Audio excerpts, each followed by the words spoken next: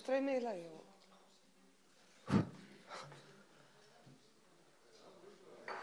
Góðan daginn. Ekki fara að byrja. Velkomin á málþing Byggðasafns Vestfjarða. En við fórum út í það að halda þetta málþing í tilefni af því að Jón Sigurpálsson, forstöðumaður safnsins, núna búinn að segja upp störfum og hefst á nýr kafli í sögu safnsins.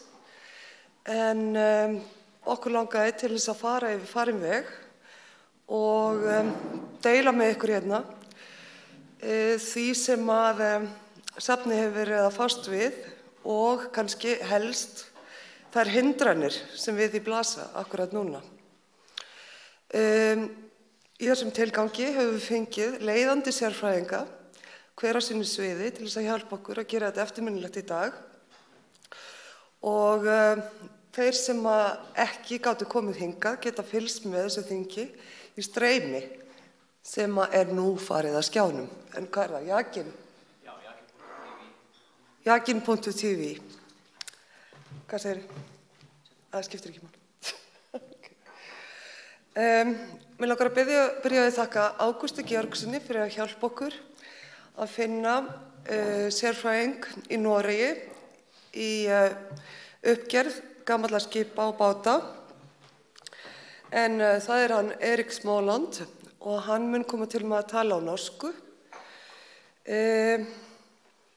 Já. Hann sem sagt vinnur hjá Rikstenkvaren í Oslo. Og I'm very sorry, Erik, that my Norwegian is absolutely zero. But he has promised me to speak very, very slowly so that we can understand all of his wisdom, and he's going to tell us how to do it. So, thank you very much. Erik, please come up to the stage.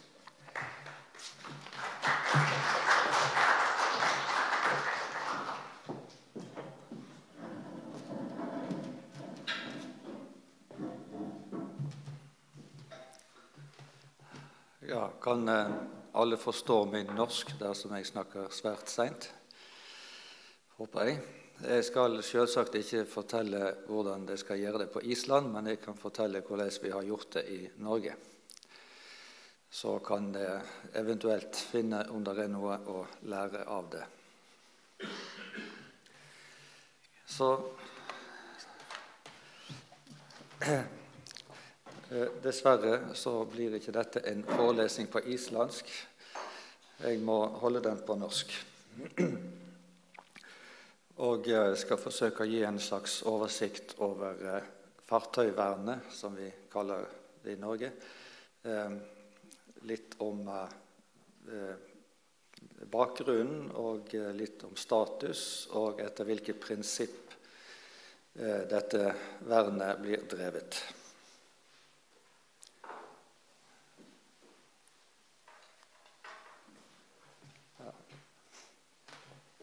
Først litt om hvordan denne forvaltningen skrudd sammen. Jeg arbeider hos Riksantikvaren, som Direktoratet for kulturminneforvaltning. Og vi har i dag et førstelinjeansvar for alle vernede skip i Norge. Det vil si at Riksantikvaren forholder seg direkte til alle eierne av fartøyene. Det vil endre seg i 2020 når fylkeskommunene skal overta den oppgaven. Det finnes en del lovverk i Norge til beskyttelse av fartøy. Riksantikvaren kan frede fartøy, altså gjøre et vedtak om å frede fartøyet. Da skal det behandles på samme måte som et fredet hus. Vi har en kulturminnelov som har andre bestemmelser. Der for eksempel det ikke lov å utføre et fartøy fra Norge dersom det eldre enn 50 år. Det gjør at vi sikret for en stor del mot oppkjøp fra utlandet. Det var lenge et problem, siden den norske flåten var relativt gammel og i relativt god stand, og fiskeflåten, de gamle trebåtene særlig, var etterspurt i Europa som fritidsfartøy. Og så det statlige tilskudd til fartøyvern, der nasjonalforsamlingen, politikerne, vedtar størrelsen på beløpet som skal fordeles årlig, og Riksantikvaren gjør den konkrete fordelingen mellom fartøyene etter søknad.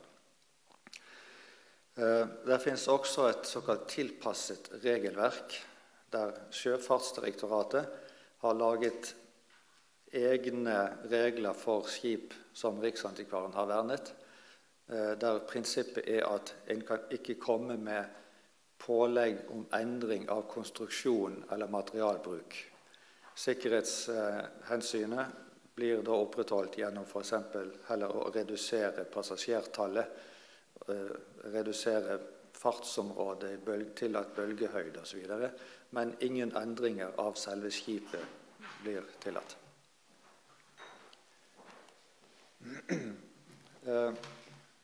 Men fartøyvernet, slik det administrert fra Riksantikvaren, omfatter ikke alle fartøy eller båter i Norge.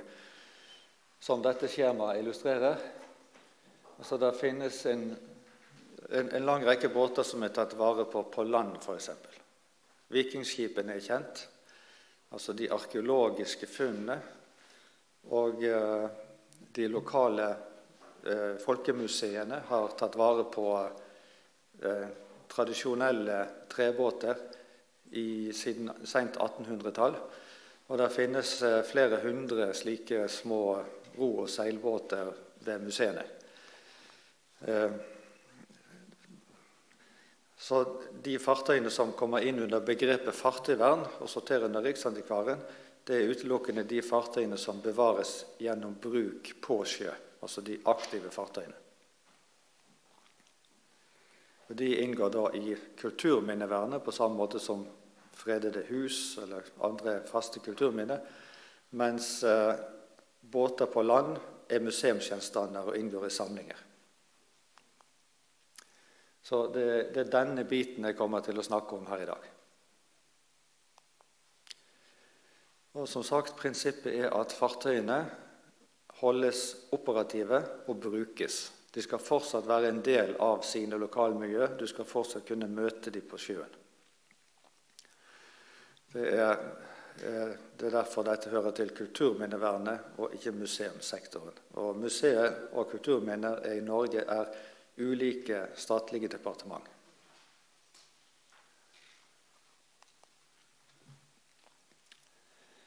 Som sagt, denne type båter er museumsgjenstander, og de kommer ikke inn under Riksantikvarens arbeidsfelt, med visse unntak. Vi har også, det ikke noe størrelsesbegrensning i vårt ansvar, så vi kan også ta ansvar for de små båtene som du ser nederst til høyre, men i praksis så har ikke de samme økonomiske behovene som de store båtene. Og siden museene har sikret et ganske bra utvalg av dem, så behovet for å supplere museene ganske lite.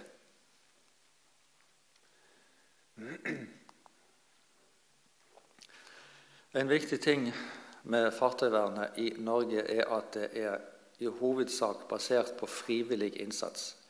Det vil si at eierne og de som restaurerer tar ansvar for båtene, det i regel frivillige organisasjoner. Det finnes også en del museer som eier båter, men disse har i regel et samarbeid med en frivillig organisasjon som tar seg av det praktiske arbeidet og driften av båten, mens museet tar seg av papirarbeidet som de frivillige langt mindre interessert i. Altså sertifiseringsregler, søknader om tilskudd og historiske undersøkelser og alt dette papirarbeidet som de frivillige mindre interessert i eller ikke i stand til å ta seg av. De vil helst ha hands-on-arbeid på båtene. Så den type samarbeid har vist seg å være ganske fruktbar. En del museer har forsøkt å ta vare på båter i egen regi. Det har som regel ikke gått særlig bra, siden kostnadsnivået med en båt lett kommer i konkurranse med det museene oppfatter som sine egentlige formål. Sånn at det blir båtene taper alltid hvis museene skal velge mellom å legge nytt dekk eller ansette en ny konservator eller lage en utstilling. Da taper båtene som regel. De frivillige organisasjonene er i stand til å løfte veldig tungt økonomisk, og de omfatter veldig mange folk. Vi gjorde en undersøkelse det var 90 båter som fikk statlig tilskudd i 2009. Og organisasjonene bak disse båtene har ca. 10 000 medlemmer. Og den harde kjernen av folk som arbeider på båtene er ca. 800, hvorav 20% kvinner. Det var faktisk litt høyere enn vi hadde regnet med. Snittalderen er relativt høy. Den ser vi har beveget seg oppover. Det var gjort en undersøkelse på 1990-tallet, og vi ser at gjennomsnittsalderen har øket med sånn ca. 0,7 år per år. Det ser mange som et krisetegn, men da glemmer de at det kommer også stadig nye gamle hvert år. Sånn at når vi undersøker rekrutteringen, så er det faktisk veldig god rekruttering, selv om snittalderen går opp. Vi tolker det som at pensjonistene har best tid. Og på disse 90 båtene, dette er bare 90 av i overkant av 250 vernede båter, de som ikke fikk penger dette året, de hadde kanskje heller ikke søkt, men det er ikke mindre frivillig innsats på det av den grunn. De hadde kanskje ikke behov akkurat det året. Så det vil si at disse 130 000 dugnadstimene, altså gratis arbeid i 2009, det kan vi minst doble hvis vi skal ha tall for hele den vernede flåten. Og regner en dette om i økonomi, regner alle disse timene om etter den standard omregningsmåten som en bruker for frivillig arbeid, så ser vi at for vernede flåten som sådan i 2009 kan ha dreid seg om en frivillig innsats verd ca. Minst 90 millioner, altså mer enn det dobbelte av den statlige tilskuddsøkonomien i det samme året. Her er nederst en referanse til en artikkel som vi har skrevet om dette, og der vektlegges også et aspekt som vi skal gå litt raskt over her, nemlig helseaspektet. For vi ser at denne typen frivillig innsats, med så stor deltakelse av godt voksne menn, den har trolig også en betydelig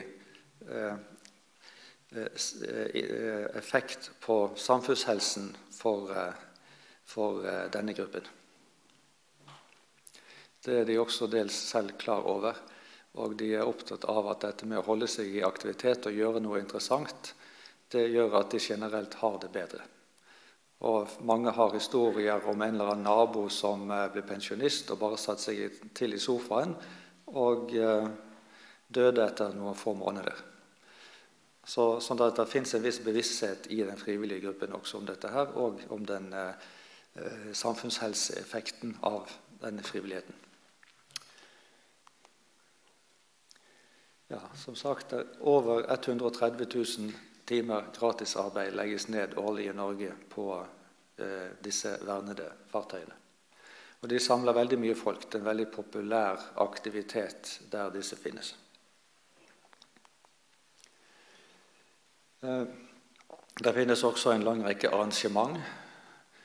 En av de største som går på rundgang mellom 3 vestlandsbyer, heter Fjordstim, og er en samling av fartøy med mer sånn samferdselshistorisk aspekt, altså gamle rutebåter, hovedsakelig stålskip med dampmaskin eller dieselmotor og så videre. Men det finnes også rene sånn kystkultursamlinger som med hovedsakelig trebåter, robåter og seilbåter samles. Og det finnes arrangementer der en møter begge disse gruppene. De er veldig populære å få til lokale arrangementer og ligge ved en kai. De fleste norske bygdesamfunn ligger jo ved sjøen og har en eller annen gammel dampskipskai der en har slike arrangementer. Og det er stort oppmøte. Nå i august i år så var det et arrangement i Bergen som ifølge avisene samlet ca. 70 000 tilskuere over 4 dager. Det er fra et sånt arrangement vi ser det øverste bildet her.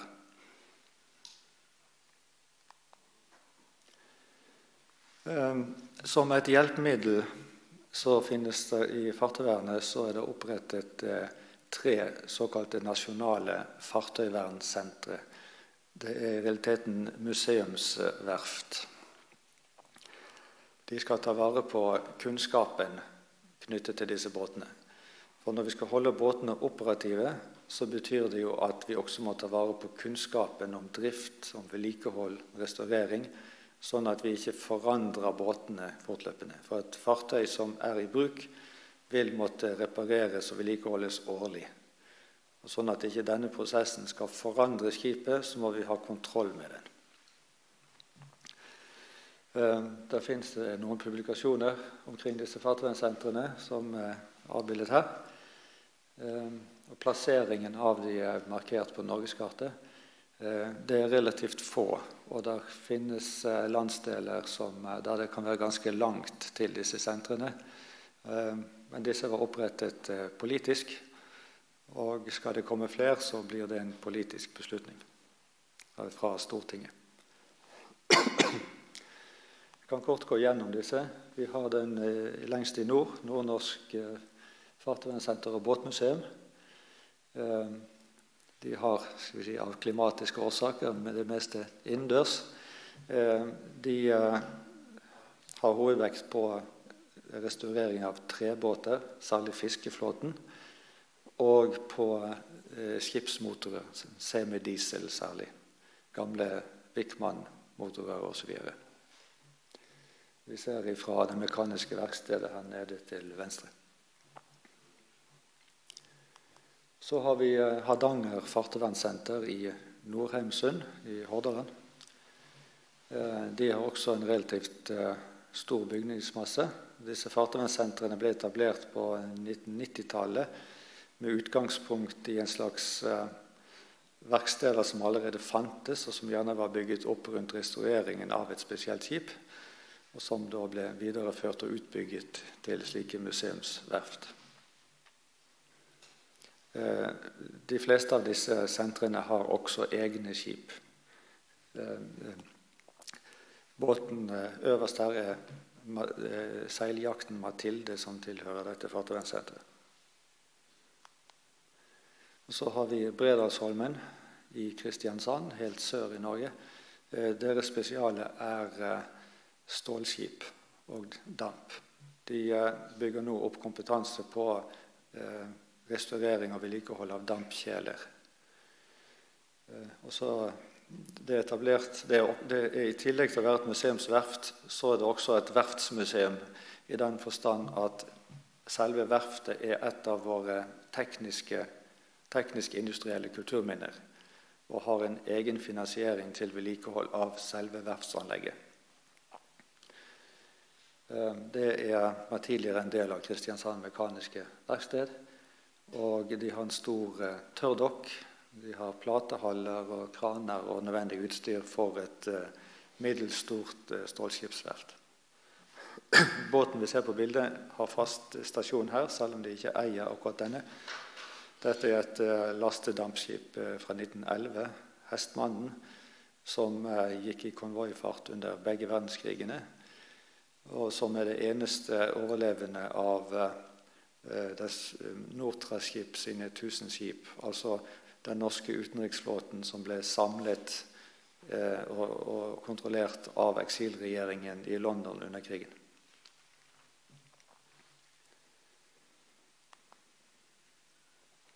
Og i tillegg til disse så er det en del private verft som spesialiserer seg innenfor restaurering. Der er i Norge i overkant av 60 millioner norske kroner til fartøyvern. Det betyr at det finnes såpass med økonomi i fartøyvernet at det er interessant for de kommersielle verftene å gi pris på dette og bevare denne kompetansen. Her er et eksempel fra Hordaland, der et verft startet rundt 1920, har bevart kompetansen, fremdeles kan skifte plater i et klinkbygget stålskip, og kan overhale gamle skipsmotorer og så videre. Og der ligger en relativt stor flåte. Jeg tror alle fartøyene på bildet her har status og vernet skip, som ligger og venter på en eller annen form for arbeid der. Siden vi bare har ett fartøyvernsenter som arbeider med stålskip, så finnes det rom for flere private, for det kan være ganske langt å gå til Sørlandet fra for eksempel Nord-Norge eller Vest-Norge. Ja, det var feil vei. Ja. Og så skal vi gå gjennom norsk fartøyvern i tall, skal vi si, også historisk fremvekst og så videre. Akkurat dette bildet er fra det Fjordstime-arrangementet i Bergen for noen år tilbake, der de på hvert arrangement har et sånn kapprace på Byfjorden. Så alle de fremste båtene her, en av dagens hurtigruter stikker nesen inn til høyre, men alle de andre båtene er vernet eller fredet.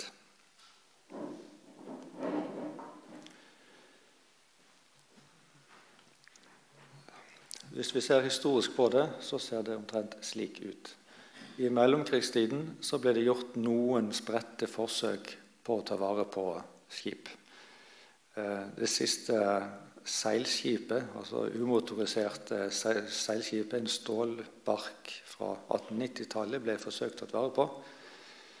Det klarte de ikke, den ble hugget like etter krigen. Og et par andre eksempler finner vi. Og grunnen til at disse er tatt med i tabellen, er at det var frivillige organisasjoner som stod for disse forsøkene. De store museene, som Norsk Sjøfartsmuseum og slike, de talte jo varmt for at en burde ta vare på et slikt fartøy. Dampmaskinen var åpenbart kommet for å bli, så vi må ta vare på et av disse gamle seilfartøyene før det er for sent. Men det ble aldri noe annet enn snakk.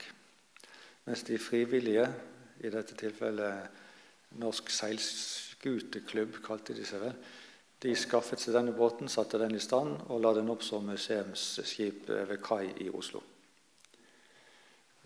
Etter krigen måtte de gi seg, og båten ble dessverre hugget opp.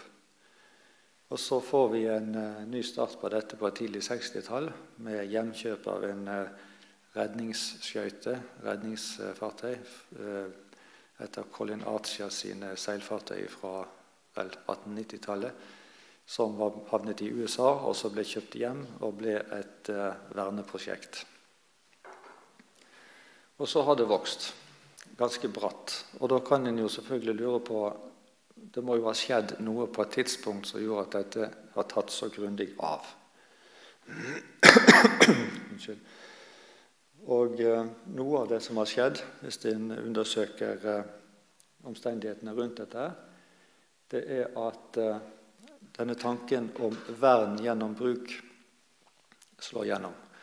En ser at museene, de vil gjerne, men de får det ikke til. Så derfor skal det bli noen vernede fartøy, så må vi åpenbart gjøre det selv. Og vi har ikke lyst til å ha et dødt fartøy på land eller ved kai. Vi vil ut og seile. Vi vil ta vare på det. Vi vil vise det frem. Vi vil ha et mål med vårt arbeid. Og derfor ble det denne tanken om at vi skal ikke være et museum. Vi skal være et levende fartøy, født. Det er nok en viktig faktor for den frivillige motivasjonen. En annen ting som skjedde, var mer på kulturelt nivå. En hadde frem til 1975 så snakket en om de maritime næringenes historie. Men så var det noen som fant på et begrep som heter kystkultur. Det skjedde sånn rundt 1975 at det begrepet slår gjennom i den betydningen det har i dag. Du finner begrepet allerede på 1800-tallet, men brukt i en helt annen sammenheng. Her finner vi begrepet brukt som en opposisjon til bondekultur, altså innlandskulturen i dalene i innlandet. Og så får vi begrepet som kommer nedenifra, som det heter, som en sånn grasrotbevegelse. Altså de frivillige organisasjonene og enkeltpersoner sier at dette bildet av nordmenn, det kan vi ikke kjenne oss igjen i. Dette er ikke oss. Hos oss var det annerledes. Vi hadde ikke stabbur og alt dette her. Vi hadde båter, vi hadde kyst, vi hadde sånn at dette er nok en del av en omskriving av den nasjonale identiteten i Norge, som for alvor startet med innføringen av begrepet kystkultur, og da hadde en plutselig et begrep å bruke som en slags fane, som et samlingsmerke. Og det fenget ordentlig. På universitetene har en ennå ikke greid å finne ut hva kystkultur egentlig er for noe, men for de frivillige organisasjonene så har det aldri vært noen tvil. Kystkultur det er sånn som vi hadde det. I akademisk sammenheng så vil vi vel kanskje si at kystkultur er mer et aspekt ved ting. Et hvilket som helst hus langs kysten vil kunne være selvfølgelig et bolighus eller en fjøs eller et eller annet, men hvis det ligger i tilknytning til kysten, så har det også et aspekt som det ikke ville hatt i innlandet. Men som sagt, for de frivillige så er dette mer snakk om en opplevd ting, et fenomen at en ikke kjente seg igjen i beskrivelsen av nordmenn slik den forelå, og derfor startet å kreve sin fortid like respektert som det som ble oppfattet som innlandsbondens. Det er mye jeg kunne si om det, men jeg tror at det får holde i denne sammenhengen. Når det gjelder sammensetningen, så har vi stort sett dekket de ulike fartøykategoriene.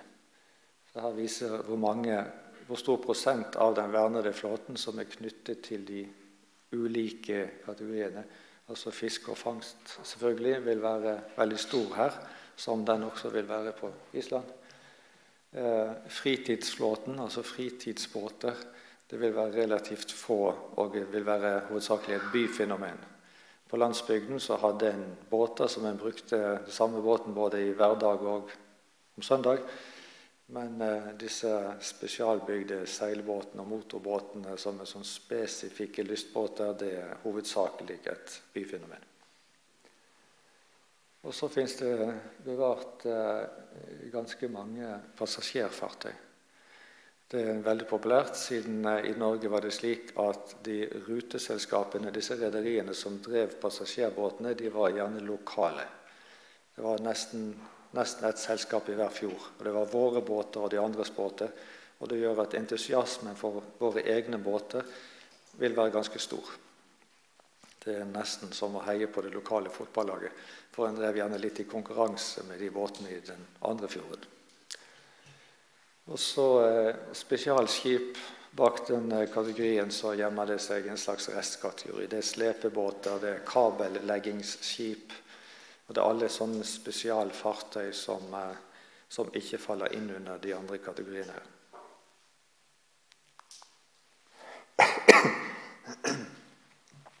Når det gjelder fordeling på landsdeler, så speiler den også historien. Vi ser at det finnes fartøy i alle delene av landet.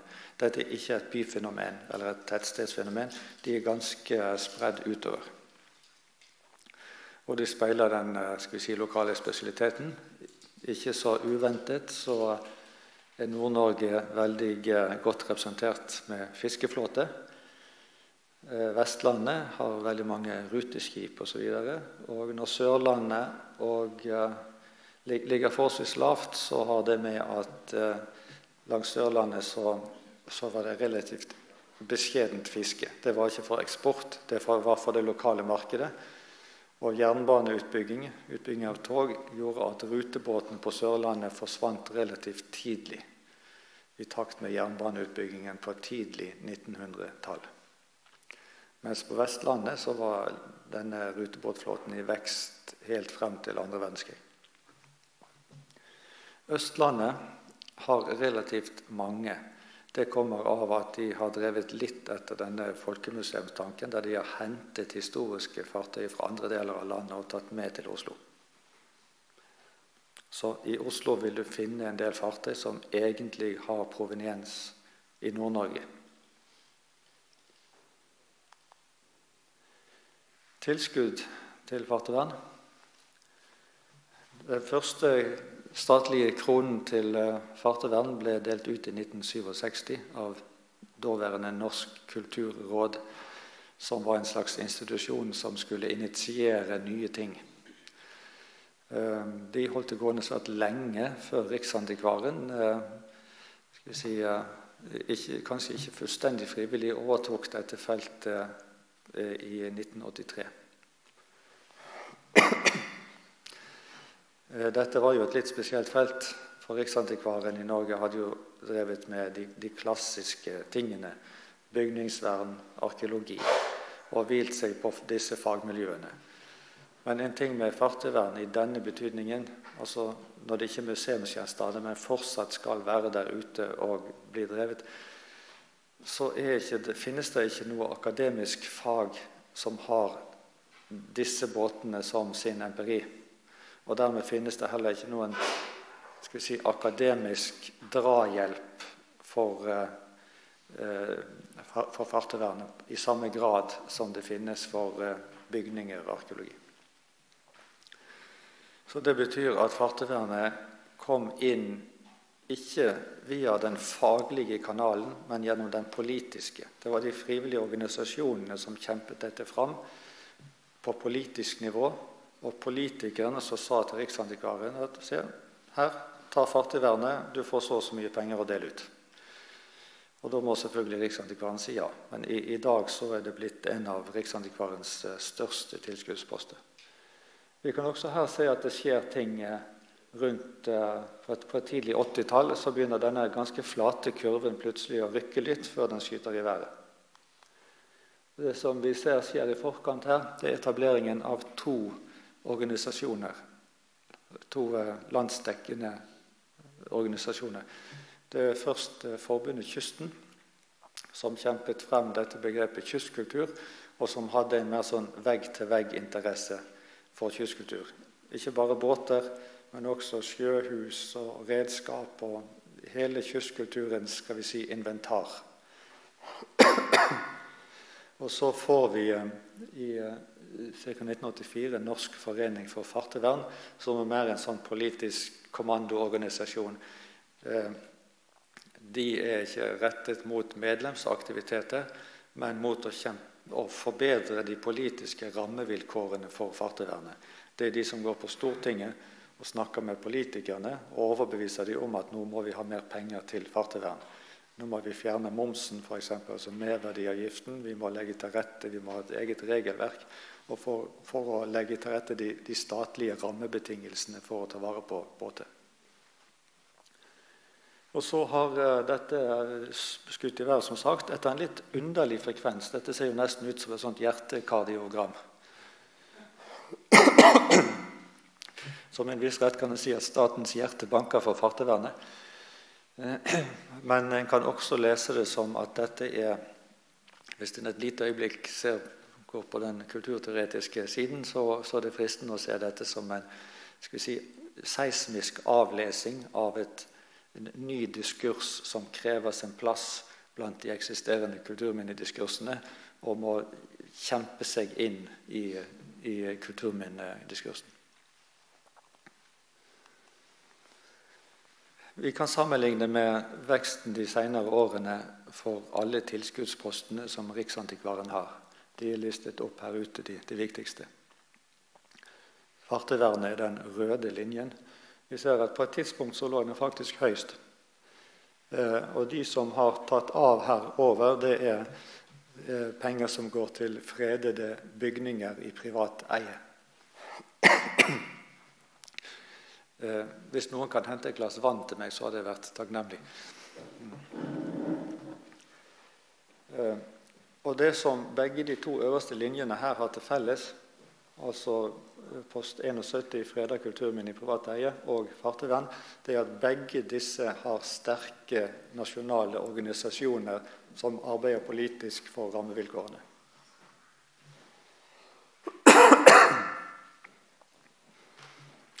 Så det skulle i alle fall være noe å notere seg. Tusen takk.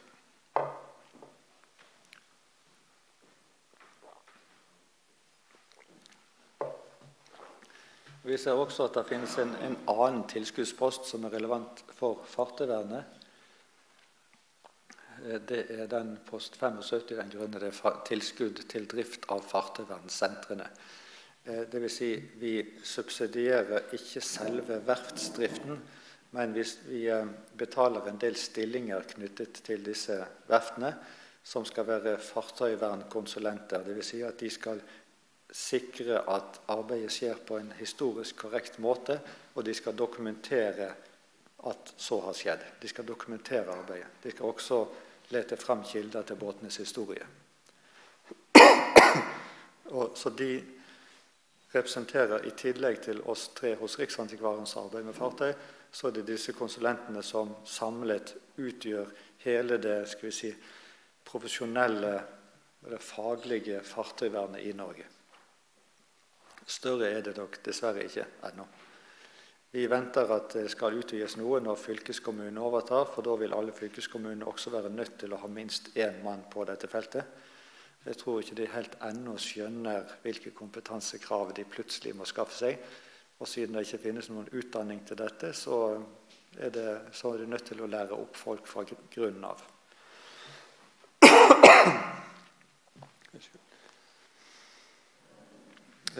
Fartøyvernplaner.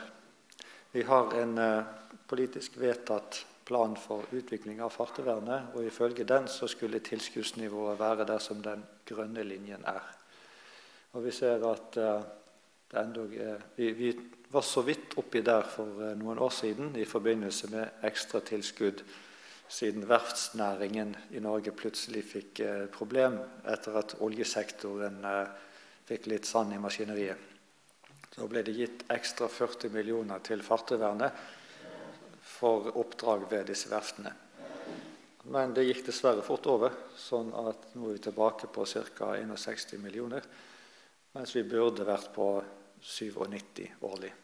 Da ville vi kunne, på en bedre måte ivareta disse fartøyene. Nå er det nok litt i underkant, som den øvre kurven viser, at behovet som vi får greie på gjennom søknadene, er langt høyere enn det vi har å fordele.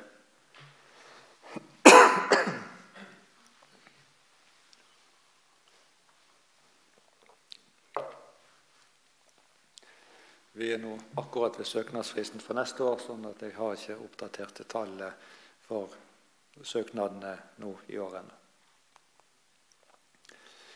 Og så litt om det vi kan kalle for teori og metode i fartøyvernet.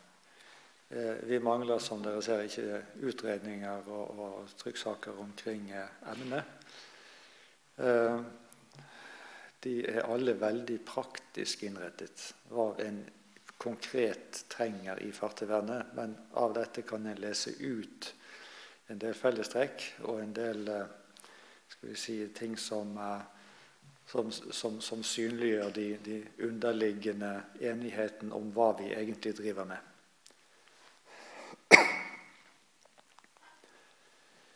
Jeg kan starte med å gå litt tilbake til museene. Vi har 2 store sjøfartsmuseer i Norge, et i Bergen og et i Oslo. Og direktøren ved Bergen Sjøfartsmuseum uttalte dette i 1983. at ok, greit nok, vi får la disse fartøyene flyte inntil videre, men det egentlige vernet starter først når vi tar dem på land. Så han ville helst ha alle fartøyene i glassmonter, slik som han har på museet sitt. En kan selvfølgelig snakke om realismen i et sånt prosjekt, men det interessante her er denne typen holdning, som jo ikke er uvanlig i museumssektoren. Det er slik en selvfølgelig tenker. Dette er samlingsforvaltning som det pleier å være. Det blir bare litt spesielt når denne samlingen skal bestå av fartøy på over 100 fot, selvfølgelig. Her er realitetene. Her er noen fartøy som ble satt på land som et alternativ til bevaring på sjø. Det gikk ikke særlig bra. Det har gått bra i noen tilfeller, som dette som jeg viste innledningsvis. Det så et bilde av polarskipet Fram, som står i hus på Bygdøy i Oslo. Men jeg glemmer lett at Fram var veldig forfalt og ble gjennomgripende restaurert før det seilte en avskjedstur langs kysten og ble satt på land. Det var altså strukturelt kjernesunt fartøy en satte på land. Disse er satt på land som en alternativ til en kostbar restaurering. For det første går naturligvis alle de frivillige hjem. De skal jo ikke på tur lenger, det finnes ikke noe mål med dette. Og det eneste som står igjen virker å være gratis arbeid på et museum. Alle de andre får betalt. Og når disse konstruksjonene i utgangspunktet var veldig svekket, så havner de i en situasjon der vekten ikke lenger er fordelt jevnt over hele skroget, men er stresset på enkelte punkt. Og så kommer selvfølgelig alt saltet, det krystalliseres, og så videre, og så videre. Sånn at denne skal vi si, normale museumstanken, den kommer nok litt til kort på dette feltet. Men igjen, som sagt, de små åpne bruksbåtene, de tradisjonelle trebåtene, ro- og seilbåter, hadde utmerket på museum. Men disse går det ikke bra med. Så har vi en annen direktør som i et intervju i samme år, 1983, uttalte dette her. At selvfølgelig skal fartøyene seile. Det er jo på sjøen de hører hjemme. Det er der de vil møte de. Det er der deres egentlige historiske kontekst finnes, og det er der vi kan forstå de best.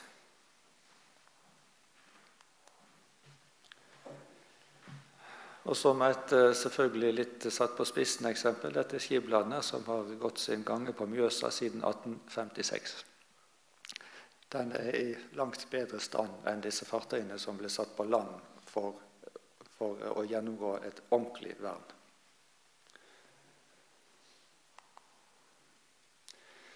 Det var nylig et TV-program i Norge der en i forbundet Kysten uttalte seg. Altså at ok, vi kan gjerne sette det på museum, men det som skjer da er jo at all kunnskapen forsvinner. Da dør de rett og slett. Tradisjonen rundt fartøyene dør. Det eneste vi sitter igjen med er et fartøy som forskerne kan forsøke å rekonstruere denne tradisjonen ut fra gjennom å se på hvordan det er bygget, slitespor fra bruk og så videre. Men en skulle jo tro at et veldig greit alternativ her vil jo være å videreføre denne tradisjonen.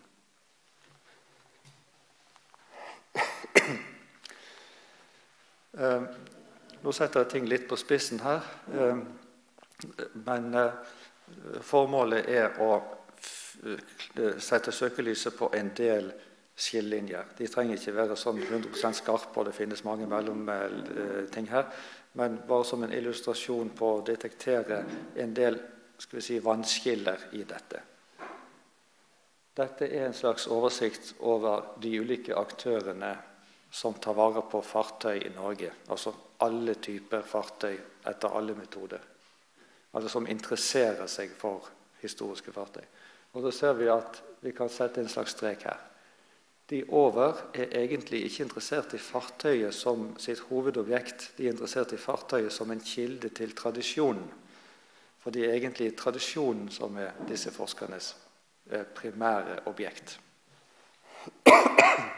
Fartøyet er bare en kilde. Tradisjonen er det en søker kunnskap om. Mens de under er hovedsakelig opptatt av det konkrete materielle fartøyet. De er også interessert i tradisjonen selvfølgelig, men her er det snudd litt på hodet. Her er tradisjonen interessant som et virkemiddel til å ta vare på fartøyet, eller for å fortelle om fartøyet. Og så er det et visst skille her. Museene vil tradisjonelt legge størst vekt på fartøyet som kilde til forskning, og som en hjelpemiddel i formidling av fartøybruk. Og så har vi, som i bygningsvernet, så har vi også en viss forskjell her, kan vi si. Der er på grunn av at fartøyet som sagt må vedlikeholdes kontinuerlig, mens et bygg kan stå ganske bra hvis det bare blir ettersett hvert 5. eller kanskje 10. eller ved lengre intervall. Så det gjør at vi kan i fartøyvernet vi må ha en hovedvekt på det prosessuelle autentisiteten, altså at ting blir vedlikeholdt på rett måte, mens en i bygningsvernet kan tillate seg å ha en mye større vekt på material.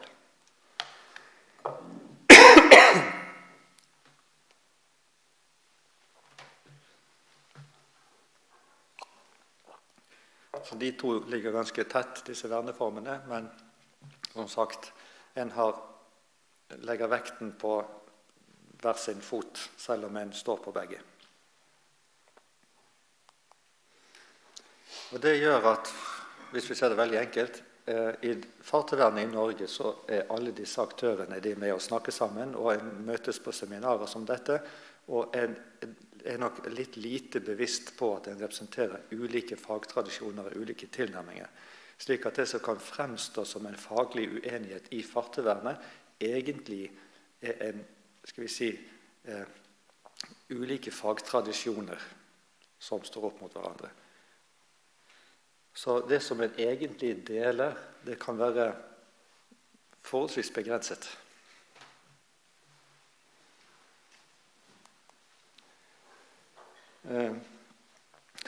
Dette med materialautentisitet, det er jo kjent selvfølgelig.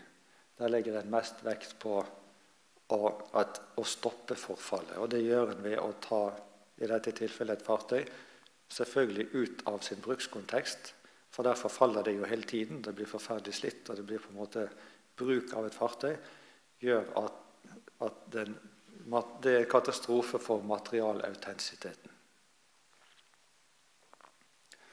En skal helst ha gjenstander i klimakontrollerte omgivelser og så videre. Det er den naturlige verneformen dersom en legger hovedvekt på det materialautentiske. Det vi gjør i det norske fartøyvernet er at vi legger hovedvekten på det prosessautentiske. Her illustrert ved det fredede hurtigruteskipet Nordstjernen og en sammenstilling av et bilde fra 1956 og 2016 for å illustrere at det er gjennom å ha kontroll med vedlikeholdsprosessen så har vi det samme skipet. Det er ikke slik at vi gjennom 1000 små velmente endringer og forbedringer får noe helt annet. Vi skal ha det samme skipet. Når vi bytter en del, så på grunn av at den er ødelagt, så skal den nye delen være av det samme materialet, laget på samme måte, festet på samme måte og overflatebehandlet på samme måte. Sånn at vi ivaretar kontinuiteten, og dermed selvfølgelig også kunnskapen som skal til for å ha dette skipet med inn i fremtiden. Så vi må med andre ord se på båten ikke bare som et materielt objekt, men som en prosess som vi må ha kontroll med.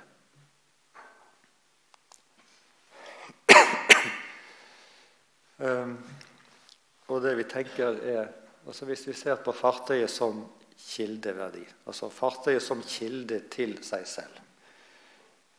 Et fartøy, normalt fartøy som ikke er vernet, der vil etter hvert som delene endres og fartøyet bygges om, så vil kilden til seg selv som nybygg over tid gå mot null. Alt er byttet, det er kanskje ikke samme materiale, og det er ikke dokumentering som gjør at vi kan vurdere om dette er gammelt eller nytt eller når det kom på. Så dermed fartøyet som kilde til sin egen historie faktisk over tid, tenkt uendelig tid, den går mot null.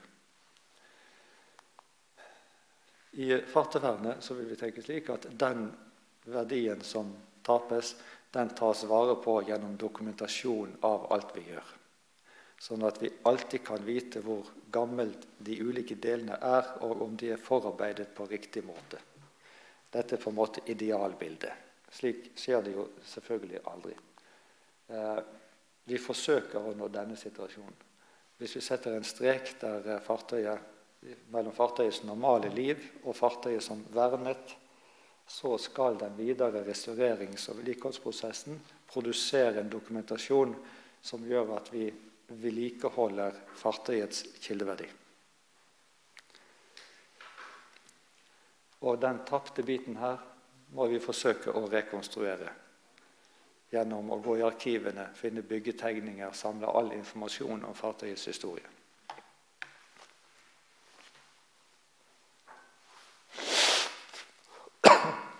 Det er det vi kaller å lage en teknisk historisk dokumentasjonsrapport, som er båtens tekniske historie. Naturligvis sett i lys av båtens sosiale historie, i den forstand at det finnes alltid en årsak til at det blir bygget om, eller at driften blir endret, osv. Men hovedvekten legges på dette som forklarende element for endringer på fartøyet gjennom historien.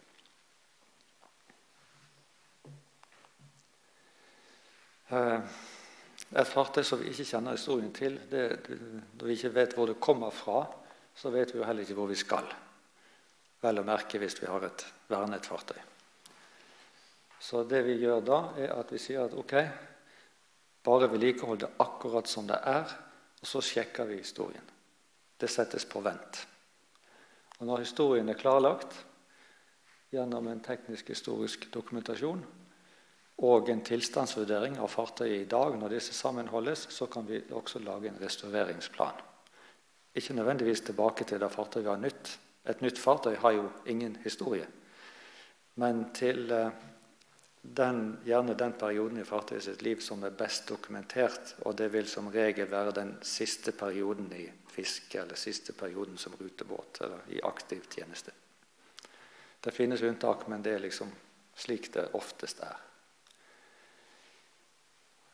Og da ser vi at disse dokumentene, de kan... Altså det er jo teorien, det ser jo veldig bra ut, sant? Men i praksis så ligner det mer på noe sånn som dette her. En roter litt frem og tilbake og klør seg i hodet og videre. Men så lenge vi har disse fastpunktene gjennom disse dokumentene, så kan vi alltid finne tilbake på kurs. Så ideelle er slik at alt arbeid som blir gjort på det vernede skipet, blir dokumentert i en dokumentasjonsrapport, slik at vi til enhver tid kan se oss tilbake over skulderen og ha disse som et som vi sier i Norge, altså som sånne landemerker vi kan sikte på om vi går på rett kurs eller om vi har avvik. Ja, det finnes selvfølgelig tilfeller der vi kan lese i rapportene at ja, det var egentlig sånn, men vi synes det var mer praktisk å gjøre det sånn. Altså at en har avviket fra den smale faglige sti. Men også det er jo nyttig, fordi rapportene sier jo hva som er gjort feil. Og dermed kan en alltid finne tilbake på riktig kurs likevel. Vi må jo tenke i et veldig langsiktig perspektiv her. Vi setter ikke i gang og, skal vi si, vi tar dette over tid slik at når et fartøy åpenbart har behov for en, skal vi si, historisk korreksjon av noen deler, så venter vi gjerne til disse delene forfaller til naturlig utskifting før det rettes opp. Altså hvis det ikke er ødelagt, så reparerer vi det ikke, for å si det enkelt. Ja. Så som oppsummerende, hovedprinsippene, hvis vi skal finne et begrep som sier noe om hovedprinsippet i norsk fartøyvern, så er det dokumentert prosessautentisk vern. Dette er også et bilde fra et slikt arrangement i Bergen for øvrig. sånn at altså prinsippet her illustrert ved at vi alltid dokumenterer det vi gjør, og uansett om skal vi si, det blir riktig eller feil, så lenge det er dokumentert, så kan vi gjøre noe med det, i og med at hovedvekten her ligger på det prosessautentiske, og ikke på det materialautentiske. Det betyr selvfølgelig ikke, må jeg understreke, at vi ikke legger vekt på det materialautentiske. Det gjør vi så langt som mulig, men når en stålplate har blitt for tynn, eller et spant er råttent, så må det skiftes dersom fartøyet fortsatt skal være trygt å operere. Og dersom disse delene er av skal vi si, betydelig historisk viktighet, så tas de også vare på i magasinet. Ja. Så avslutningsvis. Vi har en lang rekke fartøyvernplaner som har avløst hverandre. Den som fremdeles brukes går fra perioden 10 til 17, og den skal nå revideres. Altså det blir ikke laget en ny, men vi reviderer den vi har, siden vi er ganske fornøyd med den. Den er også tilgjengelig på internett for de som måtte søke der. Og den har omtaler disse 11 temaene som er listet opp her. Når Riksantikvaren om 1,5 år overlater til fylkeskommunene å være førstelinjeinstans for fartøyene, det vil si vi skal beholde de som er fredet, men de som har bare vernestatus sendes ut, så vil Riksantikvaren også få skal vi si, kapasitet til å konsentrere seg mer om den faglige utviklingen av dette feltet. Og dermed skal vi si, gjøre denne faglige plattformen, som jeg nå har skissert, noe mer skal vi si, tilgjengelig og eksplisitt. Og ta ansvaret, ta noe bedre grep om opplæring og fagutvikling. Ja. Ja, det var det jeg hadde. Jeg håper at de fleste fikk med seg hovedpunktene i det minste.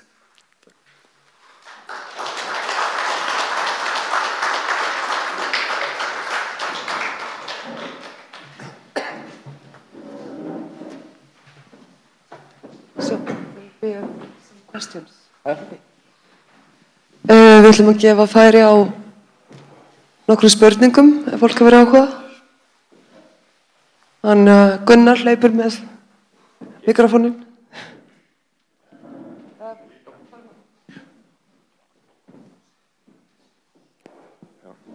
Hej, takk for interessant foredrag. Du nevnte at vern gjennom bruk var drivkraften bak hele perioden når det hele startet.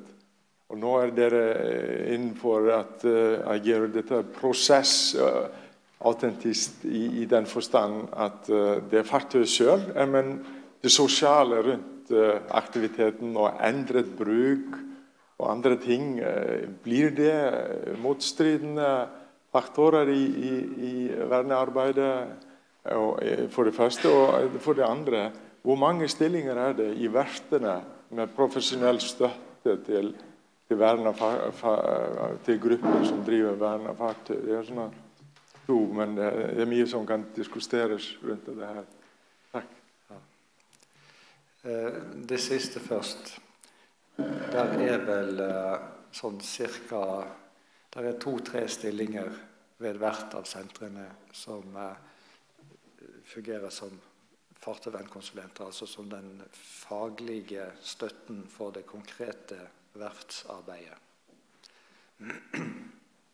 Størrelsen på den øvrige staben vil variere noe, også ut ifra hvor mange oppdrag verftet får. Riksantikvaren har ikke lov til å styre oppdrag til disse verftene. De må konkurrere på pris sammen med de øvrige verftene. Og selvfølgelig fartøyvernet som sådan. Det ikke slik at alle aktørene har helt sammenfallende interesser. Men det en stor grad av sammenfall, som nok blant annet kommer av at fartøyvernet, slik jeg har beskrevet det, kjempet frem nedenfra, fra de frivillige organisasjonene.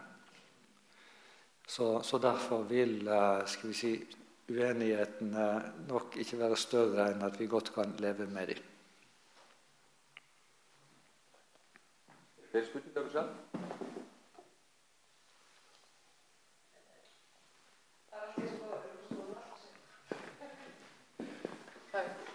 Det var ikke med.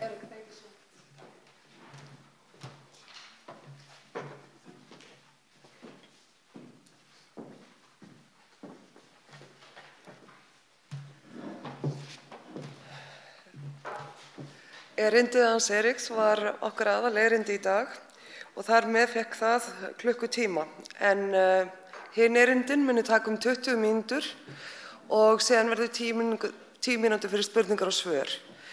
Yngri systkini mín segja mér að ég sé frekar ströng, þannig að ég ætla að vera ströng hérna á tímanum.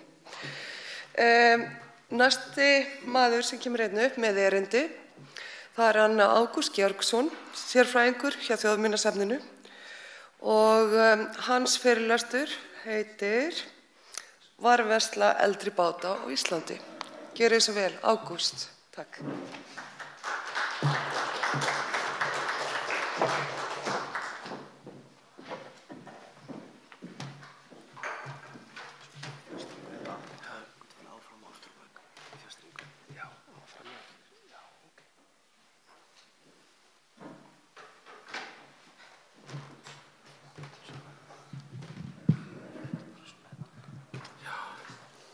Góðan daginn, heyrið í mér? Já. Allt í lagi. Ég sem sagt starfsmaður á Þjóðminjasafninu og ætla að tala hérna um báta. Það reyndar ekki mitt aðalverksvið, ég reyndar á svokölluðu munasafn en aðal vinna mín það við Þjóðsafnið.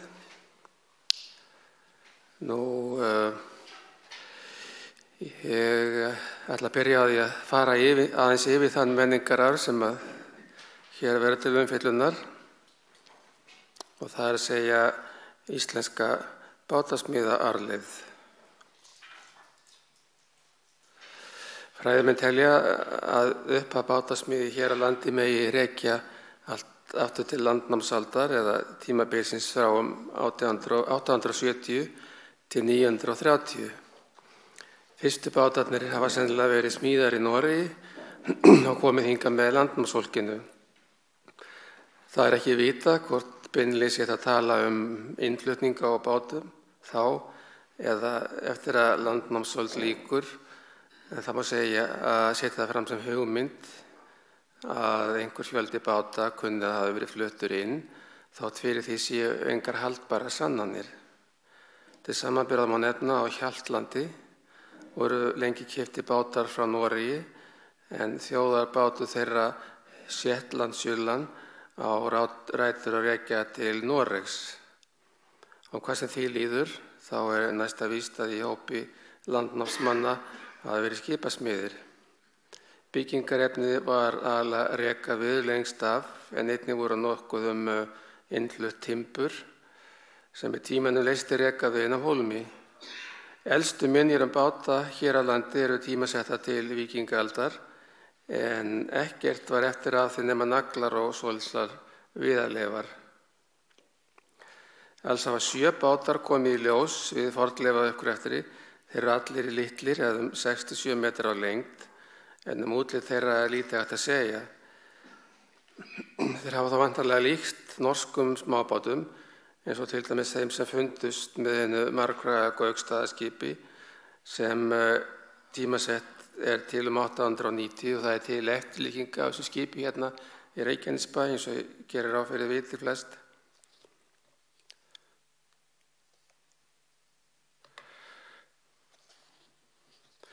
Íslensk bátasmíðaarfleifð takmarkaðist fyrst og fremst við árabáta fram á 19. öld en þá var tekið að byggja lítil þilfarskip, sérstaklega eftir 1850, þótt ekki væru mikið fjölda að ræða. Fljótlega eftir aldamótin 1900 hófst smíði opinna báta og þilfarsskipa með vél. Fyrsta skipasmíðastöðin var stofnuð í Reykjavík 1902 og fylgdu fleiri í kjölfarið víða land.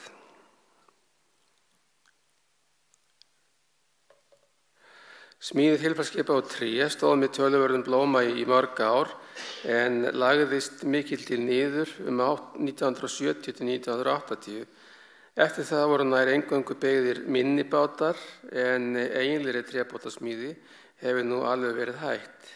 Innlend stálskipasmíði hófst 1955 og var byggður töluverður fjöldi slíkra skipa næstu 40 til 50 árin en slík smíði hefur flust úr landi.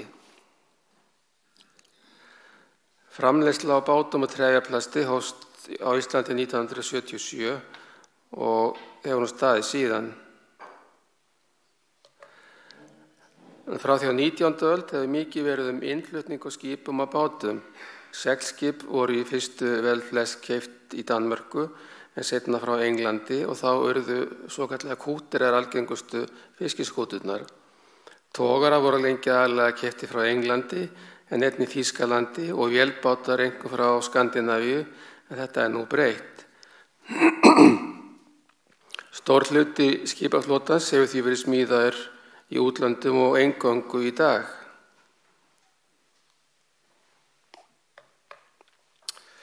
Verndun skipa og báta með sögulegt gildi hefur aðalega verið á vegum safna hérna á landi.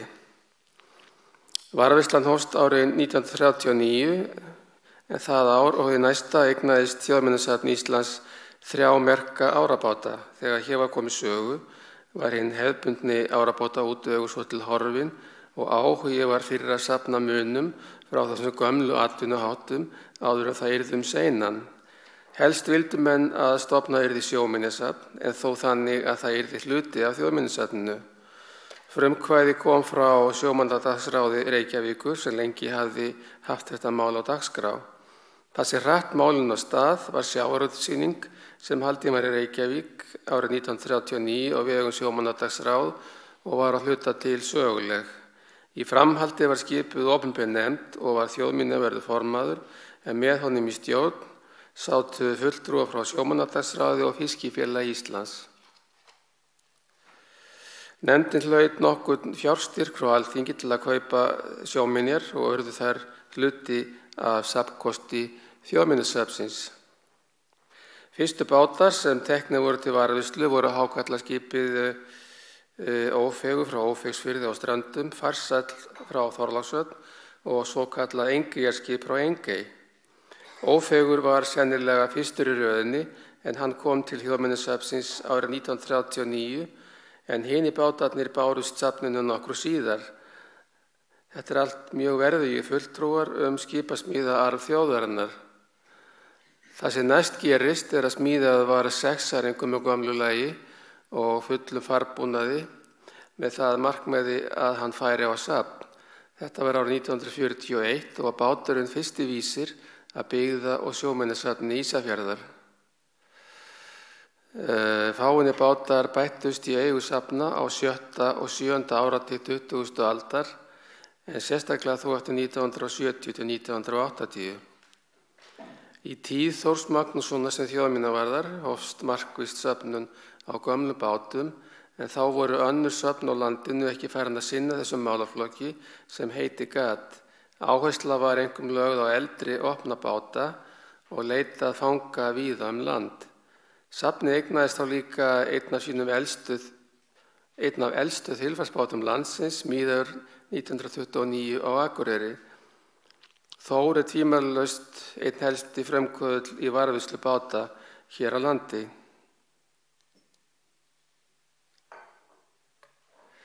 Átján minjasöfn sem hlotið hafa viðurkenningu safnaráðs eða rúmlega 50% þeirra.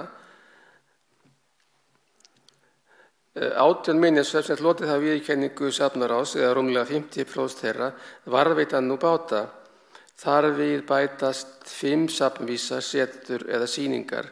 Bátaeignin eru auðvitað mismikil en þau sem lagt hafa hvað mestla áherslu á söfnun báta eru byggðasafn Akraness og Narsveita, bátasafn Breiðafjarðar og Reykhólum, Minjasafn Egils Ólafssonar á Hnjóti, byggðasafn Vestfjarða á Ísafirði, byggðasafn Húnvetning og strandamanna, Síldarminjasafn Íslands á Siglufirði, safnahúsið á Húsavík, sjóminjasafnið á Eskifirði, byggðasafn Austur-Skaftafellssýslu, byggðasafn í Skógum, byggðasafn Vestmannaeyja, sjóminjasafnið á Eyrarbakka, borgarsögusafn og byggðasafn Garðskaga.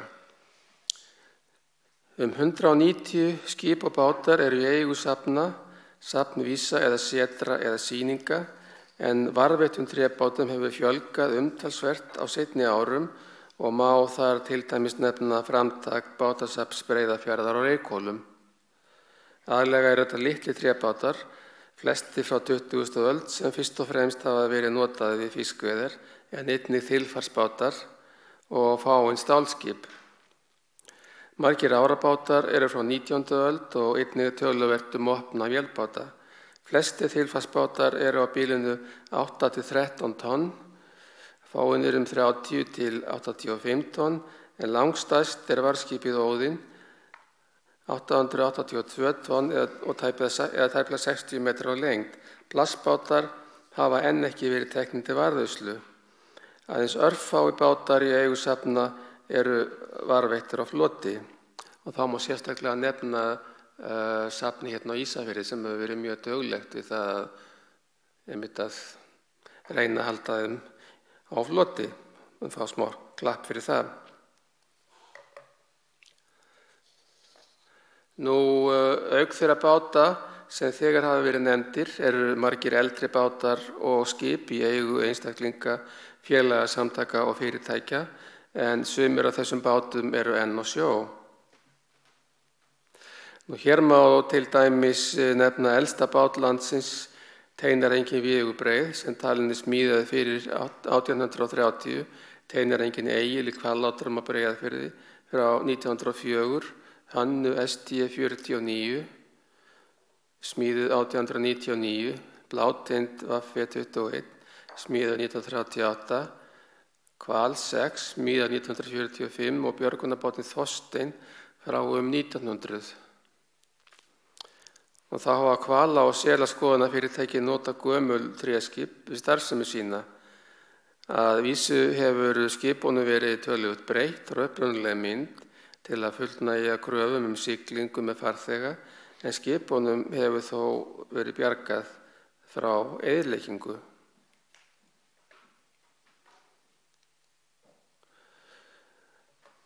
Eitt af þeim skipum sem ástæða til að nefna Kúti Sigurfari.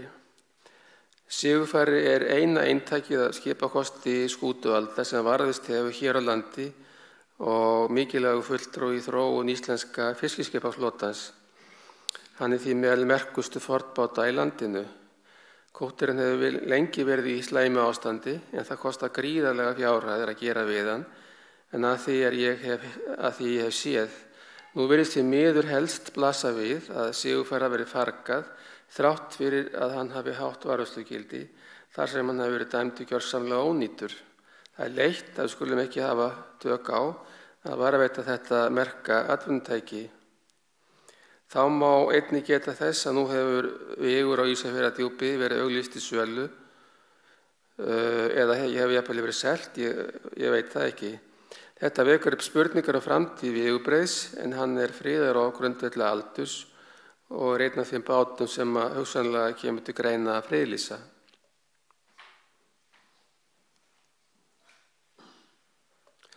Árið 1955 var gerð breyting á lögum þróunarsjóð sjávarútvegsins vegna greiðslu styrkja til úreldingar fiskiskipa. Þetta fól í sér að ekki var lengur gerð krafa að skipið væri fargað, heldur var nægjanlegt að taka það af fiskiskipaskrá og fella niður leyfi til þess að veiða í atvinnuskyni og endurnýjunarrétt.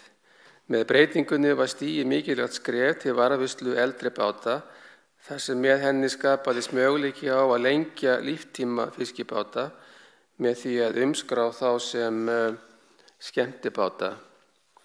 Fyrir þann tíma var skylda að taka kvótalausa fiskibáta af skipaskrá og eyða þeim, nema að þeir voru annarkvæmt seldur úr landi eða gefnir á safn.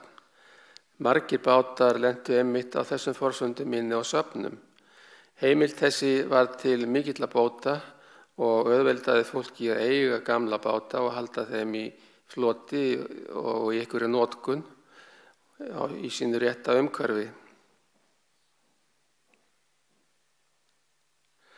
Á seinni árum hefur áhugi á gömlum trébátum farið vaxandi sem lýsir sér meðal annars í auknu og betra viðhaldi. Undir það heyrir endurheimt eldra handverks sem eitt af stórum málunum í allri bátavernd. Nokkrir bátar hafa verið teknir til viðgerðar og gerðir sjófærir á ný. Haldin smíðanámskeið og fáeinir súðbyrðingar smíðaðar frá grunni. Hér má ennfremur nefna 4 klukkustunda mynd eða leiðavísi smíði og súðbyrðingi sem Ásdís Thoroddsen kvikmyndaleikstjóri gerði í samvinnu við Bátasafn Breiðafjarðar og útkom á 2 geisladiskum árið 2010.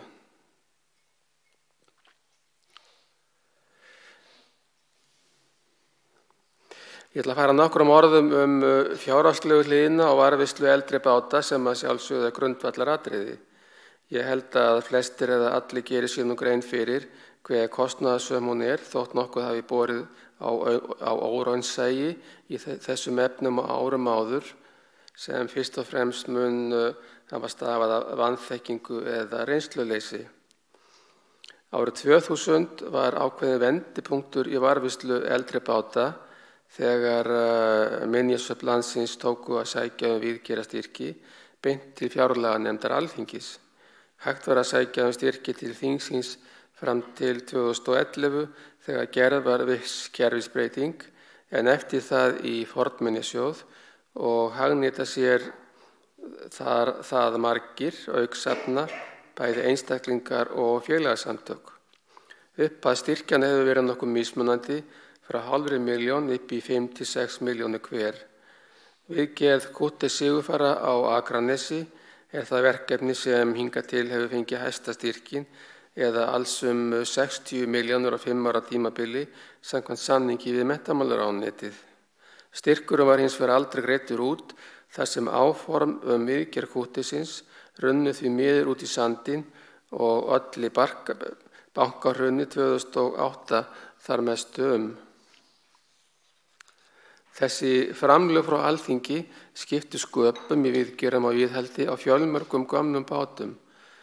Að meðaltali voru veittar 14,4 milljónir á ári 2000-2012 en 3,4 milljónir á ári 2013 til 2018 sem hvorki meira en að minna en 76% lækkun. Fornminjasjóði var komið á laggirnar 2013 og hefur verið hægt að sækja styrki í hann til viðgerða á eldri skipum og bátum síðan. Á þessu ári fékk aðeins 1 bátur styrk, heilar 700.000 krónur, en það var vegubreiður. Mér er kunnugt að sótt var styrki til Fornminjasjóðs í mun fleiri bátaviðgerðarverkefni sem ég held að hafi öll verið mjög verðug. Alls var úthlutað rúmlega 40 milljónum króna úr sjóðnum 2018 til samtals 20 verkefna. Styrkveitingar sjóðsins þetta árið til báta eru því mikil vonbrigði. Sérstakur bátaverndarsjóður er ekki til en tillögur þar að lútandi hafi verið lagðar fram á Alþingi þótt þær hafi ekki náð fram að ganga. Tillaga hvernig styrkja mætti varðveislu eldri skipa fjárhagslega var lögð fram árið 2000 í formi frumvarps til breyting á lögum þróunarsjóð sjávarútvegsins, en samkvæmt frumvarpinu var þróunarsjóði skylt að veita byggðasöfnum og sjómennasöfnum styrk til varðveislu skipa. Frumvarpið náði ekki fram að ganga en var breytt í þingsályktunartillögu sem samþykkt var árið 2000 og hún hljóðar svona: Alþingi ályktar að fela ríkisstjórninni að undirbúa tillögur hvernig skuli staðið að varðveislu gamalla skipa og báta sem eru mikilsverðar minjar atvinnu og byggðasögu. Í því sambandi verði mótaðar reglur fjármögnun sem meðal annars þróunarsjóður sjávarútvegsins taki þátt í og varðveislugildi báta og skipa skilgreint. Í framhaldi af fyrrgreindri ályktun Alþingis var skipuð opinber nefnd varðveislu á skipum og bátum sem hafa menningarsögulegt gildi sem starfaði á árunum 2000 til 2001 og skilaði af sér mótuðum hugmyndum. Þá voru í fyrsta skipti setta fram ákveðnar tillögur bátaverndarsjóð en auk þess friðun, bátaverndarnefnd, bátaflokka, skrá báta með menningarsögulegt gildi ásamt hugmyndum mat á varðveislugildi. Ekkert varð frekar úr þessum tillögum og dagaði málið upp í kerfinu þar sem ekki reyndist pólitísku vilji fyrir að hrinda þeim í framkvæmd. Þingsályktunartillaga varðveislu og viðhald gamalla skipa og báta var lögð fram á Alþingi 2012 sem fól í sér að sjávarútvegs- og landbúnaðarráðherra skipaði nefnd sem hefði það hlutverk að gera tillögur hvernig best mætti tryggja varðveislu og viðhald gamalla skipa. Nefndinni var gert að taka saman yfirlit báta með varðveislugildi, finna leiðir til fjármögnunar. Engar umræður fóru fram málið og var því vísað til menntamálanefndar þar sem það virðist hafa dagað uppi.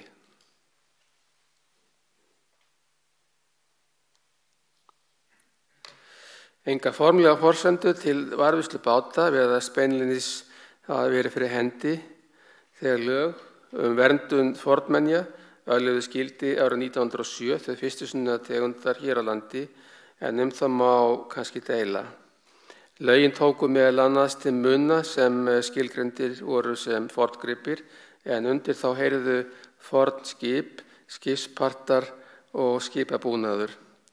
Væntanlega því fyrst og fremst átt við jarðbundna báta en samt sem áður virðist hugsanlega mega skilja lögin þannig að opnað sé á verndun eldri báta á sama hátt og til dæmis kirkjugripa, gamalla búninga, gamalla mynda og gamall húsbúnaðar að því tilskildu að þeir væru færðir á sérstaka forngripaskrá.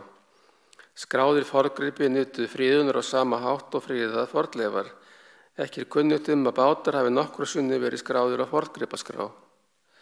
Með þjóðminjalögum árið 1969 voru bátar ekki lengur skilgreindir sem forngripir og koma reyndar alls ekki til sögu í þessum lögum. Þess í stað talað skipslög eða hluta af þeim. Í lögunum á sérstakur kafli friðun húsa og annarra mannvirkja, eins og það heitir. Þá var húsafriðunarnefnd komið á fót og nokkrum árum síðar húsafriðunarsjóði. Ekkert sambærilegt utanumhald var til báta og ekki enn. Mikil breyting varð á varðveislustöðu báta árið 2012 með lögum menningarminjar en þá voru skip og bátar í fyrsta skipti skilgreind sem menningarminjar. Þar að auki öðluðust bátar sem eldri eru en 1950 stöðu fornminja og nutu jafnframt friðunar á grundvelli aldurs. Aldrei hefur reynt ákvaða þýðingu þessi ákvæði hafi raun og veru. Auk þess heimilt að friðlýsa skip og báta og beita ákvæðum lagana skyndifriðun. Með tilkomu laga menningarminjar skapaðist möguleiki á að sækja viðgerðarstyrki fyrir báta eldri en 1950 í fornminjasjóð en einnig fyrir báta sem ekki voru friðar á grundvelli aldurs. Í lögunum segir: sjóðnum einnig heimilt að veita styrki til minja sem njóta ekki friðunar á grundvelli aldurs en teljast hafa varðveislugildi svo sem skipa, báta og annarra samgöngutækja. Lögin fela í sér mikilvæga viðurkenningu á þessum minjaflokki og mikið framfaraskref fyrir bátavernd í landinu. Eins og áður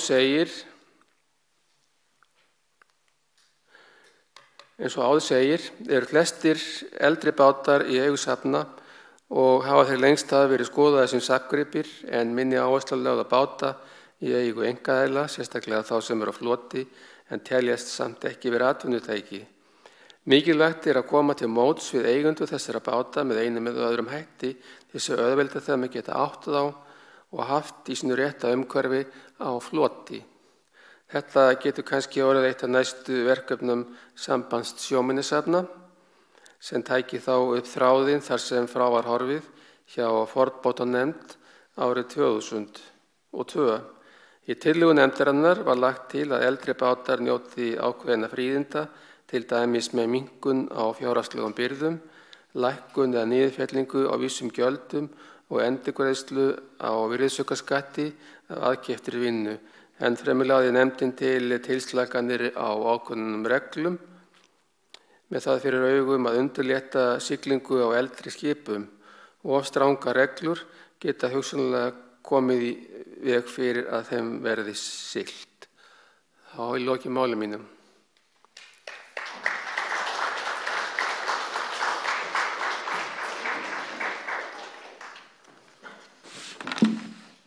Ég ætla kannski vekja athygli á því að haft er samband við Byggðasafn Vestfjarða af fulltrúum fornminjasjóðar sem fannst að sér vegið sökum textans sem fylgdi tilgangi ráðstefnunnar. Textinn var saminn af mér, Helgu Þórsdóttir, og það veit að það allir sem ég þekkja að mér getur orðið heitt í hamsi og skrifað hvasst. En ég tel að Ágúst hafi skýrt af hverju mér var heitt í hamsi með fyrirlestur sínum. Við fórum svolítið yfir tíma, þannig við höfum bara tíma fyrir eina eða tvær spurningar. En ég ætla að segja ykkur frá því í mildtíðinni samt að Edinborgarbræður, þeir ætla að hafa hlaðborð í hádeginu og biðja að fólk skrifi sig hérna á listan og bara endilega, mér skilst að þetta sé dásamlegt hlaðborð. Þannig að mér langar að láta þetta ganga. Og sem fyrir þá hleypur hann Gunnar, nýjasti starfsmaður Byggðasafns Vestfjarða, salinn með hljóðnema. Takk fyrir fyrir það sem að vilja spyrja. Komið spurning úr salnum? Það var það kannski helst. Hverju var ég að missa af? Þú misstir af fyrirlestri frá honum Eirík Smáland hvernig þessu háttaði í Noregi. Að samaskapi var Ágúst að fara yfir hvernig þessu háttað hér. Hvernig þróunin hefur verið ásamt því hvernig skal haldið í sjálf. Takk fyrir það. Bara glæð húsfinn. Einhver annar segir eitthvað.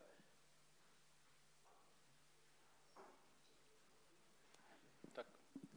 Já, þakka fyrir Ágúst, fyrir áhugaverða yfirferðum þessi mál. Þú myndist á að það væru á 180-90 bátar og skip sem væru í varðveislu hér á landi. Er eitthvað verið að vinna með þessa hluti, þar að segja eitthvað svona heildstætt, einhvers konar greining á þeim, svo sem eins og með tilliti til þess sem Eirík var að tala hérna fyrir morgun,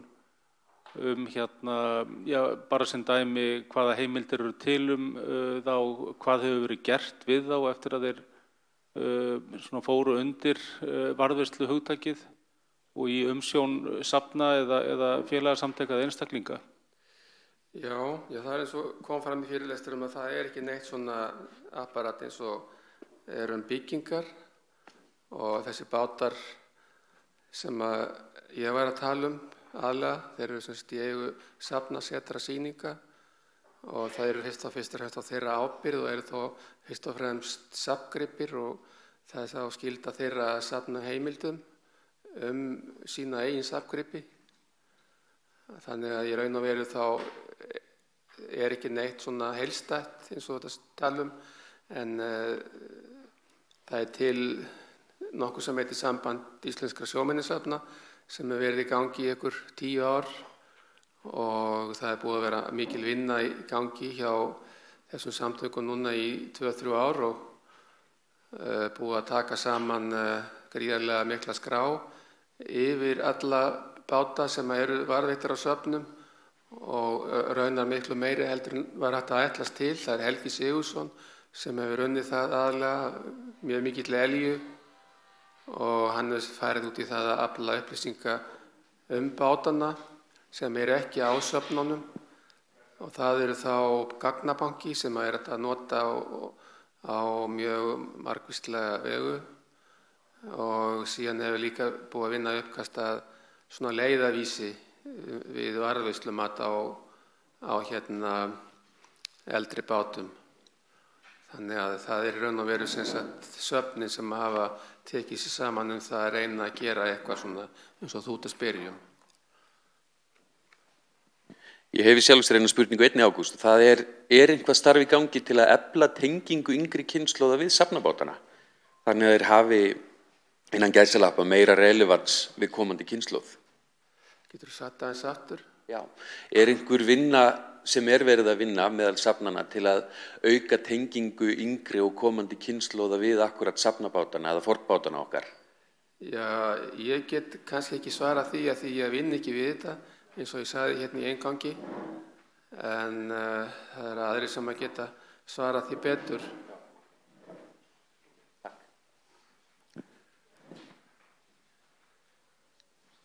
Þá tökum við bara kortest hlé og komum svo tilbaka. Takk.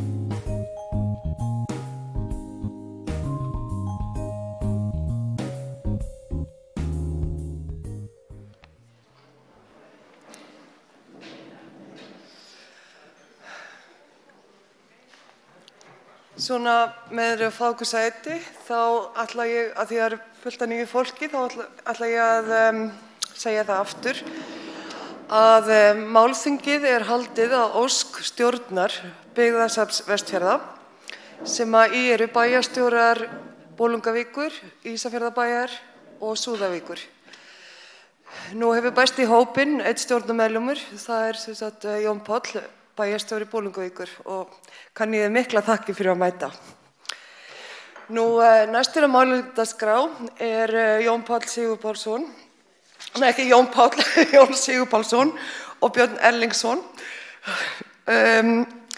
Nú, ég veit að þeir hafa átt í vandræðum með að halda sig við 20 mínúturnar. Ég með tilbúið blað sem stendur á 20 mínútur upphrópunarmerki. Þegar ég kem með það, þá þið að flýta ykkur. Fyrirlesturinn þeirra heitir María Júlía, tákmynd skeytingarleysis, heitir það núna. En á einhverju tímapunkti heitir þetta helgimynd skeytingarleysis. Ég læt að fylgja, vegna sem ég finnst það betra, Jón. Gjörið þið svo vel. 20 mínútur byrja bara næstu strax.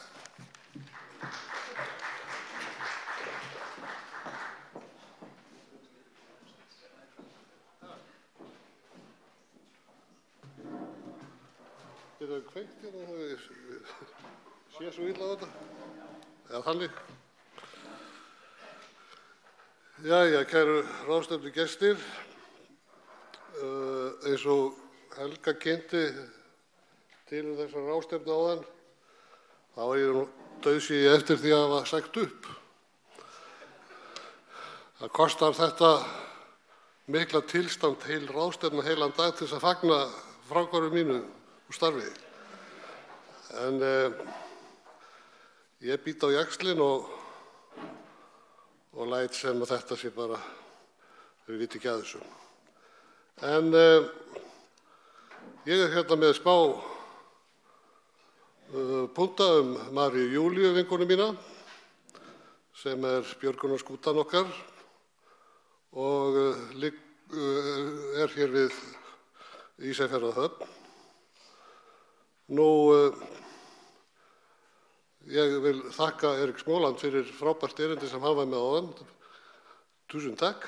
Og maður uppgötar það með hans erindi að við erum hér í nákvæmlega sömu sporum í rauninni og norðmenn voru fyrir 40 árum síðan.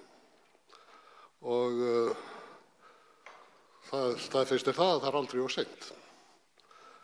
En þegar björgunarskútan María Júlía sigldi inn í Reykjavíkurhöfn 21. apríl 1950 var vindur allhvass.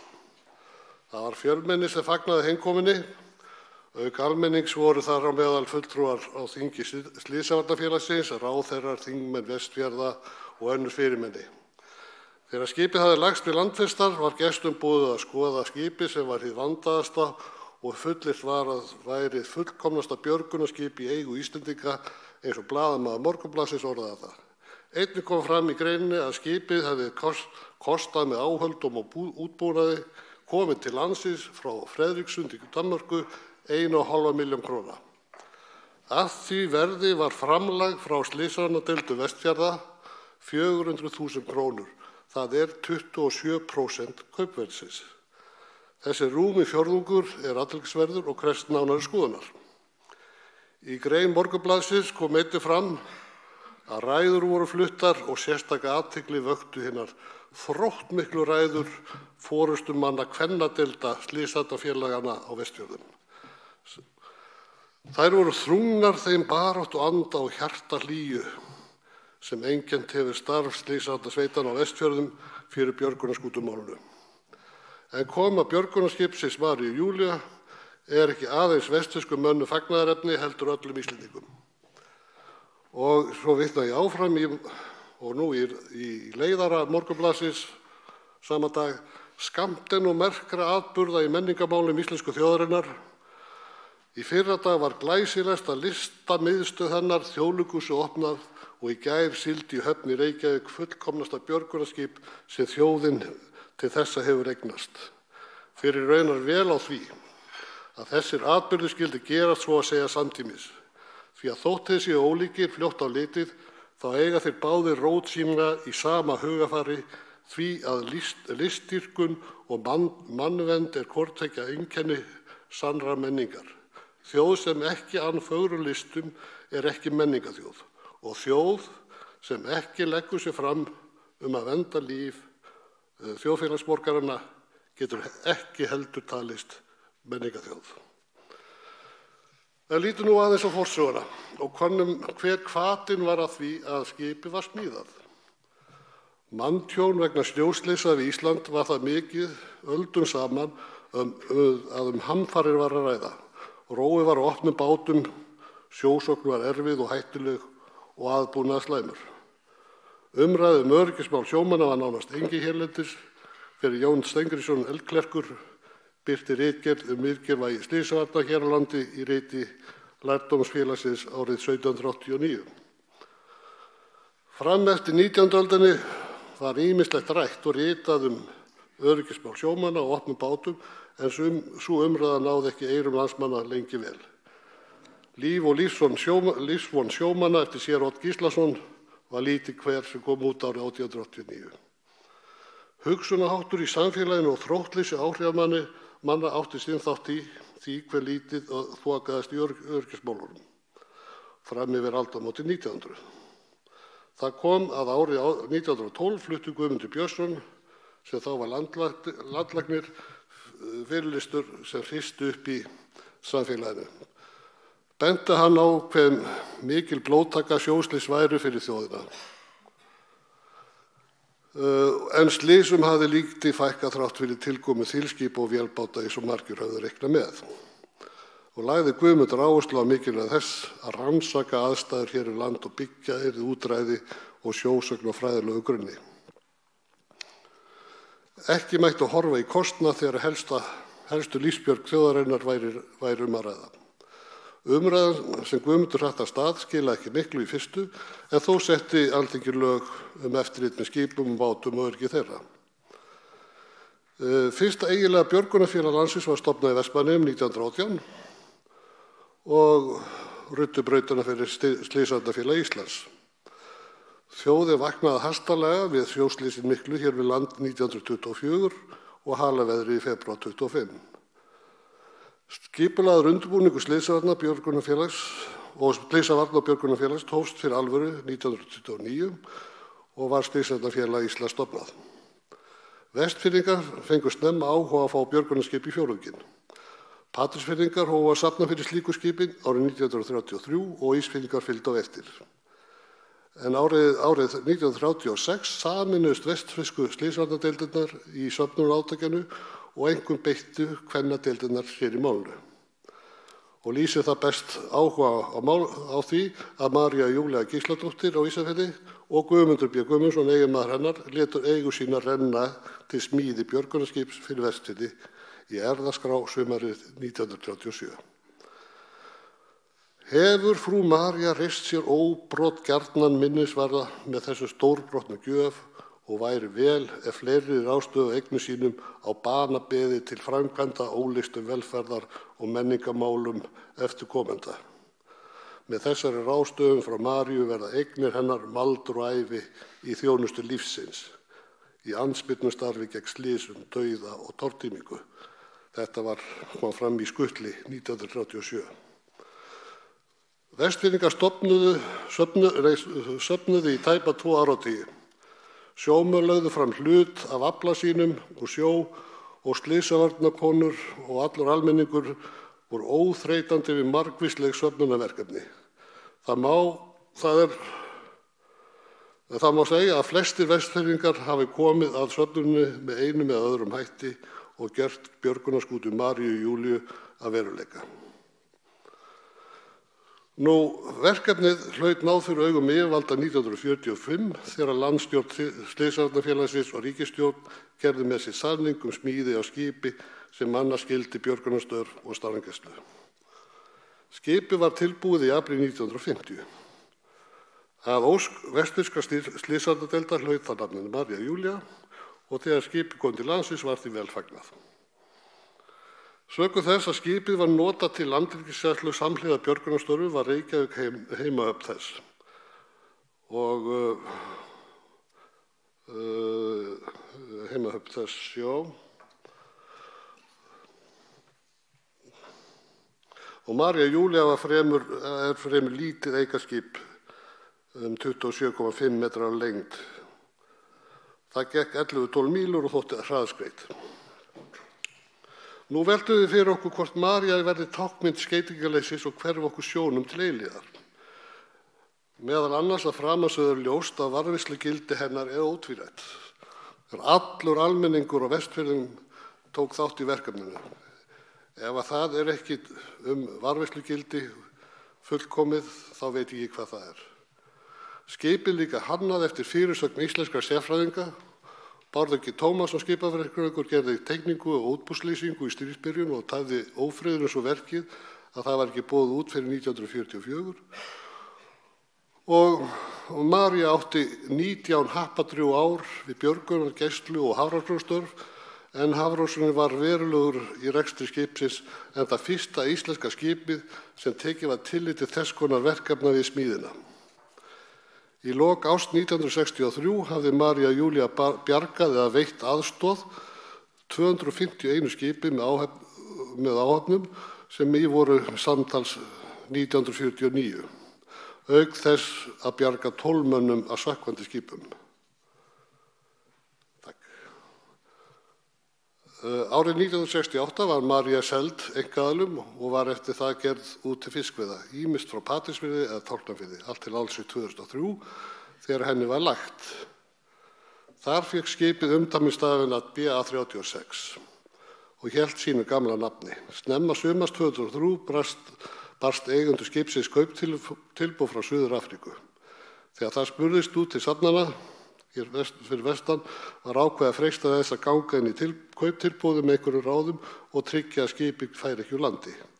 Að ræða skip með mikið sögulegt gildi og að mati safnmanna.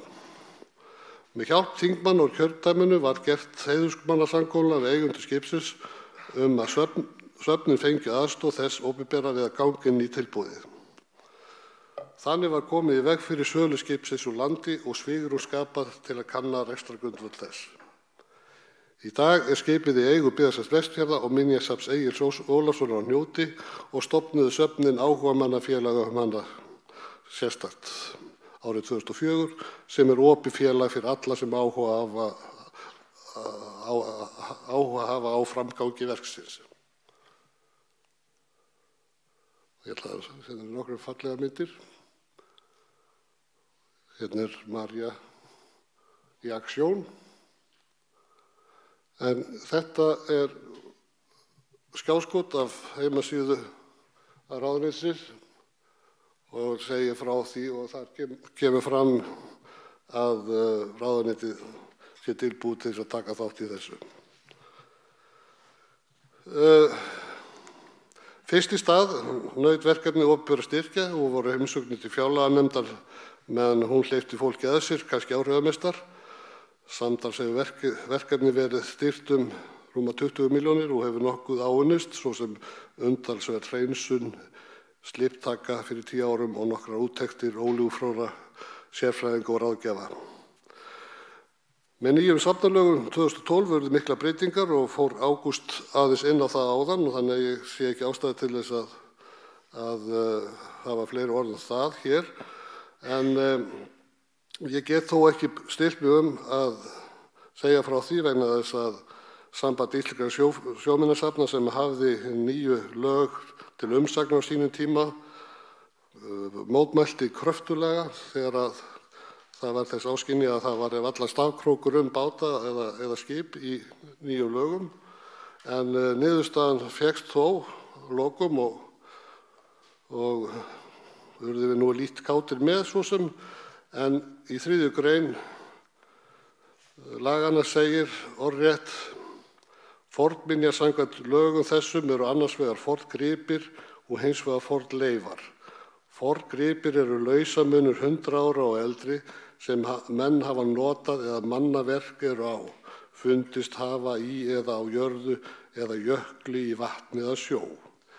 Skip og bátar frá því fyrir 1950 teljast til forngripa. Til forngripa teljast einnig leifar af líkömum manna, hræjum dýra sem finnast í fornleifum, svo sem fornum haugum, dysjum eða leiðum. Þetta sem sagt eini staðurinn í lögunum þar sem skip og bátar nefndir. Hér allt dularfullt og hvernig hið mystíska ártal tilkomið hefur ekki fengist útskýrt 1950.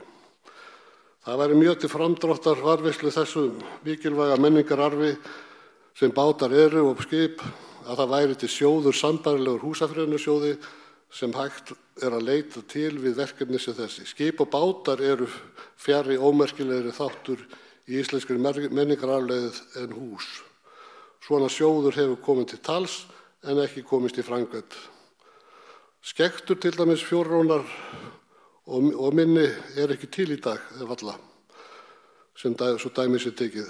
Aldamótin 1900 hugsa voru annað 1000 þannig skektur í landinu, sem var mikilvægasta verkfæri til bjargræðis öldum saman. Nú þetta andvaraleysi gagnvart alþýðumenningu þjóðarinnar og menningarpólitískt taktleysi, það algjört. Birtingarmynd þess hvað skýrist í þeim tilraunum sem gerðar hafa verið til að skapa fjárhagslega grundvöll fyrir varðveislu báta og kom Ágúst inn á þá hér áðan. Og nú ástæða til að nefna mann sem barðist nú á þingi kröftulega fyrir þessu,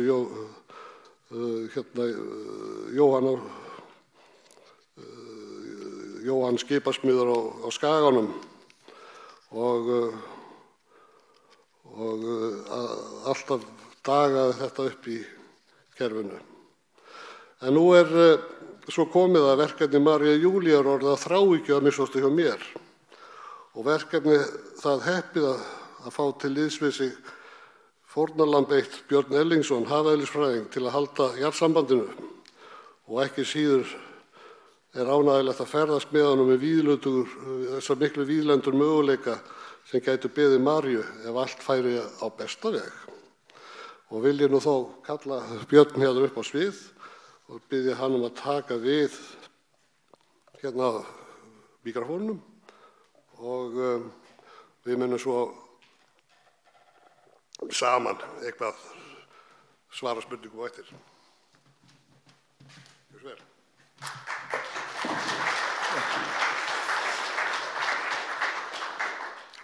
Takk fyrir kynninguna. Eins og hann sagði og mikill heiður að fá að vera hérna með sérstaklega Jóni á þessum degi í þessu verkefni og kynna það en hérna ég ætla bara að segja að ég kemur úr annarri átt eins og hann sagði, kannski ekki áttaveldin, ég smitaður af þessari þráhyggju, ég verða að viðurkenna það með þessu.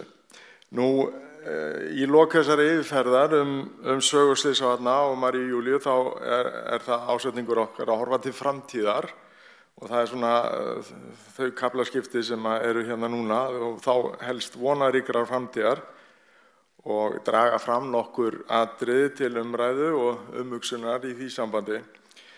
Það liggur náttúrulega fyrir og kom vel í ljós hérna hjá Norðmönnum að það ekki sama hvernig að þessu staðið. Það liggur fyrir að María Júlía verður ekki í öndunavél til eilífðar og allir óska sér framhaldslífs og að framangreindu þá kemur allt annað til greina en að berjast gegn þessu, gegn vanmætti og sinnuleysi og finna til ábyrgðar. Sérstaklega þeim til virðingar sem hafa unnið af þessu velferðarmáli á sínu tíma. Nú, ég nefndi hérna orðið sinnuleysi, það kannski birtingarmynd einhvers skorts á upplýsingum eða getu í kerfinu til þess að bregðast við þessu máli. En þess vegna þegar rætt við ýmsa aðila sem hugsanlega getur tekið þátt í svona, þá allir á sama máli fyrir verkefnið og hún þarf og allir óska þess að skipi geti farið í endurnýjun lífdaga. Og þegar litið á arfleið Maríu Júlíu þá skortir ekki efni og hugmyndir vettvang. í því ljósi væri hægt að stofna til samstarfsfagaðila framhald á rekstri hennar. Hún ekki bara björgunarskúta, hún var varskip, hún var líka vitaskip sem gegndi mikilvægu hlutverki árabil í að tryggja samgöngur til landsins. Og svo varð hún fiskiskip og hvað svo. Nú það sem María Júlía var helgu lífi sjómannsins, þá liggur einnig beinastið að tileinka framtíð hennar lífi sjómanna til framtíðar sem sæki meira í sjóinn en fisk í soðu til hafs. Í þessu sambandi höfum við listað upp tillögum viðmiðum starfsemi og rekstur Maríu sem siglur vogskorna strendur landsins með farþega, að upplifa aðstæður og sjósókn fyrir tíma, bjóði í leiðangra að upplifa og rannsaka undur hafdjúpsins, undradjúpin eins og við höfum kallað það í okkar efni, verði flaggskip forvitninnar varðandi sögu, menningu og náttúrufar á og í hafinu kringum Ísland og til að vinna og afla sýningar og upplifanarefni fyrir ferðamanna iðnaðinn, söfnin eða þá sem að vilja leiða fólk þessi svæði. Þetta svona slagorð okkar þá núna að hún verði þá flaggskip forvitninnar varðandi sögu, menningu og náttúrufar. Nú hún verði þá tileinkuð upplifun farþegans, áhorfandans, rannsakandans og nemandans. Endurreisi arfleifð kokksins, það kom upp í vinnunni. Áhugi Úlfar heitinn sýndi þessu máli áhuga að koma að og við héldum þessi einn fund í hóp áhugamanna hjá honum og fengum plokkvisk hjá honum fyrir handaband sem greiðslu. Nú í samstæðsaðilar, það hefur dregin saman listi, það kemur í ljós að það eru mismunandi áherslur náttúrulega og spegla þær í svona samstarfi bara til þess að gera það ríkara, þessa breiðu hugsun í rekstrinum áfram. Og nú þið þekki mikið af þessum aðilum sem eru lista hérna á bakvið, ég ætla kannski ekki endilega að lesa þetta upp, en langar svo að venda mér yfir í kostnaðarhliðina og hvernig væri hægt að hugsa sér að ná utan endurbyggingu og rekstur hennar. Og ef við lítum fyrst á kostnaðarhliðina hérna, þá svona lauslega slegið á þessa liði sem eru þá undirbúningur og endurbygging og innréttingar og tæki- og tæknibúnaður. Þetta allt svona svipaðir póstar og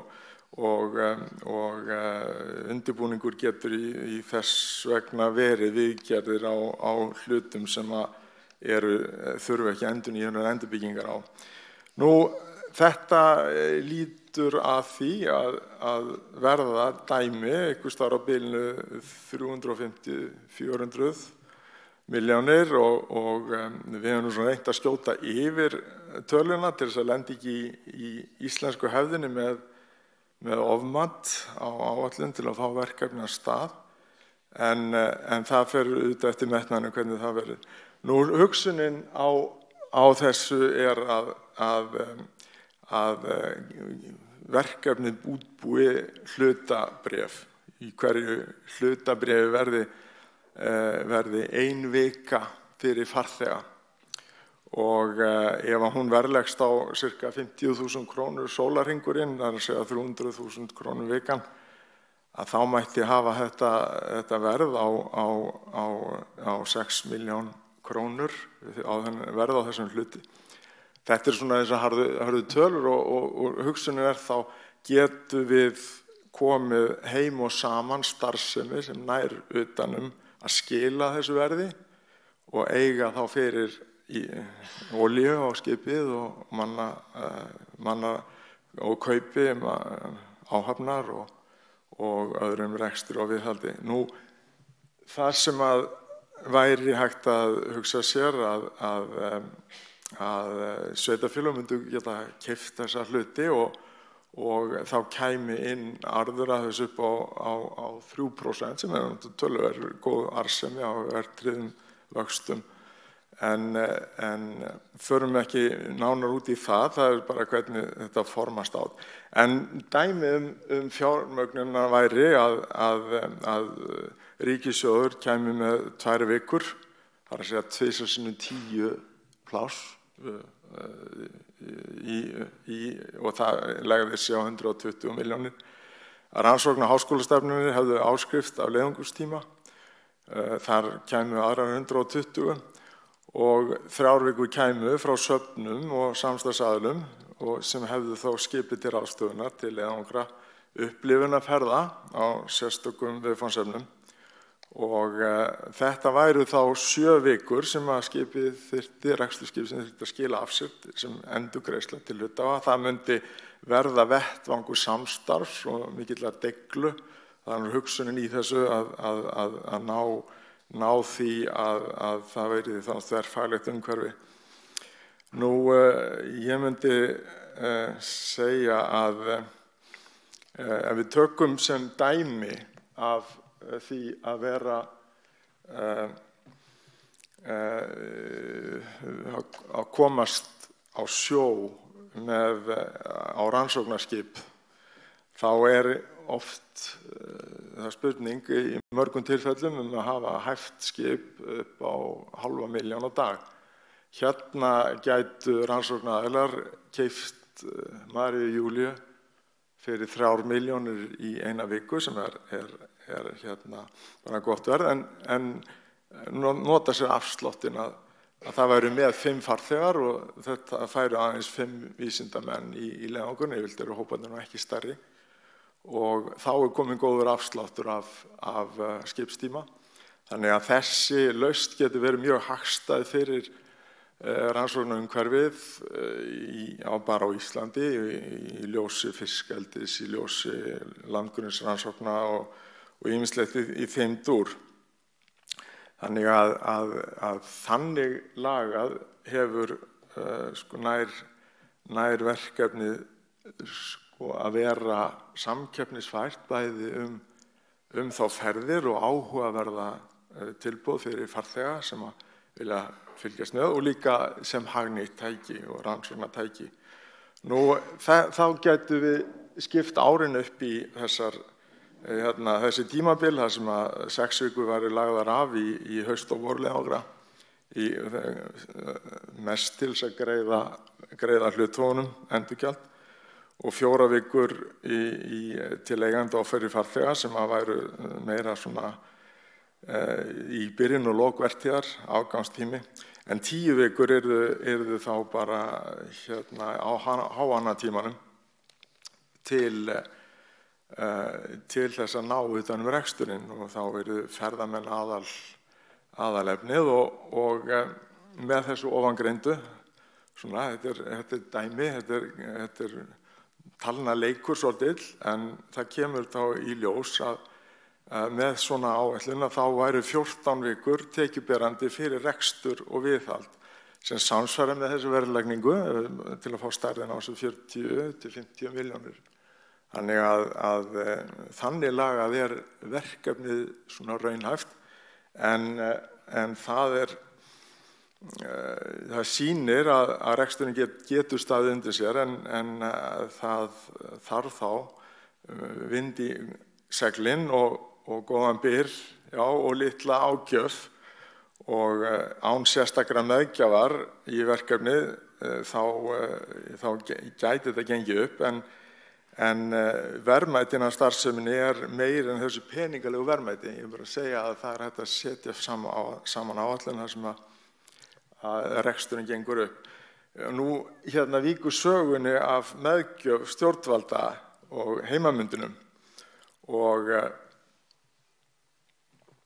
það svolítið áhugavert. Í og með að skipið var selt, þá voru teknir inn peningar í ríkissjóð sem hafa horfið. Í og með fór þarna söfnunarféð inn í stærra skip, en það var gert samkomulag við Björgunarfélag Vestfjarða og það fjallað þetta í grein í Skutli og það náttúrulega það svo mikil ættatengsl hérna. En það var gaman að því að ég held að fundarstjórinn það sé ekki langafi fundarstjóran sem rita þessa grein. Gaman að benda það fram, en benda á það. Nú, það var gert samkomulag að farskipi og þá hætti störfum, þá skyldi framleiðið endurgreiðast hlutfallslega með vátryggingu eða verðmæti. Og að skipið ætti heimilisfang á Ísafirði ef því væri viðkomið. Þetta var samkomulag sem að gengið var út frá á sínum tíma. Og þarna eigum við náttúrulega innkomu á þessum forsendum að ná í söfnunarféð og þessar 400.000 krónur reiknast á vísitölu verðmæti 32–35 milljónir í dag. Og það mætti líka reikna þessu vexti, einhver eðlilega 2% vexti, þá þetta orðnar 120 milljónir sem að þarna verkefnið á kröfu á eru fé sem að sönnu í vörslu ríkissjóðs. Nú við getum tekið þetta samkomulag ennþá lengra að tala samningsbrot að þegar það var selt síðan það var 79 þá getum við sett dráttarvexti á upphæðina frá þeim tíma og þá verður þetta engin vandi. En þetta svona vonaglætan í þessu. Allavega erum við núna í þeim sporum að geta farið af stað með verkefni og hugmynd sem að við viljum bera undir aðilega sem eru ákvörðunarbærir. Og ég ætla að ljúka þessu með þessari von í heimamyndinum frá Maríu og Júlíu hérna á takk ykkur fyrir.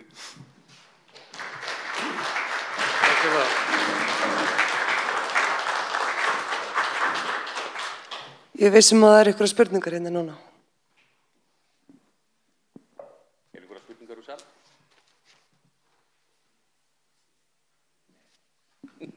Er þið ok þá?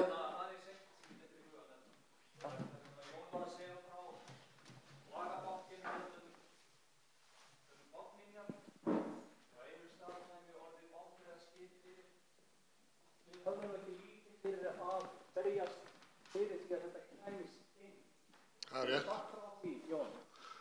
Ég kom aðeins inn á það sko, þegar Samband Íslenskra sjómannasafna barðist fyrir því að fá þó þetta inn í lagaumhverfi sko, að bátar og skip voru yfir höfuð nefnd.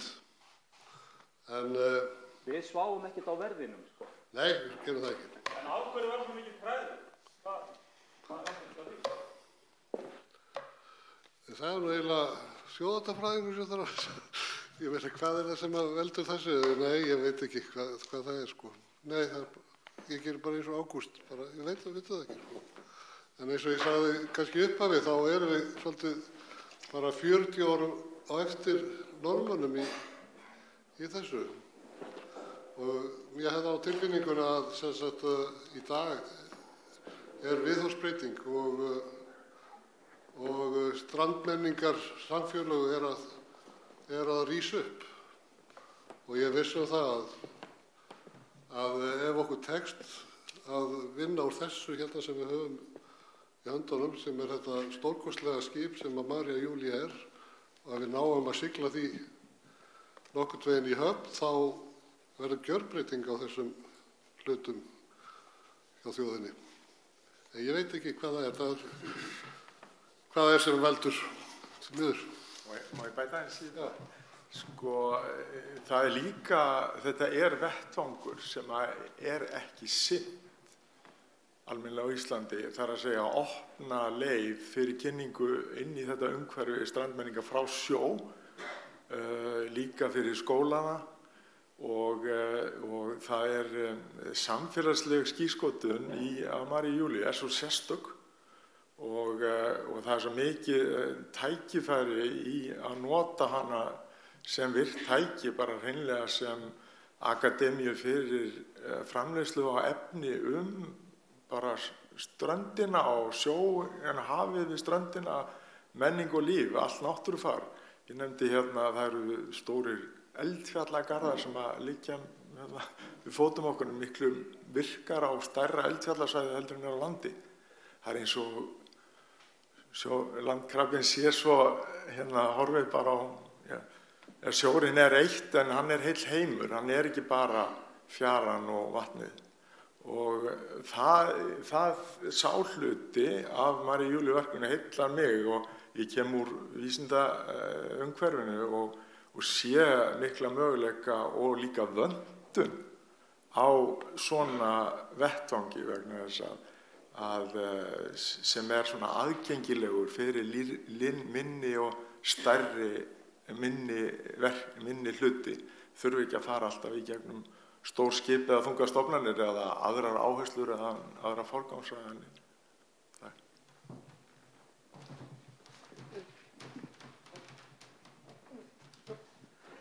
Já.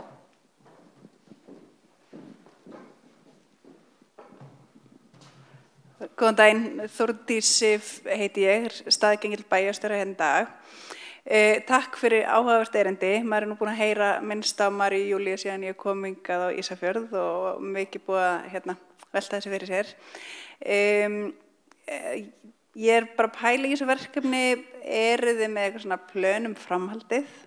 Fjármögnunin kannski svolítið erfið ef maður að taka 6 milljónir upp í 400, 6 milljónir hlut upp í 400 milljónir. Eruð að horfa til eitthvað svona sérstakra styrkbeiðina til ríkis eða minjastofnunar eða annarra aðila. Mér langar bara svona að sjá hvað, út af nú eruð þið búin að vinna í undirbúningi þessa ráðstefnu, hvort þið séu með eitthvað svona frekari plön framhaldið.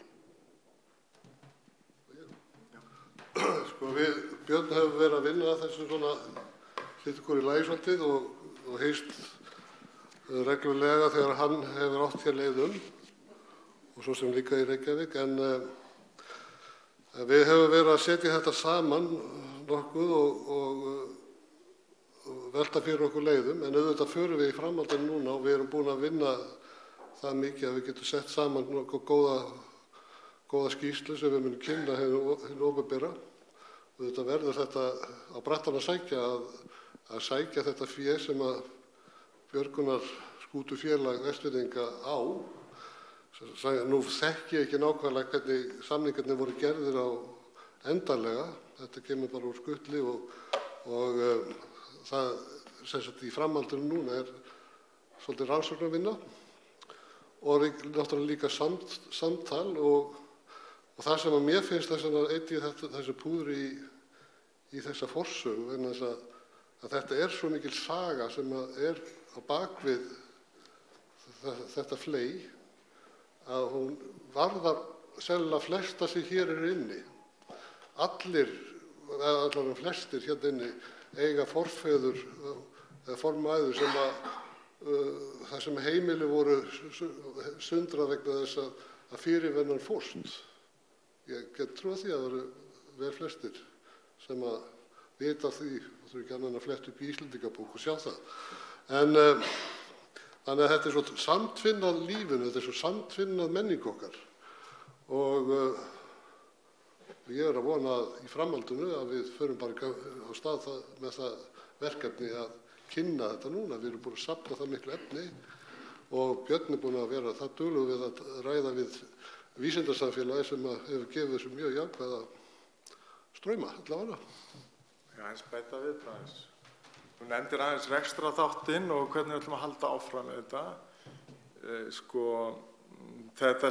Þetta í raun og veru ákvörðun það hvort að sveitarfélög sem reka þessi söfn vilji gera hluti í Maríu Júlíu að innviðum sínum og í raun og veru bara að eignfæra stofnkostnað, þannig að þetta ekki tekið út úr rekstri, þannig að þetta kemur ekki illa við efnahagsreikning sveitarfélagana og söfnin fá þá þessa eign til afnota og að fá að því arð annarkvort með því að selja þessa leiðangus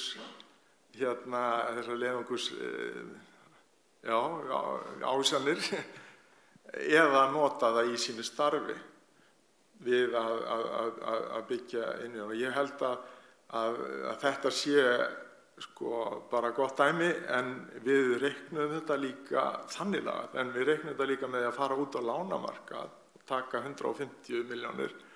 Þá bara það ríður verkefnin á slig vegna þess að þá verið að taka einhvern peningalegan arð og fara með það út í hitt kerfið. í bongolóin og bústaðin farin í eitthvað annað. Það ekki, verðmætin ekki í verkefninu sjálfu og það bara, það fer með dæmið, sko. Að vera að borga 3% vexti jafnvel með mjög fínum tryggingu. Þannig að þetta snýst það að sveitarfélögin ákveði að hafa þetta eitt af okkar safninnviðum, þetta verið tæki og ætlum að nota það svona í þessu samhengi. Og það ætti að, ég segi takk. Ok. En ekki besta plani bara að fá endurborgað? Það ekki bara borgað? Ég held það ekki í gang. Það ekki í gang, já. Halló? Ég ætla bara að spyrja, hvernig skrokkurinn á henni María Júlíu? Ekki orðið feskjun og gísin? Ætti hún ekki verið orðið sokkin bara?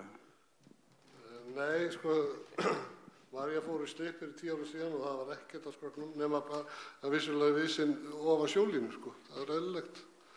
En í framhaldinu ætla ég nú að vinna því núna að fá hana í slipp til þess að gera könnun á því hvernig ástandið En við vitum það nú svo sem, bæði frá Noregi og svo sem persónuleg upplifun mín á því að gera upp báta sem ég hef staðið í, að það aldrei of seint.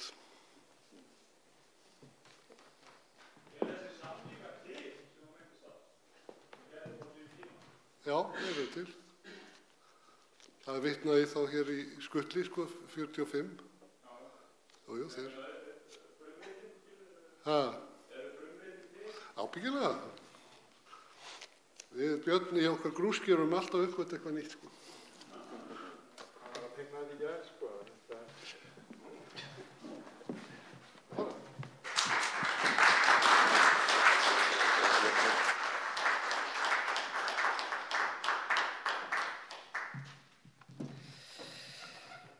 Jæja, þá stigur næstur hér upp Jón Jónsson, þjóðfræðingur, og hann verkefnastjóri Rannsóknarseturs Háskóla Íslands á Ströndum og Þjóðfræðistofu.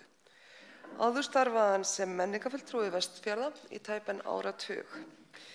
Hans fyrirlestur heitir Hvað alþýðumenning? Hún þjóðararfur? Takk fyrir. Gjörðu svo vel.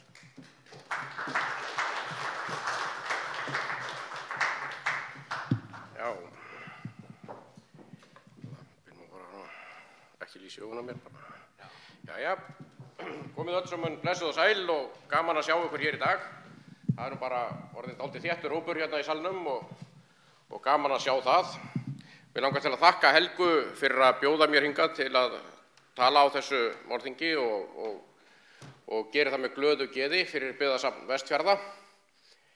Og svo langar mér svona líka í leiðinni að þakka honum Jóni Sigurpálssyni sérstaklega fyrir ánægjulegt samstarfi gegnum árin og allt hans merka og góða framlag til vestfirskar menningar og raunar menningar á landsvísu.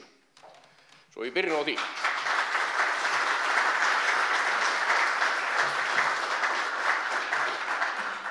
Helga úthlutaði mér stóru spurningunum. Hvað alþýðumenning? Hún þjóðararfur? Sjálfsagt að því að ég þjóðfræðingur. En svo kemur tvist í því að mér finnst miklu meira gaman að tala peninga heldur en skilgreiningar á hugtökum. En ég geri meira af því. Mér finnst það kannski ekki skemmtilegra en ég geri meira af því. Þannig að ég ætla ekki að eyða miklum tíma og það líka nálgast hádegismaturinn. Þannig ég ætla ekki að eyða miklum tíma í þessar skilgreiningar á þessum hugtökum.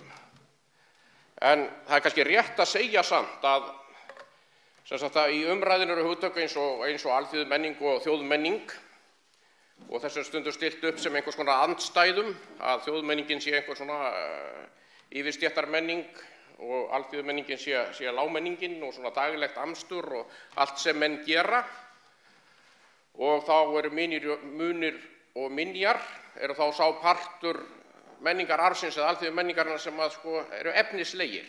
Hlutirnir sem fólk hefur í kringu sig og fötin sem það klæðist og maturinn sem það borðar og svona áþreifanlegir hlutir. Og þetta náttúrulega stærsta viðfangsefni í safna og í safnastarfi. Síðan menningararfur og þjóðararfur sem eru svona önnur hugtök. Þjóðfræðingarnir eru pínlítið hræddir við þetta þjóðarhugtak þó að fræðin þeirra heiti þjóðfræði. Að því að á síðustu árum þá hefur félagsvísindafólk svona átta sig betur á því hægt og sígandi að beina athyglinni frekar að hópum heldur en að heilli þjóð. Að menningu hópa og samanburð á því og hvernig hópar samskipti og samspil hópa eru, hvernig að það svona frekar rannsóknarefnið heldur en þjóðin sem heild. Af því að við erum í alls konar hópum. Maður skilgreinir sig ekki bara sem Íslending eða Vestfirðing eða strandamann í mínu tilviki, heldur skilgreinir maður sig líka sem safnamann eða sveitarstjórnarmann eða alþingismann jafnvel. Þetta eru svona ákveðnir hópar og sem einstaklingarnir tilheyrir. Og það er mjög áhugavert að spekúlera í hvað svona skilgreining gerir. Þegar maður er búin að skilgreina hóp, sumir eru í honum og sumir eru ekki í honum, og þeir sem eru í honum, þeir svona skilja hann vel og eru sameiginlega hugmyndafræði einhverja, en þeir sem eru ekki í honum, þeir hugsanlega hafa ákveðna ranghugmyndir eða fordóma gagnvart hinum hópunum sem þeir eru ekki í, og þetta held ég að eigi dálítið við safnafólk. Svo ég slengi því nú bara í andlitið á ykkur, að safnamennirnir séu hópur sem að væri betra ef að aðrir í samfélaginu skildi aðeins betur. Og svo er aftur hópur inn í safnamannahópnum sem eru bara bátafólkið, sem að kannski hinir safnamennirnir skilja heldur ekki almennilega. Og hvernig vinnum maður gegn svona skilningsleysi sem mætti líka útleggja sem fordóma. Ef maður svona er dálítið grófur í skilgreiningunum. Jú, bara með þekkingunni, með því að fræða og upplýsa. Og þetta málþing hérna í dag er mjög skemmtilegt í þessu samhengi. Nú, sumir glíma við húsafriðunar og það er líka húsafriðunarfólk sem er einn hópurinn og fornleifafræðingarnir sem er annar hópur sem þarf að glíma við mikla ranghugmyndir sín störf. Og svo eru það þessir eins og þjóðfræðingarnir sem hafa meiri áhuga á óáþreifanlegur menningararfi, sem er svona allt sem menn gera, vinnubrögð og verklag og vísur og kvæði og sagnamennska og margvíslegt þess háttar. Þannig að, og allt þetta, allra hópa, er alþýðu menning, líka alþingismannanna. Og það má alveg kalla hana þjóðmenningu ef við erum ekkert að hengja okkur í það. Og hún er þjóðararfur eða menningararfur, alveg tvímælalaust og vissulega. Nú, ég ætla að tala safnastarfið og minjavernina líka. Og þetta snýst dálítið tvennt. Skilgreina vandamálið, finna lausnina. Bara þetta sé svona lykilspurningarnar tvær í því þegar maður er að glíma við eitthvað sem maður stendur frammi fyrir sem maður ekki nógu ánægður með. Og svo skulum við bara taka til skoðunar þennan hóp, söfn, setur og sýningar. Hver eru svona einkenni á þessu starfi þessa fólk sem að tilheyra þessum hóp sem er safnafólkið? Nú, söfn, setur og sýningar eru mjög mörg, illa fjármögnuð. Það er alveg einkenni á starfseminni og háirinni verulega. Þau eru líka undirmönnuð, það eru of fáir í vinnu sem tengist náttúrulega hinu líka, það er ekki nógu peningur til að ráða fleiri. Samt sem áður, þá glímir safnafólk við mjög stór og viðamikil verkefni og gerir sitt allra besta til að reyna að leysa þau. Og það er einkenni á safnafólki hvað það er snjallt í því að gera mikið úr litlu. Þeir eru algjörir snillingar í þessu, sérfræðingar, og þeir hafa orðið sérfræðingar í þessu á grundvelli reynslunar. Þeir hafa margsinni staðið frammi fyrir því að gera mikið úr litlu. Og það er það sem þeir eru góðir í og geta gert. Og stundum finnst maður eins og þessi hæfileiki sem að safnamenn hafa þróað með sér, ólíkt öðrum hópum, sé ekki nægilega mikils metinn og njóti ekki nægilegrar virðingar. Nú, hlutverki ferðaþjónustu hjá söfnum, setrum og sýningum hefur farið mjög vaxandi á síðustu áratugum. Eðlilega, það eru þær kröfur sem eru gerðar til þessara battería af eigendum þeirra og stjórnvöldum. Og rannsóknarstarfið á þessum litlu söfnum út á landi, það er náttúrulega undantekninga stóru söfnin í Reykjavík, 2, Borgarsögusafnið og Þjóðminjasafnið. og einstaka önnur sem eru með fleiri en 2-3 starfsmenn, að rannsóknarstarf oft frekar lítið og tengist á ákveðnum verkefnum með ákveðnum sýningum. Menn að setja upp sýningu og þá fer fram rannsókn en þessu yfirleitt svona frekar lítið sinnt. Og á Vestfjörðum, svo við tökum þau bara sérstaklega til skoðunar, þá eru bara 3 viðurkennd söfn. Það Minjasafnið á Hnjóti, það Byggðasafn Ísafjarðar og Sauðfjársetur á Ströndum. Og af hverju þetta svona? Af hverju ekki fleiri það fullt af setrum og sýningum á Vestfjörðum, alveg hellingur af þeim. Það samt bara 3 viðurkennd söfn sem að njóta þá stuðnings ríkisins í gegnum safnasjóð. Af hverju þetta svona? Það af því að það erfitt, tímafrekt og kostnaðarsamt og flókið að vinna að minjavernd. Og þetta líka önnur svona staðreind sem að nýtur ekki nægilegrar athygli yfirvalda eða stjórnvalda.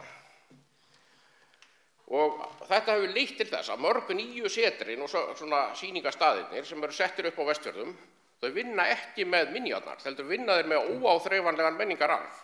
Galdrasýning á Ströndum vinnur með galdrana, þjóðsögur og sagnir. Skrímslasetur í Arnarfirði vinnur með skrímsli.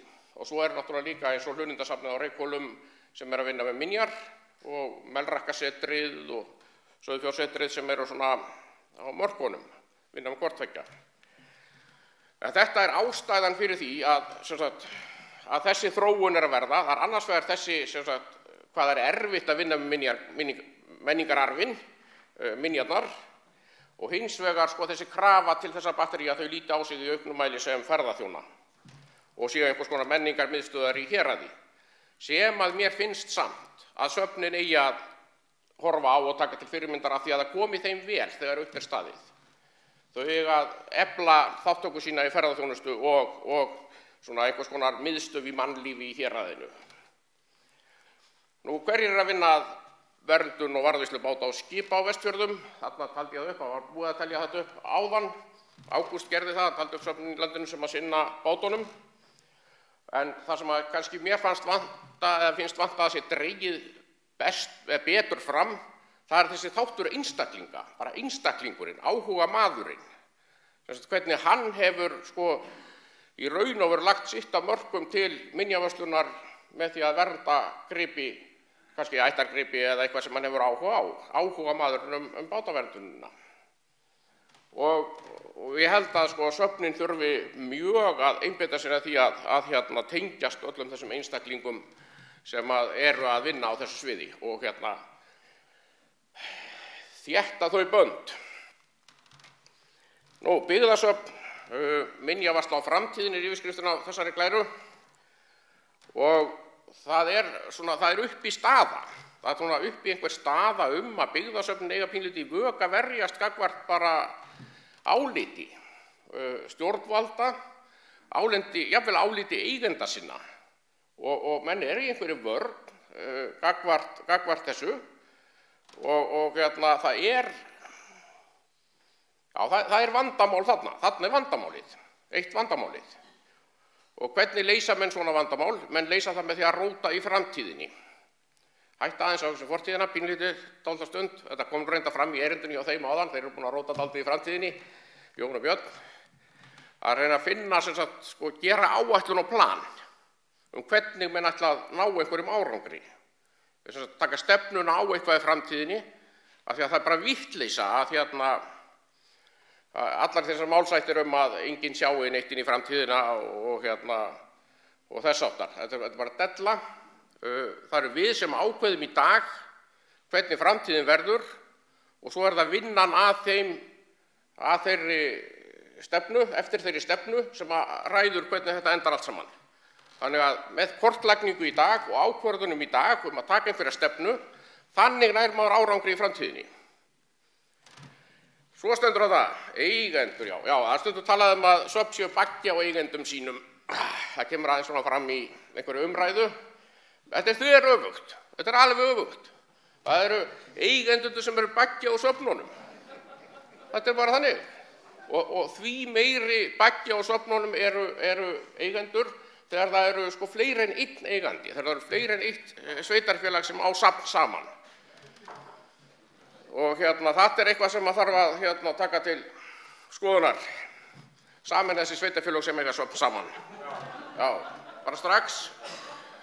Bara, hvernig þá þetta ekki, sama vandamáli lengur einhver svona keppni á milli þeirra hver á borga hvað. Tóm vitleysa. Virðing stendur þarna, að það skortur á virðingu sem ég að hugsa ekki virðing. Og það sem sagt skortur á virðingu gagnvart söfnunum, reynslu fólksins þar, safna fólkinu sjálfu, allri þeirri reynslu og þekkingu og menntun sem það býr yfir og hefur tileinkað sér, annarkvort með reynslunni eða í námi. Þetta vantar upp á að eigendur og yfirvöld virði, að þeir leiti til þessara aðila þegar það er verið að ráðslaga með framtíð safnanna. Auðvitað á að tala við sérfræðingana. Auðvitað á að tala við þá sem eru sérfræðingar að gera mikið úr litlu. Þetta er rétta fólki til að tala við. Og það er allt og algengt að það sé verið að ákveða eitthvað á borði eigenda, safna, án þess að tala við fólkið sem að starfar á söfnunum og eru sérfræðingarnir. Það er rétt sem kom fram hjá Ágúst áðan, forversla, viðgerðir og varðveisla báta urðu út undan. Þau urðu algjörlega út undan í peningabreitingum, styrkja úthlutunum í kringum 2010, breytingum á kerfinu. En þetta var aldrei í lagi. Þetta var ekki í lagi fyrir það heldur. Það var þarna ágætis tímabil kannski frá 2001 til 2010 sem að fjárlaganefnd splæsti í góð bátaverkefni, góð og gild bátaverkefni, svona 5 og 6 og 7 milljónum í eitt verkefni á einu ári, sem náttúrulega eitthvað sem talað sem er samtalshærra til eins verkefnis á því tímabili, heldur samtalan á síðustu árum, eins og Ágúst sýndi okkur áðan. Þetta er ótrúlegt. Hvernig er hægt að bregðast við þessari stöðu? Þetta er út undan, við viðurkennum vandann, hvað getum við gert? Hvað er vandamálið? Lykilvandamálið. Það er of lítill peningur. Það er allt of lítill peningur í málaflokkinn á landsvísu. Og hvar getur maður fundið pening? Það eru of fáar uppsprettur. Það er hægt að leita í héraði til sveitarfélaga eða jafnvel fyrirtækja. Uppbyggingasjóður Vestfjarða er einn sjóðurinn sem er svona uppbyggingasjóður í hverjum landshluta. En þessi skilgreinir sig þannig og þeir skilgreina sig þannig að þeir styrkja ekki forvörslu safngripa. Af því að það er á annars könnu og þið sáuðu nú hvað þessi annar lagði mikið af fjármagni í það. Samtals 2 og 3 milljónir á ári. Þetta er ótrúlegar tölur. Svo eru fjármögnun á landsvísu, söfnin eru náttúrulega sjóminjasöfn og þau geta fengið styrk úr safnasjóði til sinna verkefna. Þannig er þetta ná aukalegu safnasjóði inn í útgerðarsöfnin og bátaverkefnin. Og svo, ég sé nú ekki alveg með húsafriðunarsjóðin, en það er náttúrulega byggingar líka við sjávarsíðuna sem tengjast sjávarútvegi sem að geta sótt aðeins pening þangað. Og svo er þessi fornminjasjóður sem er helmingi minni heldur en hinir 2 sjóðirnir. Það er svona 120 og 130 milljónir safnasjóði og húsafriðunarsjóði. Það er kannski svona 40 og eitthvað í fornminjasjóði og það á að styrkja alla fornleifarannsóknir í landinu. Og báta. Og auðvitað er þetta bara hlægilegt. Þetta er bara aðhlátursefni. Bein framlög frá ríkinu, það er kannski ekki fullreynt með það þó að fjárlaganefnd sé hægt að taka á móti fólki. Það má kannski reyna einhverjar aðferðir til að glíma við ríkið, til að koma betur inn í þetta, en menn hafa verið í samkeppni hvor við annan, sveitarfélög og ríkisvaldið, að reyna að lækka framlögin og allavega alls ekki taka við því sem að hinn gerði áður. Ef annar dregur úr peningunum, þá er alveg borin von að hinn komi þar inn í með framlag á móti til að rétta úr kútnum fyrir viðkomandi stofnun. Já, þetta er ekki auðvelt. Nú, söfnin sjálf geta auðvitað líka gert betur. Við getum ekki bara hort á aðra, við þurfum líka lítið í eigin barm. Söfnin glíma við almenningsálit og stundum dálítið einangrun, safnafólkið er stundum dálítið einangrað þó að það tali hvert við annað, þá næri það ekki að tala við alla hina hópana í samfélaginu og sannfæra þá að það sem söfnin sé að gera sé allt frábært og stórkostlegt. Þau hafa ekki unnið í því markvisst. En svona trúverðugleiki og góð ímynd safna í héraði, hún er auðvitað bara lykill að velvilja yfirvaldana sem að ráði við fjármagninu. Af því að yfirvöld, sveitarstjórnarmenn og alþingismenn, þeir voru einu sinni venjulegt fólk eins og við.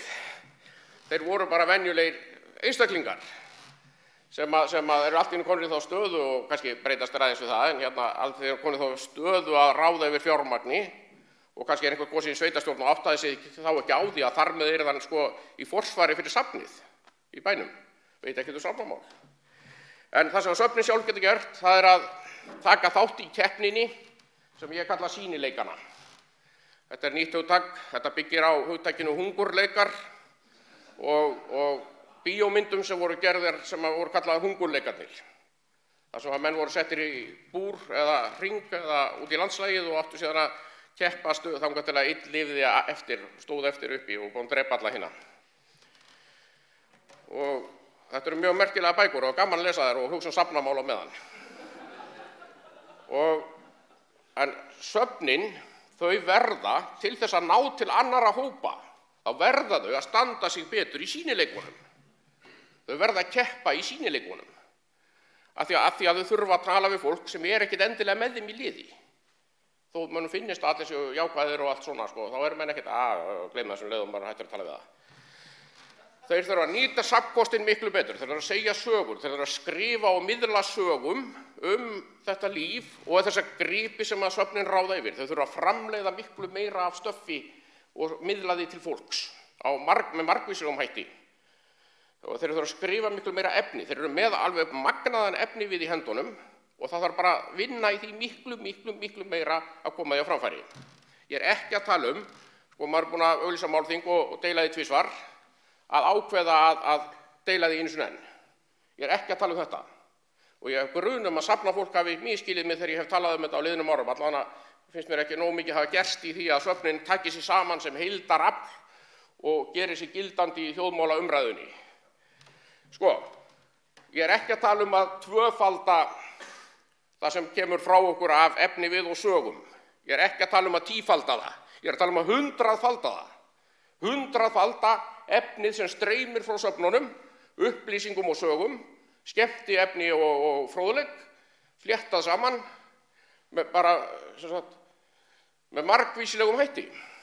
Nota ný miðlana, vinna með fjölmiðlafólki, vinna með listafólki, vinna með kvikmyndagerðarmönnum og svona peppa upp ímynd safnastarfsins og minjaverðarinnar. Líst ykkur ekki vel á það? Gefa allt í botn. Sko, þannig náum við að breyta viðhorfi eða almenningsáliti og það hefur svo aftur áhrif á viðhorf yfirvalda. Og við þurfum líka að efla hlutverki í ferðaþjónustunni og við, sko, söfnin eiga að taka forystunni að nota þessi þrívídar gleraugu. Ég meina, hver annar ætti að gera það? Já, þetta alltaf hvað. Við þurfum að tengja okkur betur í ferðaþjónustunni og við þurfum líka að gera sko, tengingar við skólastarf meiri og kennslu og svona flétta okkar miðlun betur inn í miðlunina til ungdómsins og til dæmis gagnvart bátasmíðinni, má segja. Sko. Það þyrfti endilega að kenna bátasmíði, trébátasmíði á Íslandi að vera möguleiki að læra það í verkmenntaskóla eða skóla, tækniskóla. Svo það með eigendur og yfirvöld, við þurfum líka að ræða betur við þau og ég búin að nefna margt sem kemur fram á þessari glæru, en það við ekki bara að gera kröfum að þau sýni safnafólkinu virðingu eða þau sýni okkur virðingu, þegar ég tel mig vera safnamann, heldur verðum við líka að sýna þeim smá virðingu og tala við þá.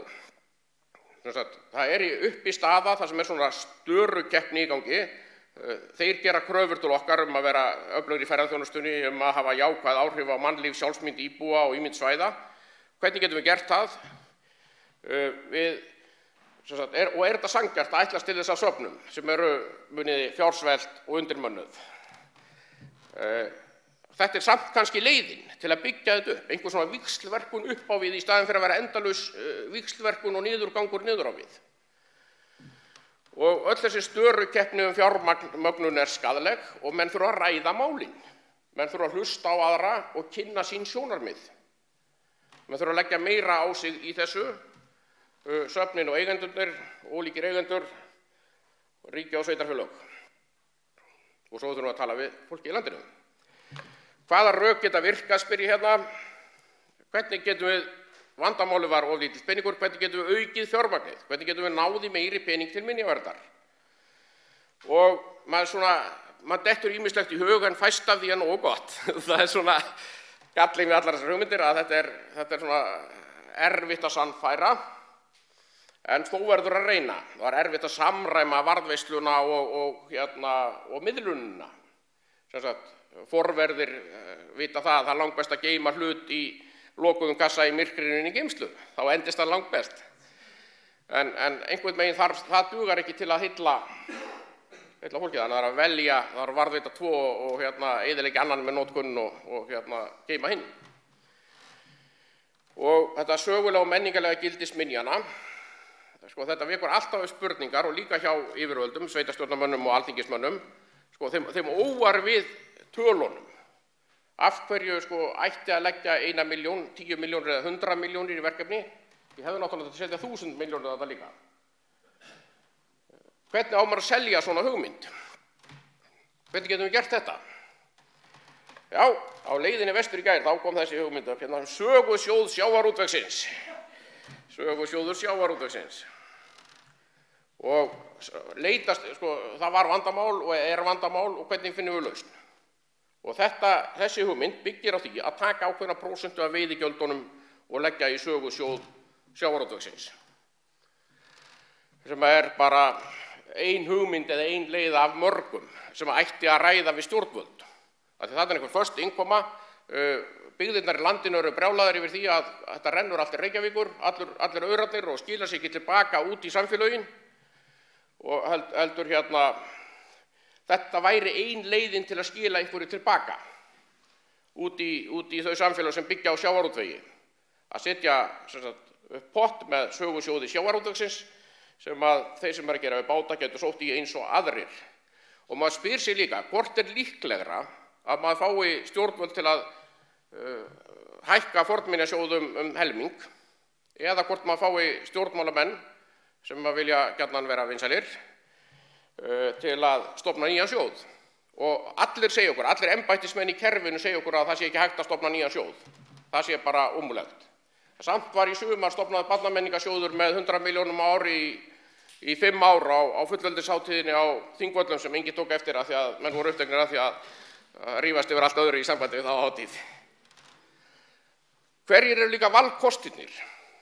Ef við gerum þetta ekki, eða finnum engar svona leið, hvað gerist þá? Getum við virkilega ekki gert betur heldur en þetta? Þetta er bara spurning sem við þurfum að spurja sjálf okkur að og svara og við þurfum líka að spurja stjórnmálamennina, sveitarstjórnarmenn og yfirvöld á landsvísu að. Við verðum að fá það til að viðurkenna að staðan sé slæm, að þetta sé ómöguleg staða, óásættanleg staða og getum við ekki gert betur. Öll, söfnin, safnafólkið og fleiri, yfirvöldin líka. Já, hún var að rétta mér blaðið að væri konar 20 mínútur, bara rétt í þessu og þá slæti ég þetta gott heita og þakka ykkur kærlega fyrir.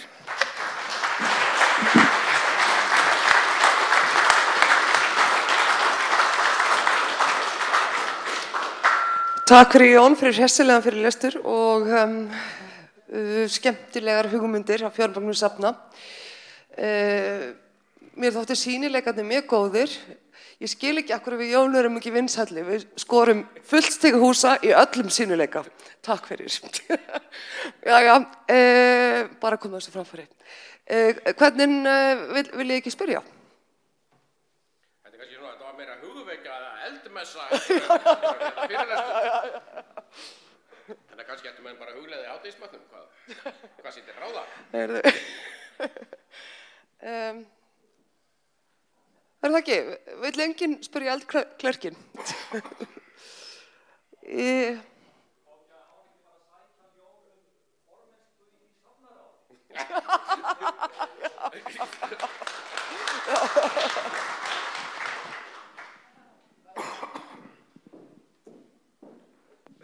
Þetta kannski meira fyrir umræðunar seinna en sko sýnileikinn, þetta mál og það var áberandi í erindi Eriks í morgun að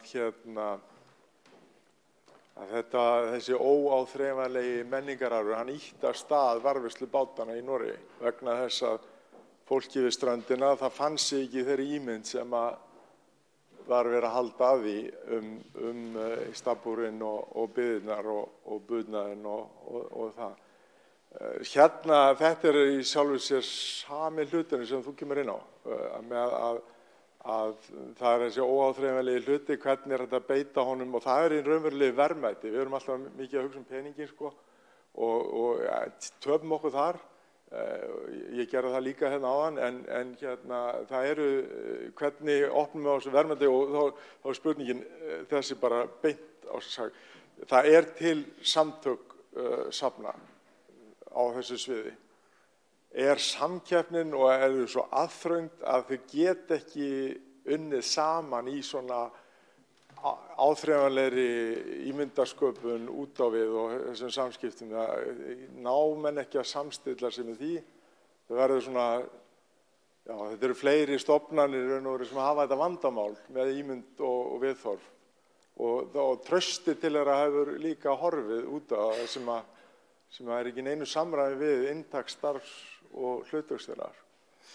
Takk fyrir. Þetta var kannski meira fyrir hugvekja en spurning. En aðeins var það samt sko að því að mér langar til að segja það opinberlega og hefur lengi langar til að segja það opinberlega að samtök safnmanna sem sagt gera marga góða hluti og standa sig býsna vel í mörgu en það mætti vera miklu meiri kraftur í þeim. Það bara, og auðvitað sko, getur maður náttúrulega líka lítið í einn barm og má ekki vera meiri kraftur í þessu öllu saman bara. En þau þurfa að taka sig á í svona hagsmunabaráttunni, hagsmunagæslunni. Spurningin þessi, þau aðþrengt þess að geta ná samstöðu? Já, ég hugsa það að sko, maður finnur það bara í sínu safni sko líka og fólk finnur það sem að vinna á söfnum, að það störfumblaðið, söfnir undirmönnuð og allt þetta, fjármagnskortir og þeir að reyna að finna lausnir og já, það þetta sem að dregur úr. En hvernig brýst maður út úr þessu? Maður verður að finna leið til að brjótast út úr þessu og komast í þá stöðu að það sé fjármagn til að vinna saman og ná upp kraftinum. Ég held þetta, jú, ég held þetta. Þetta rétt, sem þú sagðir.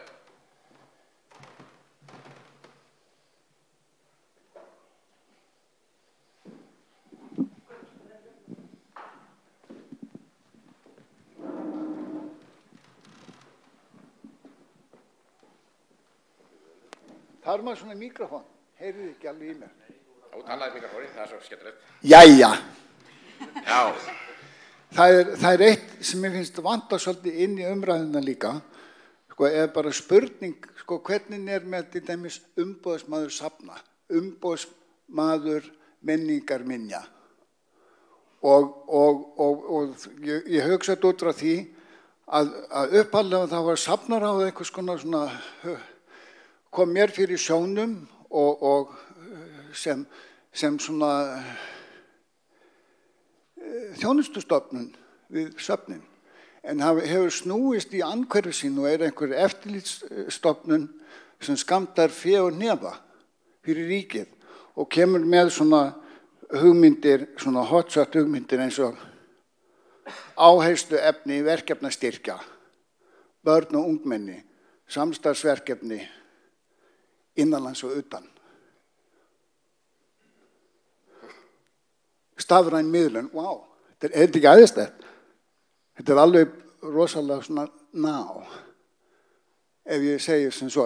Hvað finnst þér þetta, Jón, að stofnanir geti snúist svona upp í andhverfu sína?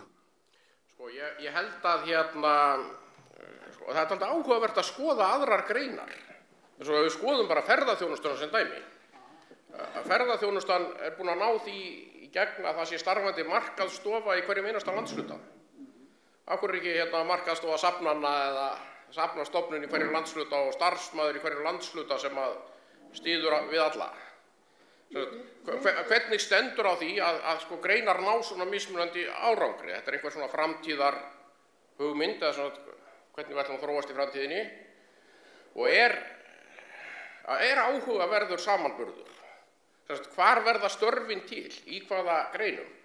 En með safnaráðið sérstaklega, af því að þú spurðir það, að þá náttúrulega hafa kröfurnar til safnana, viðurkenndu safnana, stóraukist á síðustu árum, stóraukist, án þess að það komi peningur með því.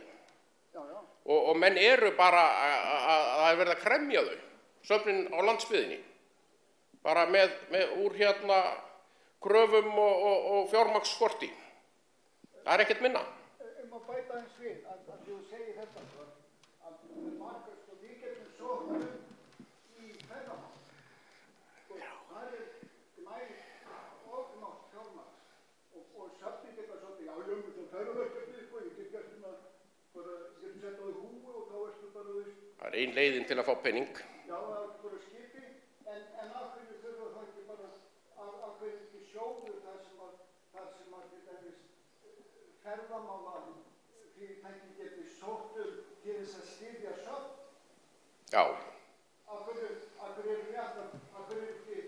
er ekki útboð á að fá að nýta fjármagn í söfn? Af hverju er alltaf söfnin að sækja eitthvað, það er langar til að... Ég er sammála þessu. Já, þetta ekki segja hvað er langar til að gera. Ég er kannski ekki sammála því.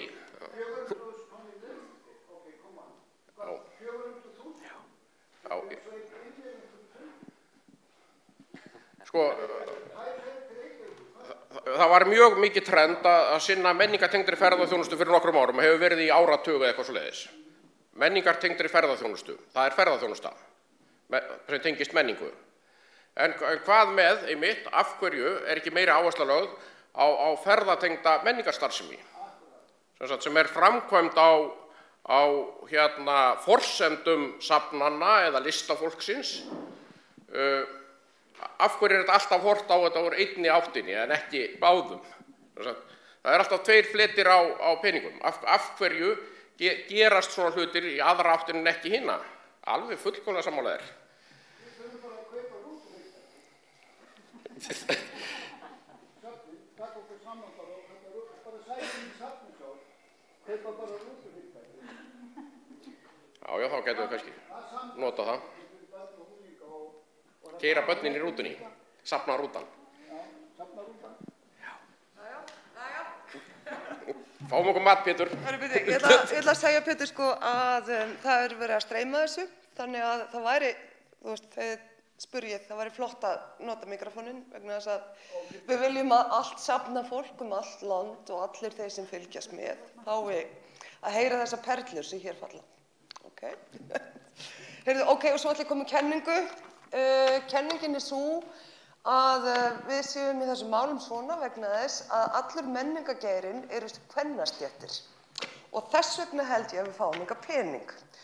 Nú við erum að reyna að breyta því í dag með því að bjóða næstu því einungis karlmannsfyrirlesturum og vonandi breyti það eitthvað hlutfallinu sem sagt við erum að reyna að ef að tekið sem sagt, þeir sem að tala fyrir hönd menningarinnar, það muni ábyggilega vera að minnsta kosti 80% konur, en í dag þá er þetta sem sagt 90% karlar.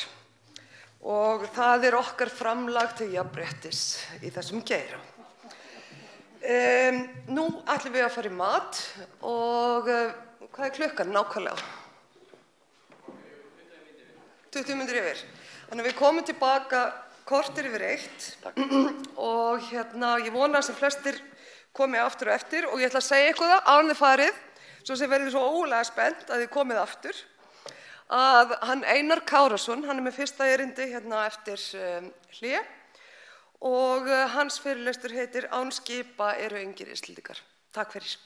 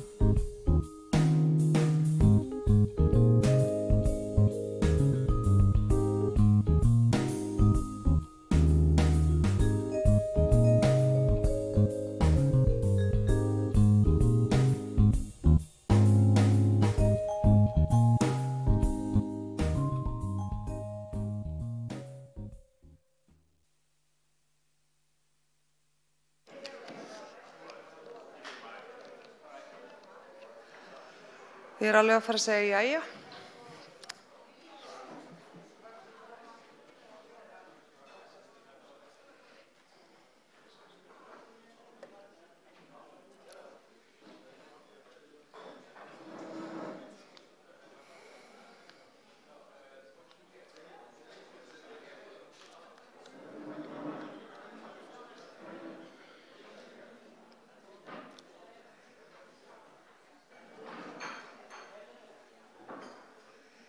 Jæja.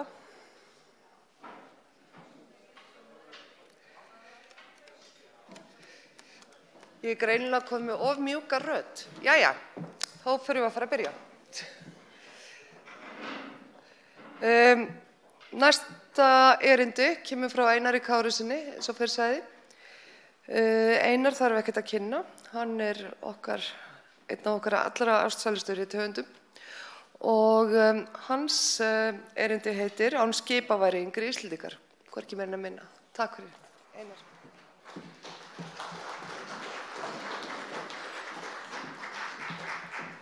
Góðan daginn, gott fólk. Ég vil nú byrja því að þakka þeim sem að standa fyrir þessu málþingi að bjóða mér að koma. Ég stenst aldrei boðum að koma hingað á heimaslóðir og ekki nú lakar að fá alla þessa fína fyrirlestra og þennan fína fróðleik. Eins og ég segi, ég ætla að vera með stutt káseri sem heitir þetta Án skipa væru engir Íslendingar og ég svona byggi þá grunnhugmynd sem að kannski virðist nú vera nokkuð augljós en þetta var svona hugsun sem hefur komið upp vegna þess að það sem maður hefur svona lært í gegnum tíðina og var svo heimsmynd og söguskoðun sem var opinber var að það væri vegna ævintýra þrár og útrásarþrár víkinga í Skandinavíu á hinni svokölluðu víkingaöld að menn hafi lagt í landkönnun og bæði lagt undir sig lönd og numið ný. Í seinni tíð þá reyndar komin upp nokkur andstaða við þetta. Þetta þykir pólitískt rangt að vera alltaf að kalla okkar forfeður víkinga og einhvern tímann þegar mér var það á í grein sem ég skrifaði í blaðið að tímarit fyrir 2-3 árum að tala landnám í sambandi við víkingatíman, þá skrifaði ágætur roskinn fræðimaður og hélt því fram að þetta hefði fyrst og fremst verið bændur sem að settust á Íslandi. En ég held að niðurstaðan sé sú að þetta voru sæfarar. Ég sé ekki bændur úr norskum dölum leggja á sig ferðir eins og þessar. En hér sjáum við, og þetta nú bara svona ein lítil yfirlitsmynd annars vegar siglingarleiðir eins og lýstir í Landnámabók Íslands og hins vegar eru teiknaðir hérna ferðir Guðríðar Þorbjarnardóttur sem var víðförlasta kona síns samtíma og þó víðar væri leitað. Það sem og kemur dálítið óvart þegar maður fer að segja útlendingum til dæmis frá þessu, að þeir halda að víkingar á sínum tíma þetta hafi verið slíkir afburða hermenn og borið af því við slíkt að þeir hafi þess vegna geta lagt undir sig allt það svæði sem að þeir gerðu.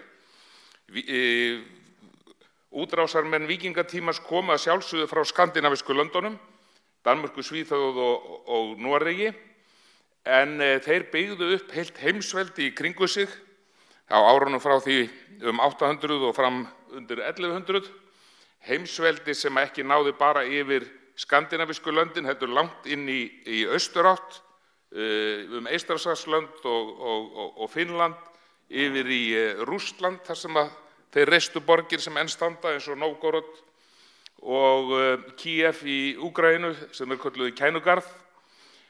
Þeir lögðu undir sig stóran part Bretlandseyja. Þeir voru með stórar nýlendur í Vestur-Evrópu eins og það sem nú enn heitir Normandí í Fraklandi og að auki þá fyrir utan að leggja undir sig bresku eyjaklassana eins og Orkneyjar, Suðureyjar og Hjaltlandseyjar, að þá námu þeir land að sjálfsögðu í Færeyjum, þeir námu Ísland, Grænland og sigldu til Ameríku.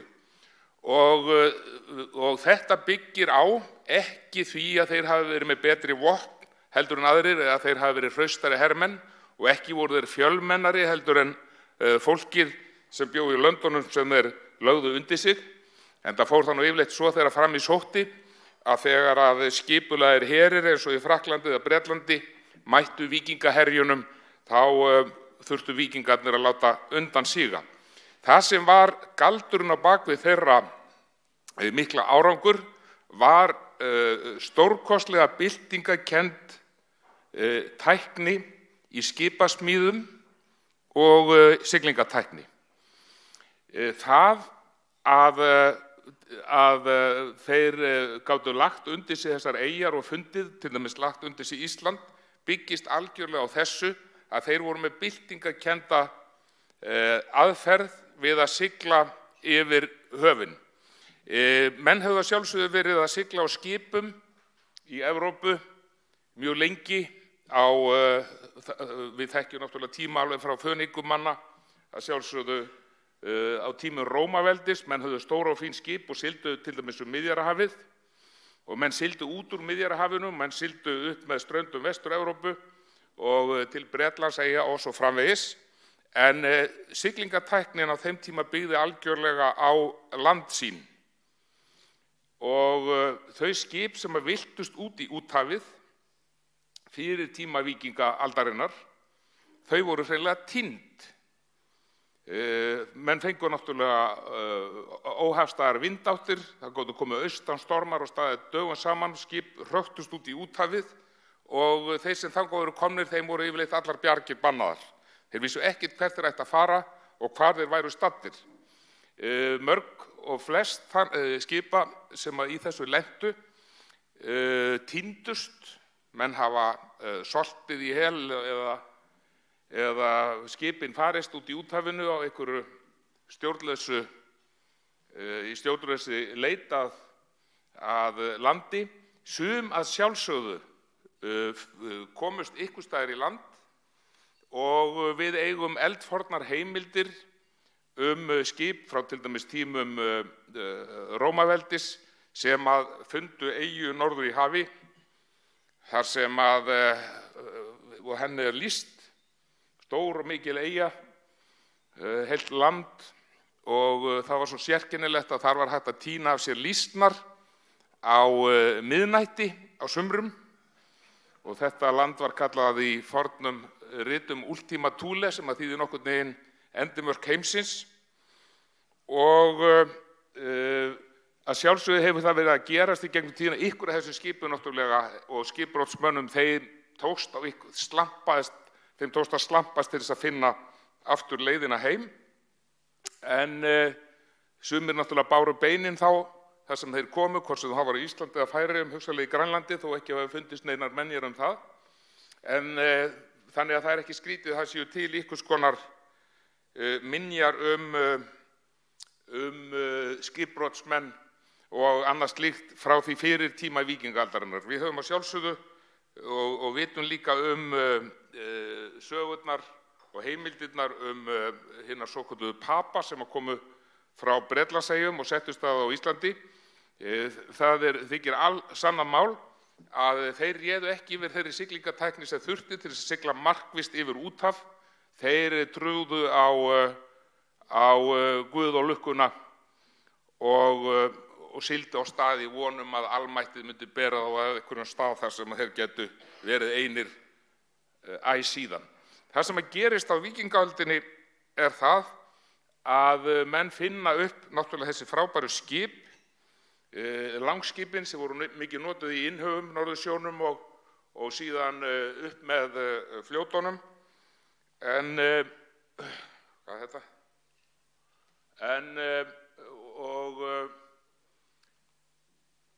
Ég kann ekki á þetta helvíti. Og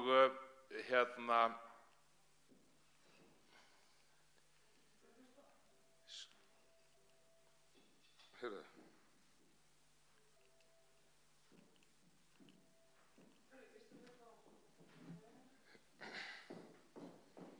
Þetta hérna.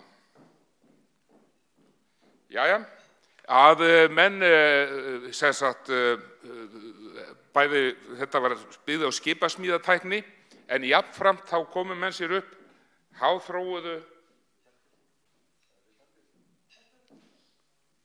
Ég ætla að fletta.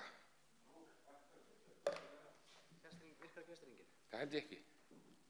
Jú, bara hægri og vinstri. Það er bara hægri og vinstri, sko. Já, gamla kerfið. Það gerist ekki neitt.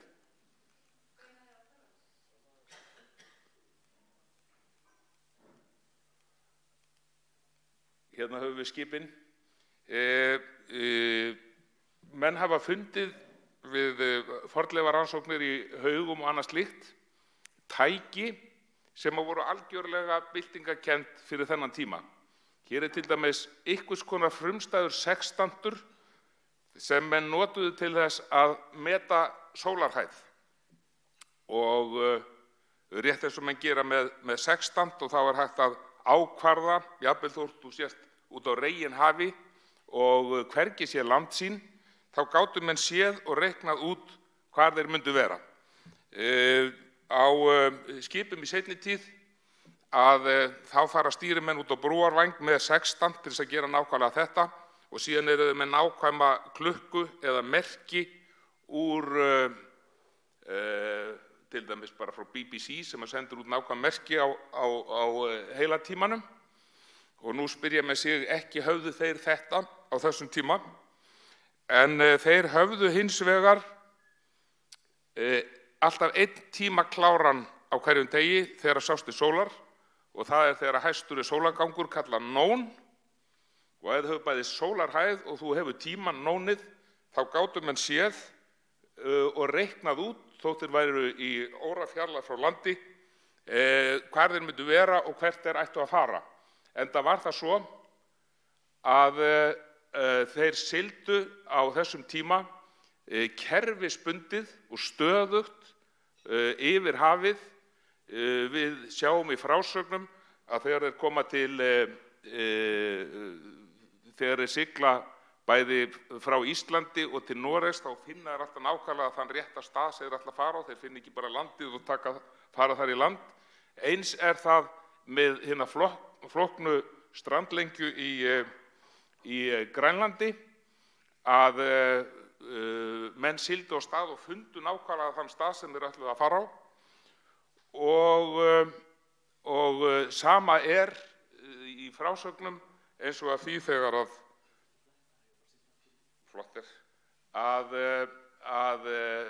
þegar að menn höfðu fyrst farið til þegar Leifur Eiríksson hafi reist sér bústað þar sem á lands á Metás á Nýfundnalandi, að sá sem eftir honum fór, hann fór beint þangað. Og með öðrum orðum, við eigum það að Ísland byggðist ekki vegna þess að hingað hafi leitað bændur og ekki vegna þess að okkar forfeður hafi verið hraustari og áræðnari bardagamenn heldur en aðrir í Evrópu á þeim tíma. Þetta var eingöngu vegna þess að menn höfðu þessa tækni til þess að byggja skip. Síðan var það ógæfa Íslendinga að á Íslandi var ekki hægt að byggja haffær skip eða úthafsskip. Til þess voru trén ekki nógu há. Háu skandinavísku trén voru upplögð í þetta. Borðið eða tré sem að, hvert að tré sem að skipin eru smíðuð úr þarf að vera minnst út í 20-30 metra langt. Svoleiðis var ekki að finna á Íslandi. Menn smíðuðu báta hér á Íslandi úr rekaviði en haffær skip var ekki hægt að smíða. Og partur af vandræðum við okkar sögu og eins og þegar kemur fram á Sturlungaöld og við sjáum síðan í gamla sáttmála að við gerum sáttmála við Noregskonung það að hann tryggi hingað siglingar. Við gátum ekki gert það sjálfur. Sjálfsögðu gátu Íslendingar farið til Noregs eða Skandinavíu og keypt sér skip en þau dugðu ekki í mörg ár. Það var ekki siglt á veturna og það var erfitt að verja viðinn og þegar skipið búið að vera marga vetur annaðhvort að skrampast einhvers staðar í sjó eða það hefði verið tekið á land til þess að þorna þar, þá eru skipin ekki lengur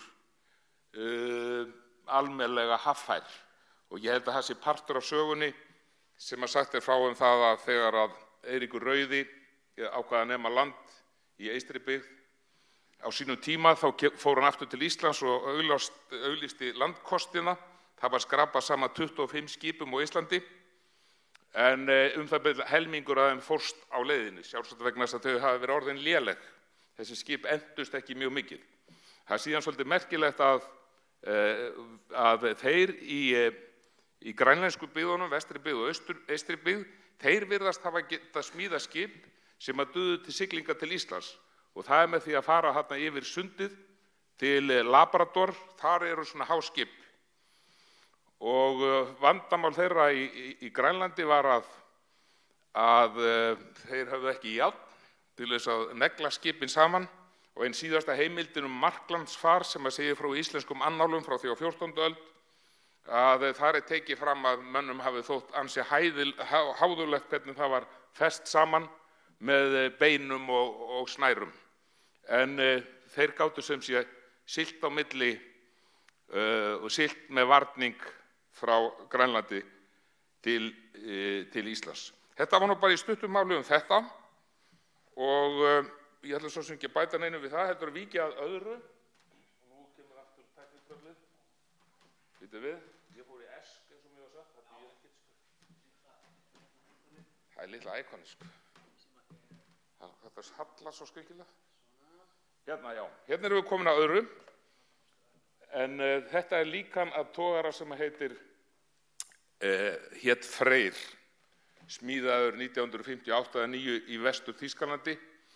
En þannig er að ég fékk þá hugmynd fyrir eitthvað 30 árum að skrifa skáldsögu tiltekinn atburð sem gerist borð í íslenskum síðutogara, mikið fárviðri. Og ég fór að sökkva mér ofan í þetta, lesa allt. Þetta gerist í hinu svokallaða nýfundalagsveðri eða júlíveðri sem var á miðum sem Íslendingar kölluðu Ritubanka við Nýfundaland.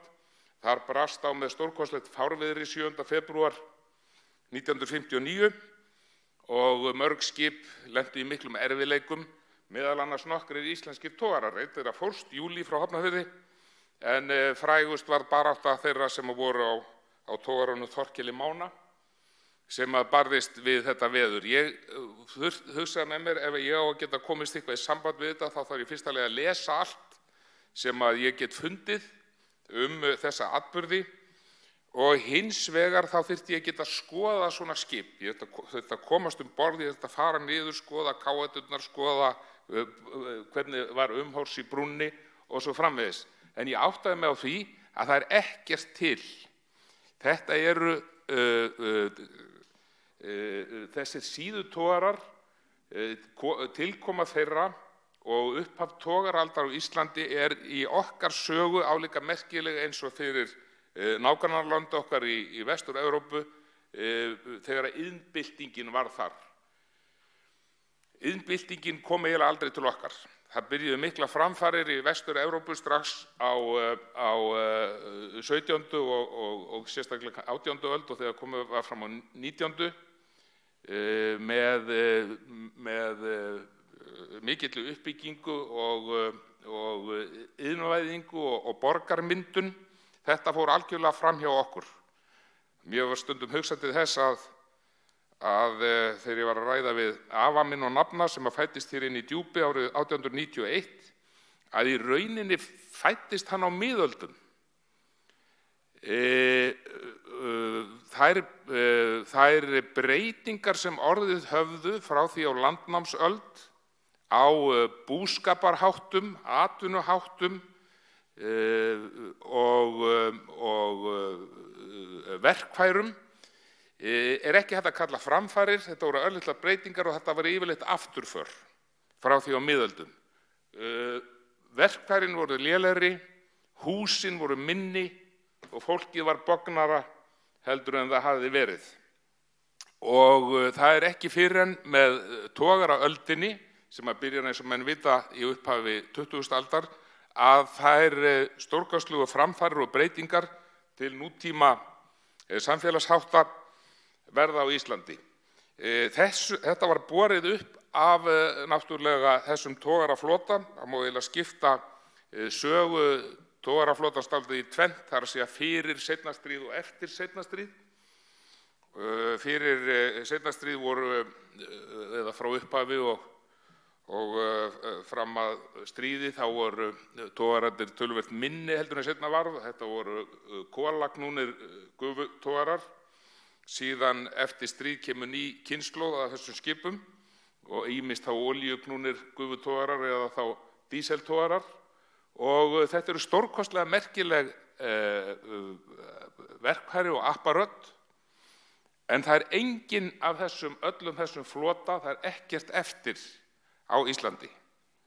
Og mér var hugsað til þess, þar sem ég var að hugsa þetta og pæla í þessu og fara á netið og rannsaka málin, að þá myndi ég nú eftir því að það voru 2 togarar hérna út á tanganum hérna yst þegar ég var krakki. Mér minnir að það hafi verið Guðmundur Júní og ég held örugglega að hann hafi verið fyrir stríðstogari, og svo var annar breskur sem lá þar sem hafði strandað hér í Djúpinu. Þetta var náttúrulega á vegum Marsellíusar. En það ekkert eftir.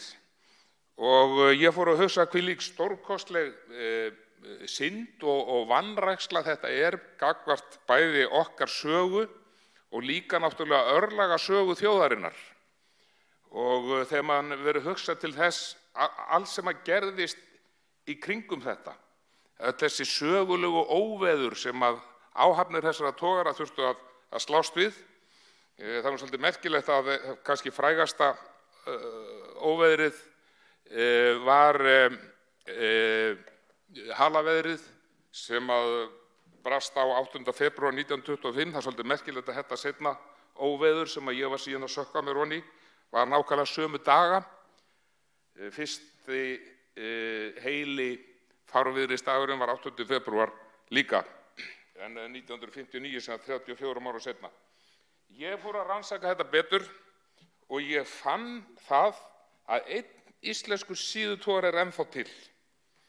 Og það þessi, hann heitir Freyr, sem var keyptur til Reykjavíkur rétt fyrir 1960. Hann átti 3 systurskip sem ykkur frægustu happa- og aflafleitur í sögu íslenska flotans. Það voru Víkingur frá Akranesi, Maj, Hafnarfirði og Sigurður. Freyr var seldur til Bretlands einhvern tímann snemma á 7. áratugnum og gerður út þar lengi sem, og hét þá Ross Revenge. Það var útgerð sem átti marga togara, bresk útgerð, og þeir hétu allir Ross eitthvað. Einn þeirra fórst nú hér í Djúpinu, Ross Cleveland, 1968. En býtum nú hægur, þetta ekki arvan? Nei. Já, hérna sjá hann. Hérna sjáum við hérna Frey og hann á svolítið merkilega sögu. Hérna hann farin að heita Ross Revenge, en svo tekur hann mikla uppeyju á sínum karriér. Þetta Radio Caroline og hann var sem sagt þarna fyrir utan Bretlandsstendur og frá honum var send þessi merkilega útvarpsrás, Radio Caroline, og eftir að hann hafði gegnt því hlutverki var hann dreginn upp í Thames og lá þar hríð. Síðan hann núna kominn á annan stað, en hann til og í heilu lagi. Og ég held að ég vilji ljúka málum mínum með því að segja að ef það væri ykkur glóra í Íslendingum og íslenskum stjórnvöldum og íslenskri þjóðarsál, þá myndum við sækja þennan togara, gera hann upp og eiga aldur og ævi til minja þennan einn almerkilegasta part í okkar atvinnusögu. Og svo segi ég bara takk fyrir mig.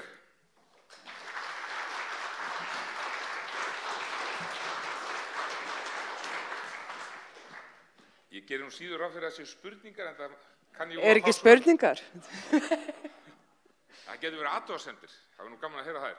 Já, það hljóta verið athugasemdir. Dregur það enginn upp magann? Jú, Pétur, ég vissi það.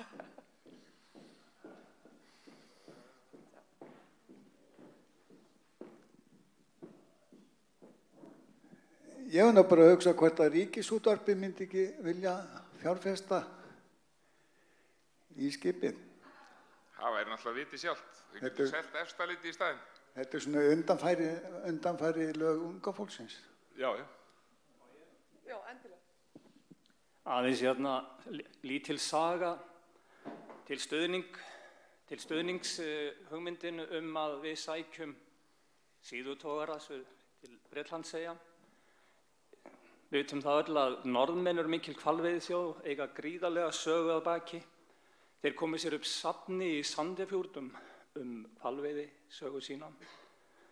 Þegar til átt að taka, svona frumstigum þessa verks, var ekkert hvalveiðiskip til. Jú, það var eitt sem fannst á botni sjávar í spænskri höfn einhverju. Þeir bara sóttu skipið.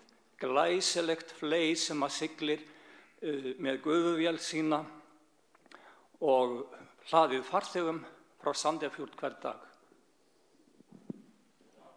Þetta frábært.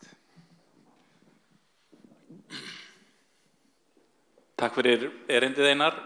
Ingibjörn Guðnason heiti ég. Ég ætlaði bara að skjóta inn. Það spurning hvort að Bretarnir væru til í að láta af hendi hlekk úr sinni útvarpssögu til okkar. Það geti verið bardagi, þetta því svona gerfugl. Bretar hafa mjög lítið varðveitt af síðutórum, en það eru til ykkurir, 1 eða 2. Ég var nú að veltaði fyrir mér að fara þarna til Humber-svæðisins. Ég lét nú ekki verða að því. En mér finnst alveg hræðilegt til þess að hugsa að það skulle ekki vera neitt til að þessu hér hjá okkur. Í Grimsby er mér sagt að sé mikið togaraminjasafn. Þar liggur Ross Tiger við bryggju og þar hægt að ganga borð og skoða eitt dæmi glæsilega síðutogara sögu Breta. Og svo aftur eftirlíking af skipi upp á landi þar sem að menn velkjast í ölduróti og kynna störfunum borð í gerfi heimi, einhverjum tækni heimi.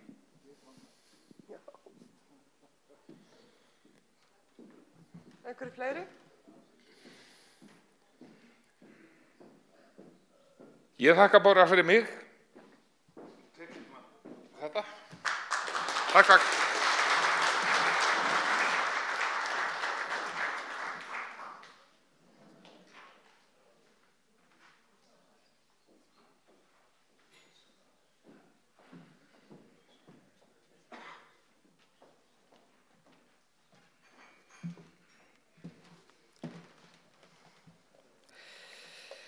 Jæja, næsta mælendaskrá konan Guðrún Jónsdóttir.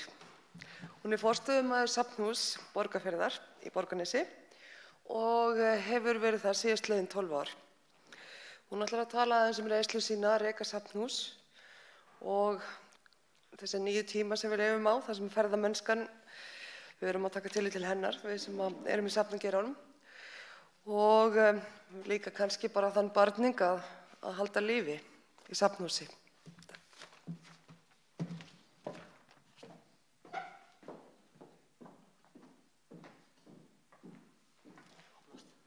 Sett þetta svo í fullt fyrir mig. Sett þetta svo í... Já, meðan þetta er að skjótast þarna upp þá langar mig að þakka fyrir mig og þessi fínu erindi sem ég er búin að hlusta á hér, mikil hugvekja í þeim. Og ekki síst mikilvægt fyrir okkur áhuga fólkum sögu og menningu að hittast. Vil þakka þetta framtak. Nú, svo að sögðu erindi Jóns Jónssonar vina míns, þá ég að hugsa að segja bara það sem hann sagði og fara. En kannski ég hafi fáein orð.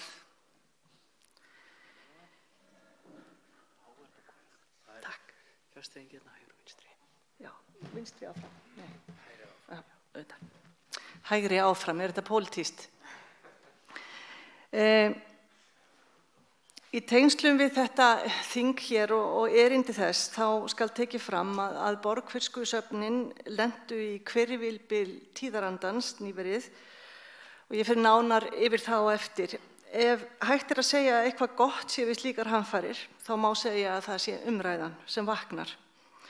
Það mörgum herrum að þjóna og við getum gert öllum til hæfis en jafnframt gætt hagsmuna safnastarfsins. En í Borgarfirði var staðan síðastliðið vor eins og í leikriti ónefndu eftir Shakespeare, to be or not to be. Guðmundur Böðvarsson kvað svo, í vegarins reki lá rauður steinn, við riðum þar hjá eins og gengur með háværum þys í þeysandi hóp. Íslenska alþýðumenninga hverfa í rykmökk. Hér áður fyrr var munum safnað af ástríðu. Nú hafa því verið settar miklar skorður og varðveislugildi muna stranglega metið inn í safnið og tölur eru ansi mismunandi á milli ára eins og þið sjáum það sem tekið inn eins og byggðasafni hjá okkur og fer ekkert eftir neinu sérstöku og ekki út frá stærð heldur ef út í það farið en sveitafélögin auðvitað verða að hugsa þá fermetra sem að þau láta undir safnið og í geymslum þess. Hér til dæmis dæmi stóran grip, elsti flíill landsins frá 1863. Og hér má sjá gamalt barnarúm. Af hverju að geyma slíkt? Það reyndar smíðað af blindum listasmið Þórði Jónssoni á Mófellsstöðum í Skorradal. Þórður ein af aðalpersónum safnfræðslunnar hjá okkur því hann ungu kynslóðinni svo mikil fyrirmynd. Hér til dæmis sagt frá Þórði og það vandlega hlustað. Ekki síst hugsum við í dreifbýlinu að varðveita minningu ákveðins fólks sem bjó á undan okkur á svæðinu og þessi vindlakassi hér var í eigu Guðrúnar nöfnuminnar Jónsdóttur vinnukonu á Húsafelli og þetta tvennt eru gjafir og þrennt sem að myndlistarmaðurinn Muggur gaf henni 1921, klippimyndirnar gerði hann sjálfur. Til byggðasafnana var stofnað og eftir miðja síðustu öld og gjarnan stóðu þá félagasamtök að stofnuninni, svo sem kvenfélög, búnaðarfélög og kaupfélög. Þarna eru við orðin sjálfstæð þjóð og byggðin að færast á mölina, mikil breyting að verða og árnar greina ekki lengur á milli svæða því það búið að brúa þær. Samt eru ýmsir hér inni sem vita það sem Íslendingar að það á eftir að brúa ýmsar ár. En það sem sagt breyttur heimur. Ein breytingana fjölbreytnin, svo segir í hátíðaljóði Ingunnar Snædal, Íslands æviskeið og svo aftur vor og hlæjandi í rigningunni stendur lítið barn í litríkum stígvélum. Við erum orðin litrík þjóð og veröldin full af fjölbreyttu mannlífi. En samt þarf að geyma minjar frá Skorradal sérstaklega vegna þess að þótt hann sameinist öðrum stjórnsýslulega þá færist hann ekki og verður áfram til sem landfræðilega afmarkað svæði. Svo við getum slegið því föstu að það þurfi að varðveita söguna í formi gripa. Svo það þarf að baka brauð eins og litla gula hænan. En hver á að gera það? Frumkvöðlarnir sem stofnuðu söfnin eru hættir að koma að rekstri þeirra eða hættir að vera til jafnvel eins og átthagafélög.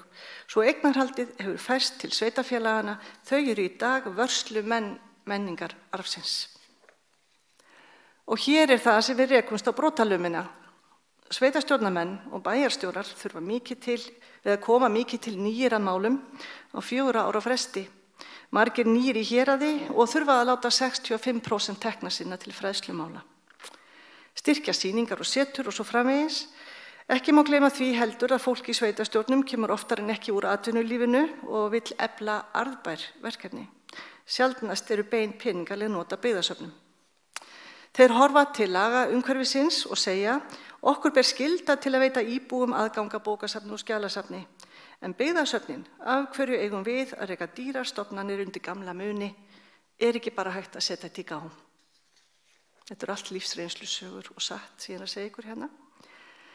Nú það þannig að söfnin eru gríðarlega mismunandi, allt frá borgarsögusafni til innmenningssafna út á landi, svo það eru þess vegna sem forstöðumenn þeirra síðanemndu fá hjarta áfall þegar þeir opna tölvupósta safnaráðs þar sem notuð eru orð sem þeir hafa ekki einu sinni ráð á að hafa í orðaforða sínum. Ég man til dæmis hvað mér brá þegar talað var að ég það uppfræða starfsfólk í geymslum. Hér má segja að það þurfi að brúa nokkrar ár til viðbótar. Og það þarf að tengja milli heima. Auðvitað þarf að gera kröfur til faglegs safnastarfs, en það má ekki hvíla á safnverðinum einum. Ég veit ekki að hverju við erum til en þá er þetta safnafólk sem hér í salnum. Við skulum ekki vera hlaupin í burtu. Það safnast oft mikil þekking í okkur.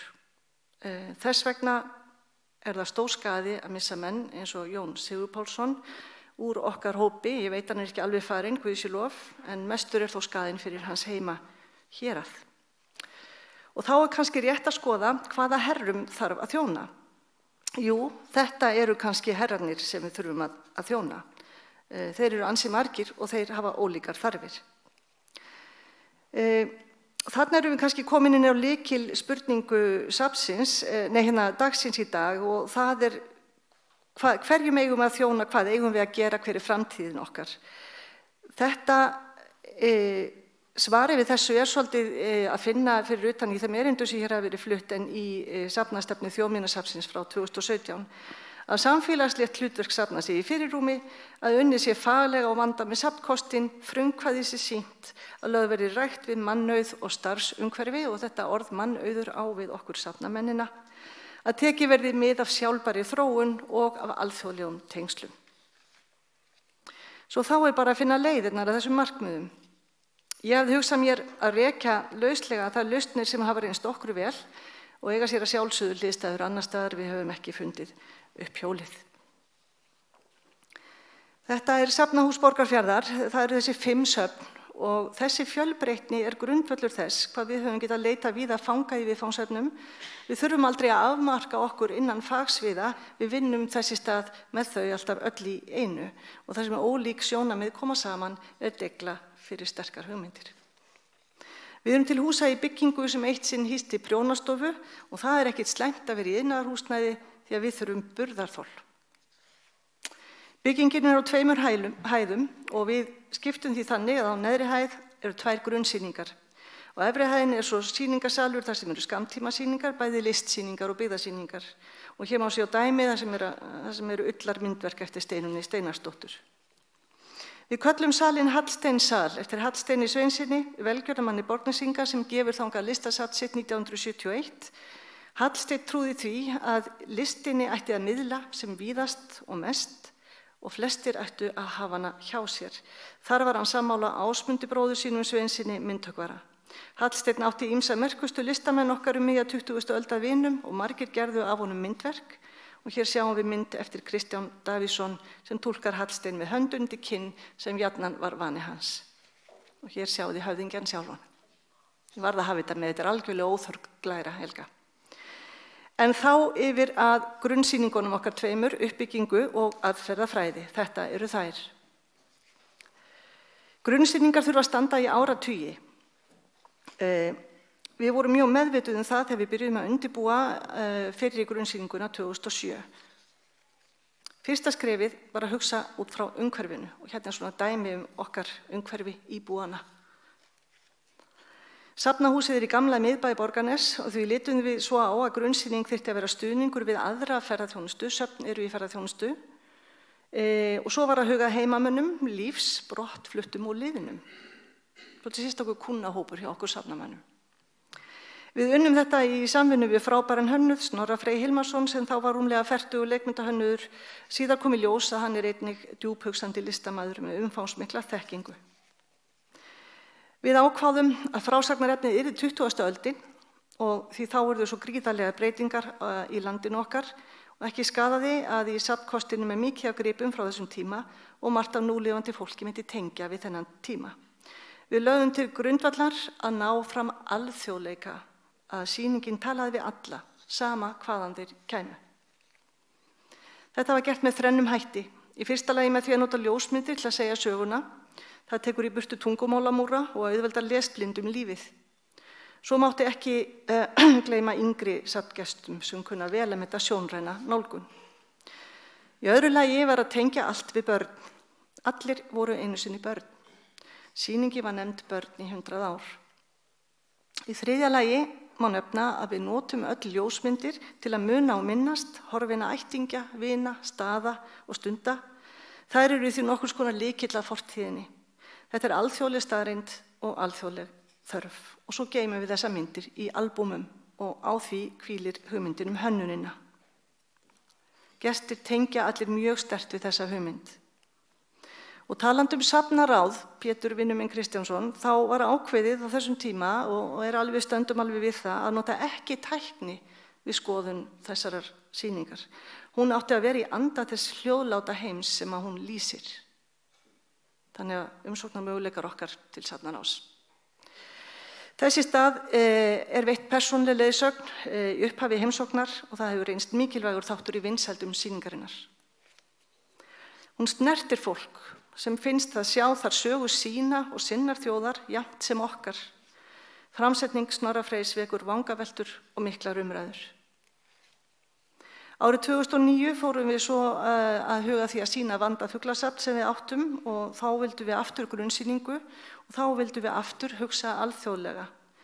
Það var til staðar rými, 50 fermetra rými sem nú ekki stórt, en nú voru góð ráð dýr, ekki tilneytt peningur. Svo við gerðum 5 ára áætlun. Nú var ég aðeins að fara til vinstri því ég var að tala þetta hægri áðan. Frá árinu 2009 var eitthvað gert á hverju ári og við blessuðum þá sem styrkti okkur til þess og í apríl 2013 var svo sýningin opnuð. Aftur var það Snorri Freyr sem hannaði. Auðvitað eru fuglar í eðli sínu alþjóðlegir, en Snorri lagði einnig til grundvallar setningu sem sameiginlega svo mörgum þjóðum, frjáls eins og fuglinn, libre comme l'oiseau, free as the bird, fri som fuglen, frei wie der Vogel. Svo fuglinn virðist vera fyrir mannin eins og táknmynd fyrir frelsið og það getur átt sér margar birtingarmyndir, svo sem að sumar hindranir búum við til sjálf. Svo þessi áhrif bjó Snorri til í þessu 50 fermetra rými. Gestir velta fyrir sér hvernig það sé að hafa enga takmörkun, engan endi. Nú kann fólk að spyrja, hvert ætlaru með þessu? Og þá, við höfum verið lánsöm með grunnsýningarnar okkar. Eitthvað hefur tekist, kannski það að fara eiginlega á bak við gestinn sem einstakling en höfða til mannsins almennt. Listinn opnar nýja túlkunarheima og í eðli sínu alþjóðleg. Inn í veggjónum þarna svo byggðasafnið okkar með munina og gestirnir opna hólf til að finna þá. En svo virðist safnahúsi líka vera hluti íbúa og hér eru umsagnir sem að við fengum svona jákvæða árás á Facebook síðu okkar af hendi íbúa, komið tugir umsagna eins og þessar tvær inn á Facebook síðun okkar í umræðu síðastliðins vetrarar og það þetta að vinna með samfélaginu. Það hefur gert sýningar betri og miðlunina ríkari og ekki síst hefur þetta gefið okkur meðbyr á heimaslóð. Mörg dæmi eru orðin að hátíðahöld vegna afmæla innan ætta hefjast hjá okkur og hér má til dæmis sjá börn Jakobs Jónssonar á Varmalæk sem unnu með okkur að örsýningu hann á 100 ára afmæli hans fyrir 2 árum. Og hér stór hópur að minnast Egils Pálssonar verkamanns 2012 og jafnvel kemur fólk erlendis frá sem hefur átt tilveru sína það lengi að vitja rótana. Og þessi kona hann lengst til hægri alin upp í baðstofunni sem við erum með á byggðasafnsýningun okkar. Þannig eru söfn nokkurs konar sendiráð í tímanum þar sem fólk getur komið og tengt við söguna sem það hluti af. Í möppum sem gestir taka með sér sýninguna meðal annars þessi setning úr Morgunblaðinu frá því 1928 fyrir réttum 90 árum, 1. nóvember. Hvítárbrúin nýja verður vígð í dag. Ýmsir fóru til Borgarness með Suðurlandi í fyrradag til að vera við þá hátíðlegu athöfn. Og í gærkvöldi var einmitt opnuð hjá okkur sýning Hvítárbrúna sem byggir að miklu leyti á sjálfboðaliðavinnu löngu brottflutts Borgfirðings Helga Bjarnasonar blaðamanns, unnin í samvinnu við Vegagerðina, Minjastofnun og Kaupfélagið, svo nokkuð sé nefnt. Viðburðurinn var hluti af Evrópsku ári menningararfs en samstarfið við Helga sprettur beint af tengslaneti okkar. Og nú yfir að hálfgerðum leiðindamálum. Í ágúst 2017 var tekin umræða rekstur safnana í sveitastjórn Borgarbyggðar. Það virtist koma til vegna byggingar sem lokið var við 2007 og reynst hefur þungur baggi en engu að síður mjög mikilvæg sem aðsetur Menntaskóla Borgarfjarðar. En fremur það nokkurs konar félagsheimili fyrir íbúa, þorrablót og böll, erfisdrykkjur og ammæli og húsið heitir Hjálmaklettur. Fengið var ráðgjafi frá Reykjavík, einhver að hugsa ráðgjafi að sunnan, ekki ég, til að vinna með starfshópi safnamál. Af 3 í honum voru 2 úr sveitastjórn og virtist vera þverpólitísk samstaða að fara í stórfelldar breytingar og starfsemi safnana og fækka þar með fermetrum í eigu sveitafélagsins. Í stuttumáli sagt var skila skýrslu sem hljóðaði upp á að tæma safnahús og dreifa starfseminni vítt hérað. Héraðsbókasafnið átti að fara inn í Hjálmaklett og opnaði yrði þar kaffihús sem bókasafnið myndi flæða inn í. Þar yrði einnig upplýsingamiðstöð ferðamanna, ég held að hún hafi síðan átt að flæða inn í kaffihúsið. Skjalasafninu yrði komið fyrir í kjallara Hjálmakletts en einnig var sett fram sýn sameiginlega framtíðargeymslu safna á Vesturlandi og Vestfjörðum sem yrði staðsett í Borgarnesi. Byggðasafnið átti að mestu leyti að vera í kössum, listaverk átti að sýna á göngum og sal Hjálmakletts. Röksemdafærslur starfsmanna safnahús voru langt frá því að skila sér inn í skýrsluna. En við vorum svo heppin að almenn ánægja ríkti í héraðinu með hlutverk húsins og síðar kom í ljós að þar skildi milli lífs og dauða. Skýrslan vakti sterk viðbrögð. Starfsfólk sendi frá sér ályktun, nokkrir skrifuðu greinar, íbúar gerðu jákvæðu árás á Facebook síðun okkar. Hópur erlendra listamanna í héraði kom saman til að skapa verk sem voru selt til ágóða fyrir húsið, mikill kærleikur í því.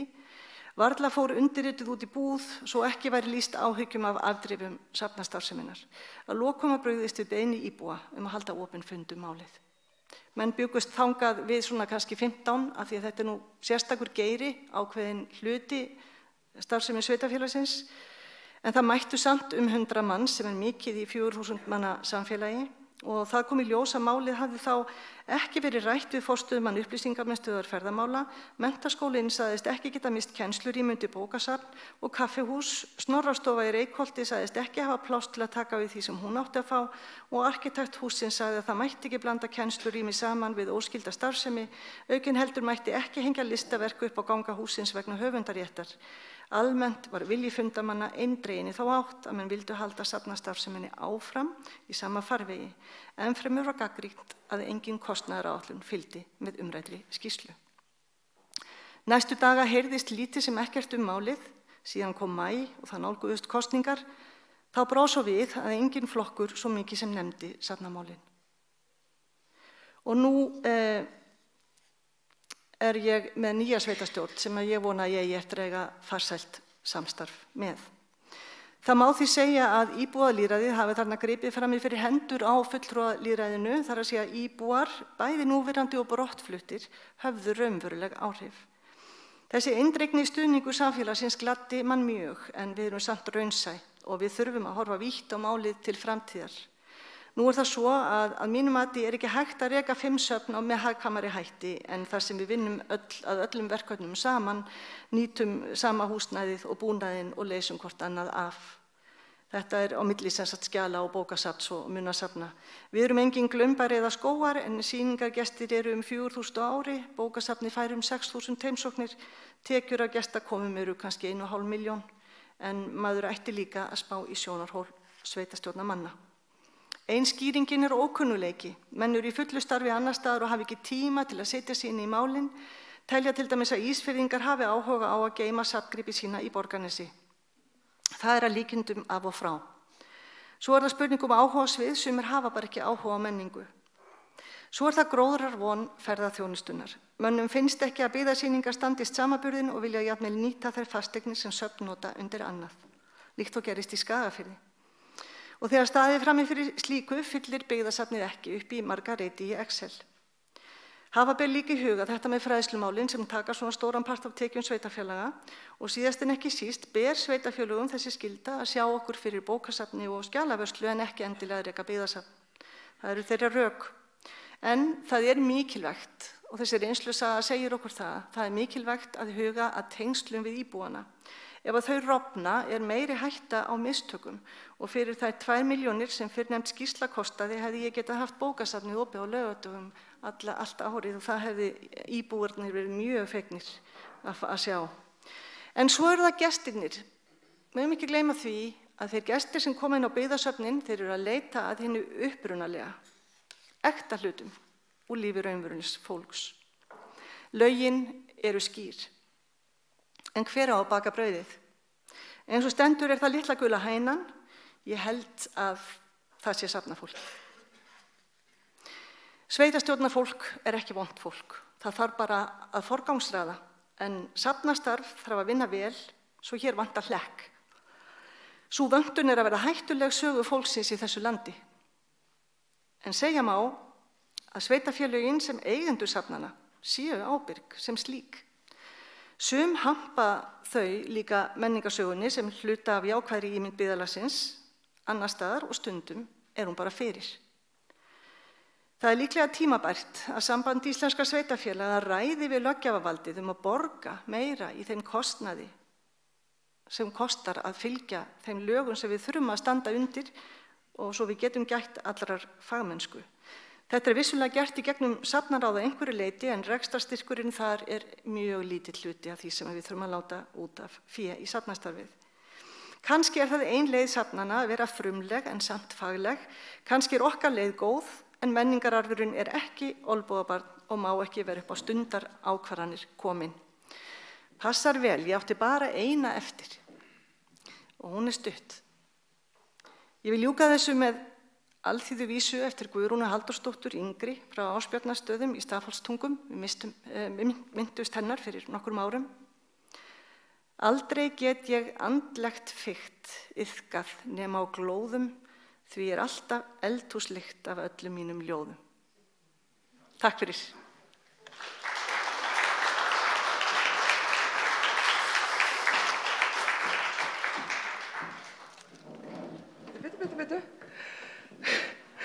Takk Guðrún fyrir þitt ríkulega erindi og fróðlega. Hér hljóta einhverja spurningar að koma.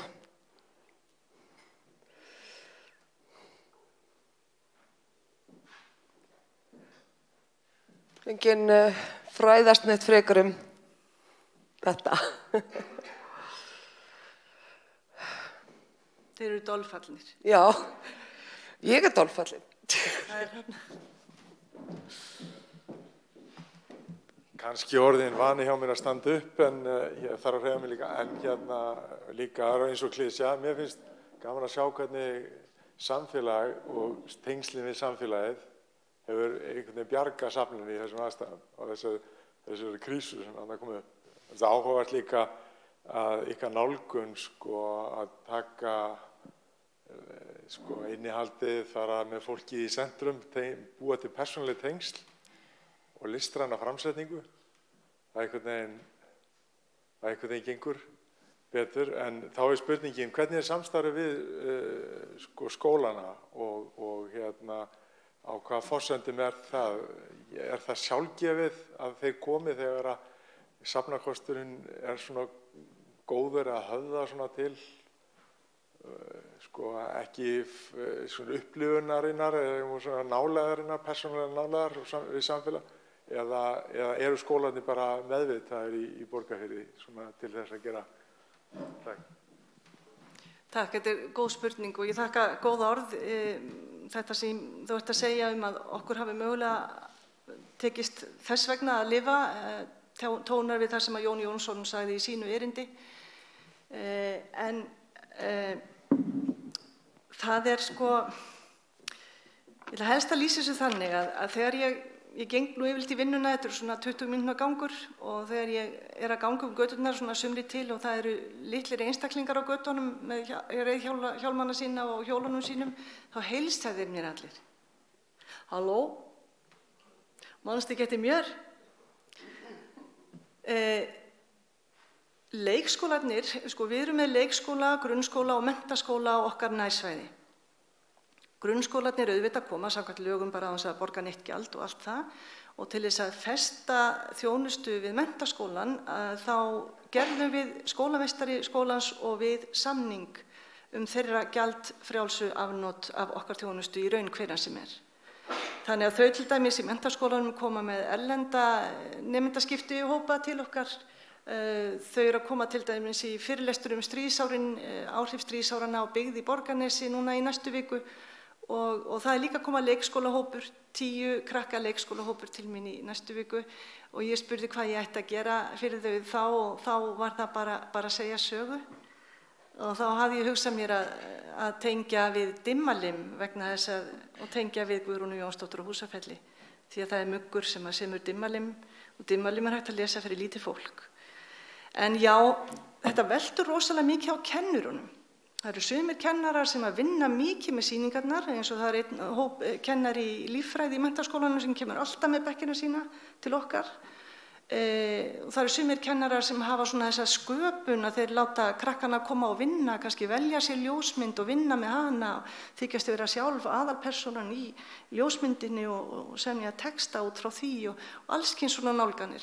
Oft fæ ég óskir áður en yfirleitt byrjum við þetta á sögustund og síðan fá þau að vera í friði að skoða sjálf því að sýningin og sýningarnar eru hannaðar fyrir börn.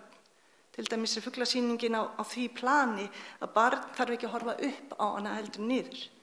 Það er svo margt svona sem við hugsuðum allan tíman og þessi hólf eru sérstaklega hugsuð fyrir þau, bæði vegna þess að þau uppgöta þá. Og þá verður þetta streymi á milli þeirra og foreldrana eða afans og ömmunar.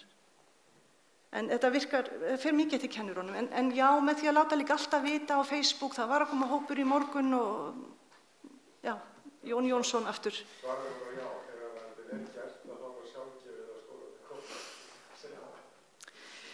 Nánast, en þá þurfum við líka að hafa tíma til þess að sinna því og hamra á þeim og vekja athygli á okkur. Markaðsstarfið þarf að fara fram og álagið svolítið mikið. Það kannski hjálpar að ég var í markaðsvinnu hjá fyrirtækjum og ég ferðaþjónustu í einhver 15 ára en ég kom í þetta, ég veit ekki. Einhver fleiri?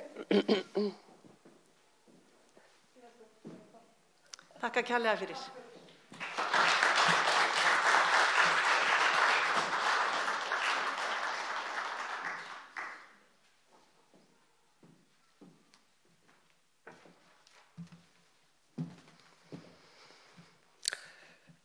Næstur kemur ég upp Ági Karlsson en hann stundakennari við Háskóla Íslands í þjóðfræði ásamt því að vera í doktorsnámi við sömu deild. Erindi hans heitir Samtaka í þágu menningararfsins. Gjörðu svo vel, Ági.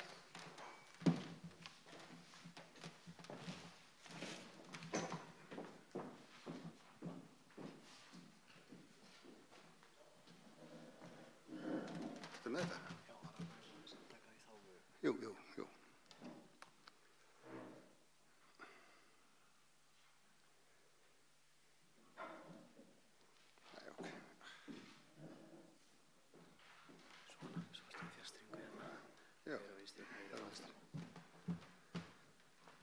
Komið þið sæl.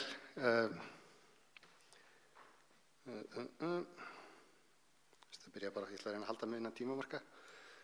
Já, mér langar til að byrja því að þakka Helgu og Jóni sérstaklega fyrir að boða til þessa tímabæra málþings á þessum stað og bjóða mér að vera með.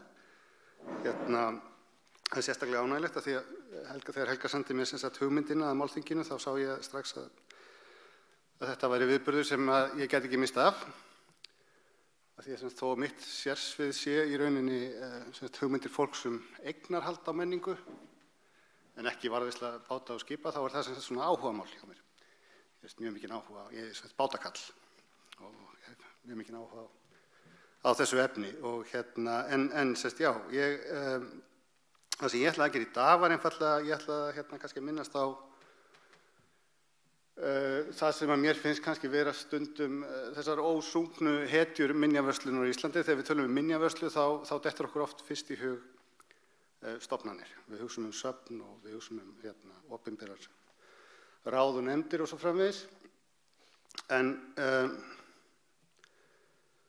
Ef við skoðum hins vegar sögu minjavörslu á Íslandi þá sjáum við að það eru aðilar, það eru félagasamtök hafa komið þar mikið að í gennum tíðina og tengjast. Án þeirra er mjög erfitt að hugsa sér hver staðan væri í dag eiginlega. Og kveikjan að þessu er eiginlega það sem Erik Smóland talaði í morgun, er eitt af því sem að slær mann þegar maður ber saman stöðu varðveislu báta og skipa á Íslandi og í Noregi, er hvað það er ofboðslega mikið félagasamtök og virk félagasamtök í kringum þessi mál í Noregi. Og alls ekki eins mikið hér, þó að séum svona vísir að því kannski að verða til.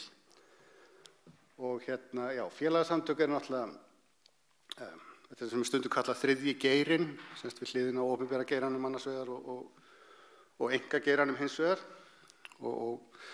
En öðru leyti geta félagasamtök svo sem fengist við allt mögulegt. Það er engin svona kannski skýr verkaskipting endilega á milli félagasamtaka og hins opinbera annars vegar eða einkageirans hins vegar. Mörg félagasamtök sem velta miklum peningum og hafa starfsemi snúast það og mörg félagasamtök náttúrulega sem veita okkur ákveðna lífsnauðsynlega þjónustu. Við þekkjum björgunarsveitina til dæmis sem dæmi slík félagasamtök. Þannig að það er ekkert svona fyrirfram kannski ákveðið. Félagasamtök geta náttúrulega haft alls konar form og hið opinbera hefur ákveðið svona ákveðna formfestu og ákveðin form, það er ákveðin form sem gilda í einkageiranum líka. Félagasamtök er einhvern veginn allt hitt og þau geta bara verið allavega og miðstór og lítil og allt þar á milli. Þannig að þetta er svona kannski, og það hefur svona kannski verið tilhneiging til að líta svo á síðustu 40 árum þegar hefur verið kannski ákveðin tilraun til að með ákveðin nýjan svona samfélagssáttmála sem stundum kenndum við nýfrjálshyggju eða hægri stefnu að líta svo á að félagasamtökin eigi að koma inn þar sem ríkið bregst, þar sem ríkið getur ekki vegna fjárskorts eða einhvers komið til móts við þarfir þegnanna, að þá komi félagasamtökin inn og bjargi málunum. Og þetta er svona kannski hugmynd sem er hægt að ræða á gagnrýninn hátt í þessu samhengi. En já, eins og ég segi, þá eiga félagasamtök sér langa sögu. Þetta byggir bara einfallega á bók eftir Sigurjón Baldur Hafsteinsson sem talar á eftir byggðasöfn á Íslandi og þetta er þau félagasamtök sem komu að stofnun ýmissa byggðasafna á Íslandi mismikið eftir atvikum. Það er svona kannski álitamál hversu réttmætt er að spyrða þau saman við sögu þessara byggðasafna því að þau svona kannski, já, það er svona þeirra aðkoma var mismikil og flest þessi byggðasöfn eru náttúrulega á vegum sveitarfélaga í dag. Þetta er náttúrulega saga sem er vel þekkt og afskaplega merkileg. Og í minni eigin rannsókn, þegar ég var að skrifa mína MA-ritgerð, þá hún gekk út á það að skoða. Ég var að reyna að grafast fyrir ástæðu þess að söfnum, setrum og sýningum hefði fjölgað svona mikið á Vestfjörðum bara á stuttum tíma og ég var að reyna að velta fyrir mér ástæðan þess og eitt af því sem sló í augu voru þessi fjölbreyttu rekstrarform. Það voru hlutafélög, sjálfseignarstofnanir og félagasamtök og þetta lista ég upp þau félagasamtök sem þá á þeim tíma voru komu að einhverjum af þessum verkefnum og þið náttúrulega þekkið væntanlega þessi samtök vel. Kannski af þessum þá eru kannski tvö sem ég myndi vilja draga fram sem annars vegar félag Listasafns Samúels í Selárdal sem var stofnað 1998 og upphafið að þessu var að Ólafur Engilbertsson og Kári Skram gerðu heimildamynd Samúel og þar sem þeir voru að filma þarna í dalnum og filma með listaverkin hans og í því aðstandi sem þeir voru og upp úr því er stofnað svona félag í bænum í Reykjavík það að einhvern veginn að bjarga þessu eða reyna að forverja þetta einhvern veginn, komið í veg fyrir að þetta skemmtist meira eða væri eyðilagt og það tókst svona með tíð og tíma.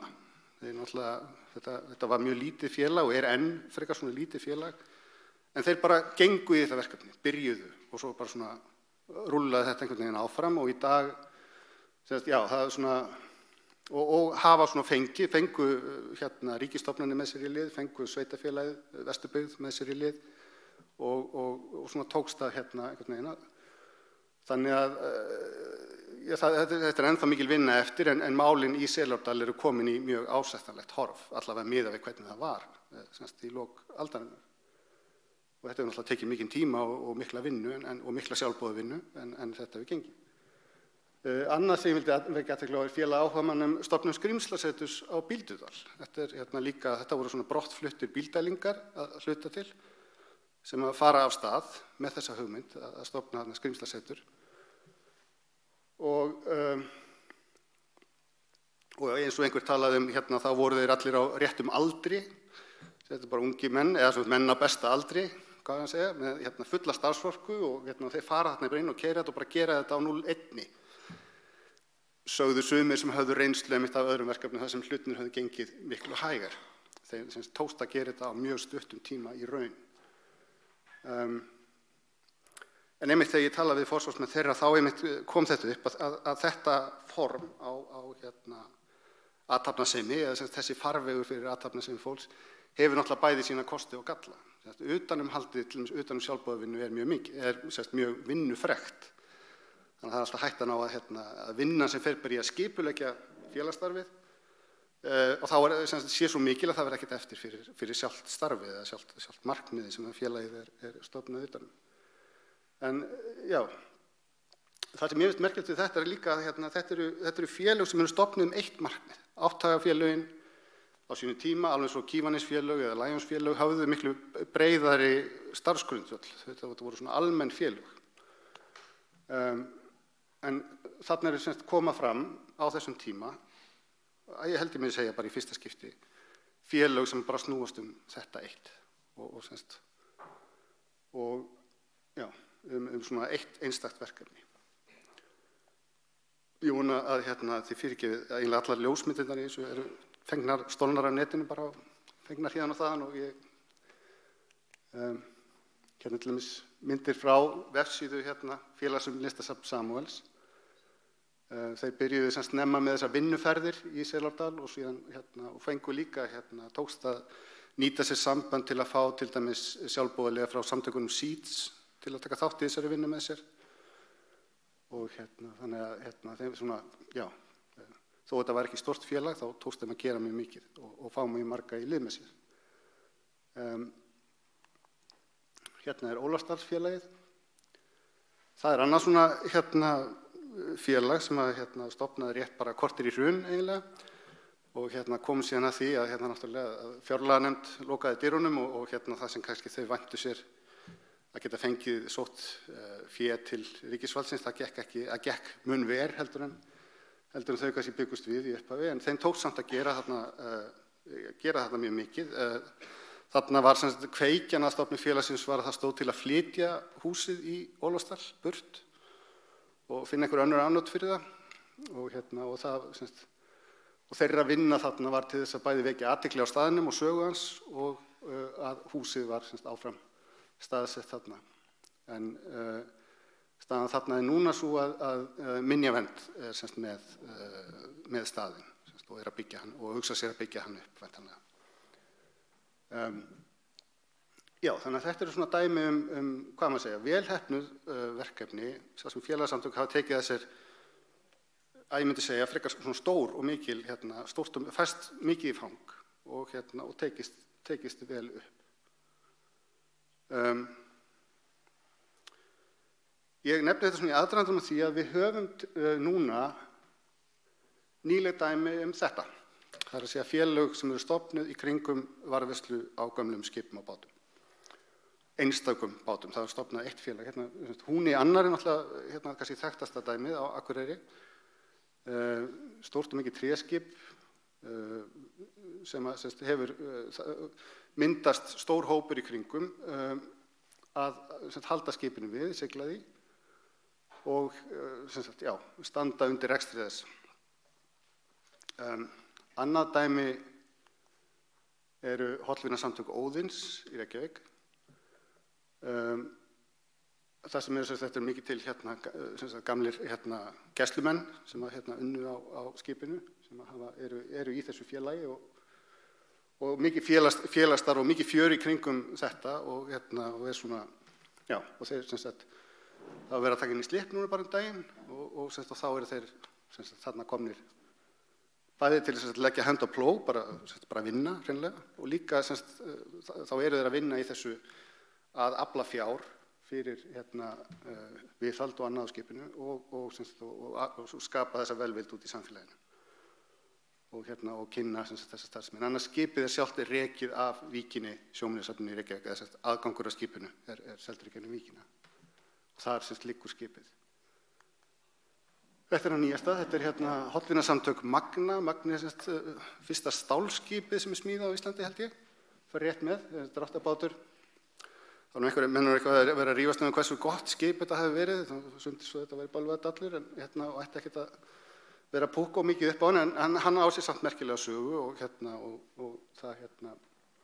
það hefur orðið, það eru til samtök, það er búið að stofna hollvinasamtök Magna sem að hafa með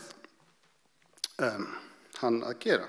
Þannig að þetta er svona, já.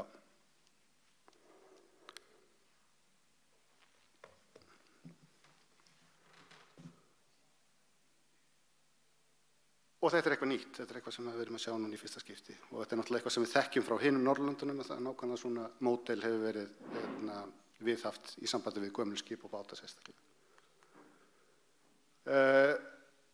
Bara rétt í lokin, félagasamtök eru grasrótarstarf. Þetta er bara bara venjulegt fólk sem tekur sig saman ákveðna hluti og ákveðin verkefni. Ísland er nú nýlega búið að aðeins að gera sig í brók í sambandi við þennan samning óáþreifanlega menningararf sem við vorum eitt af fyrstu löndunum sem skrifuðu undir þennan samning 2004 eða 2005 en gerðum svo ekki neitt og við hann bara lág einhvern veginn í skúffu og í ár er Íslenska ríkið að fara á stað með ákveðna vinnu og ástæðan fyrir því er að okkur langar til að vera með í svona sameiginlegri norrænni tilnefningu á súðbyrðingnum, því byggingalagi, inn á svona heimslista yfir óáþreifanlega menningararf eða menningarerfðir. Og til þess að við geta verið með, þá þurfum við að hafa unnið smá heimavinnu og eitt af því sem við þurfum að gera samkvæmt þessum samningi er að skrá og rannsaka þessa hluti sem þarna taldir upp hjá okkur. Lykilatriði í þessum samningi og það sem Norðurlöndin virðist alltaf viðhafa er þetta að grasrótin dragi vagninn, að frumkvæðið komi að neðan, að það sé ekki stjórnvöld eða hið opinbera eða valdastofnanir eins og kirkjan eða háskólinn eða eitthvað slíkt sem eigi frumkvæðið, heldur að grasrótin, og þar eru félagasamtök í algjöru lykilhlutverki, eigi frumkvæðið og dragi þennan vagn. Og að vísu þarf alltaf að vera þetta samtal, það þarf alltaf að vera líka, eins og kannski Erik lýsti líka, það þarf að vera ákveð samtal hérna milli stjórnvalda og opinbera stofnana og grasrótarinnar, en þetta frumkvæði komi neðanfrá. Og þetta er alveg af því að það er full ástæða til að óttast það þegar valdastofnanir komast í svona verkefni að þau taki þau yfir og í rauninni ræni menningunni frá fólkinu og fólki sem stundar þessa menningu, því finnist að hafa verið útilokað frá sinni eigin hefð, sinni eigin þekkingu og handverki og svo framvegis. Þannig að ég sé fyrir mér að það sé mikil ástæða til að bæði efla þau grasrótarsamtök sem eru á þessu sviði í dag og sé fyrir mér líka að það verði til mörg fleiri í framtíðinni í kringum ýmsa þætti okkar menningar, meðal annars okkar sjávarútvegs og sjávarhátta og strandmenningar. Með það bara ætla ég að skilja ykkur eftir. Takk fyrir mig. Takk kærlega.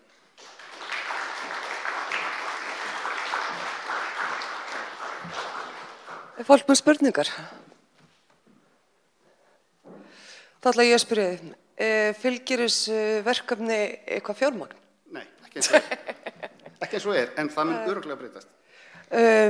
Eiga þá grasrótarsamtökin að framleiða efni inn í verkefnið án þess að fá neitt fjármagn fyrir? Já, eins og þá það þannig, já. Og hvað er típist? Einhver annar?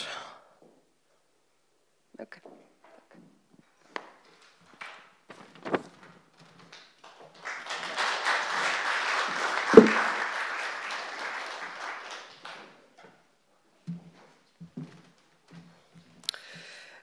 Núna ætlum við að fara í smá pásu, bara í korter. Þannig að við byrjum hérna 14 mínútur í 3.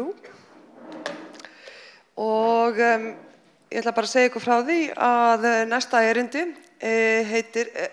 fjallarum og heitir Hver er leiðin fram á við? Og það er Sigurjón Baldur Hafsteinsson sem er prófessor í safnafræðum við Háskóla Íslands og heldur utan það nám.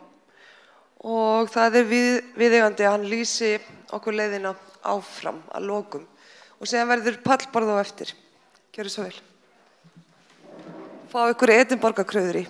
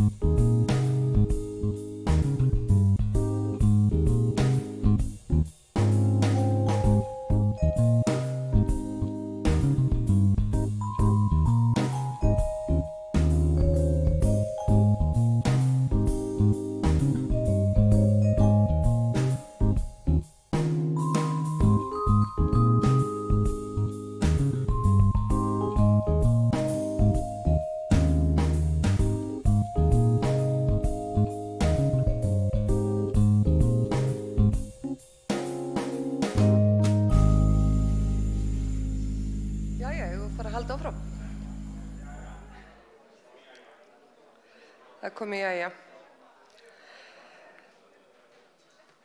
Eftir að Sigurjón búinn að tala, þá ætla ég að biðja alla þá sem héldu erindi að setjast inn upp og vonandi að eiga samræði við salinn. Þegar við gerum það, þá ætla ég að kynna leynigestin. Það hún Anita, forstöðumaður Síldarminjasafns Siglufjarðar og við hlökkum til þess að fá hann í pallborðið. Ég ætla líka að minna það að klukkan 5:30 í kvöld þá ætlum við að opna sýningu niðri í Turnhúsi sem er síðasta sýningin sem að Jón Sigurpálsson vantarlega setur upp í Turnhúsinu. Ég segi hann kúrator í sýninguna, hann segist hafa hannað sýninguna. En við getum rætt munið þar á síðar. En Sigurjón, já.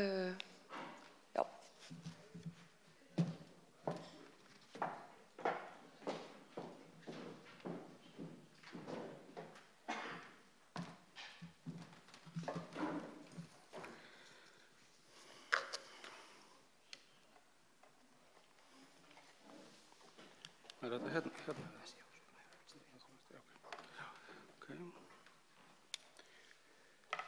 Komið þið sæl og takk fyrir í dag fyrir mjög áhugaverð erindi og umræður. Jón Jónsson sagði hérna þegar hann flutti sitt erindi að hann hefði fengið stóru spurningarnar. Ég fekk eins og hérna litlu spurninguna. Hver leiðin er framundan. En á undanförnum 10 árum hef ég lagt mig fram að efna til umræðu á Facebook safnamál. Og ég hef í þeim tilraunum gert mig far að draga fram hversdagslega hluti á borð við rassamyndatökur frægra og ungra og sára reynslu fólks af barnaníði og baráttu þess á viðurkenningu ofbeldis sem það hefur meðal annars orðið fyrir á stofnunum á vegu hins opinbera.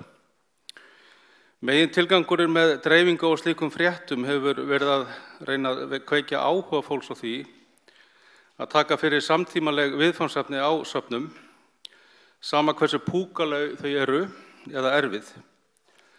Rassamyndatökur eða belfís, eins og þær eru kallaðar, dæmi alþýðumenningu samtímans á Íslandi og ég hef spurt mig að því af hverju ættu söfn ekki að taka það fyrir á sýningu sínum.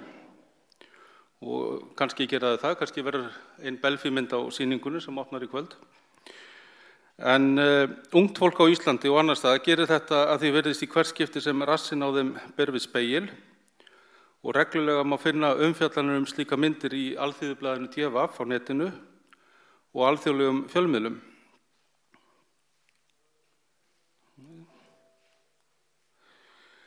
Breiðavíkurmálið og Kumbaravogsmálið hefur skekið samfélagið á undanförnum árum og hreyft mörgum og það hefur verið fjallað það í blöðum, gefnar út bækur og menn tala þau mál hvar sem þeir hittast, svo eitthvað sé sagt það.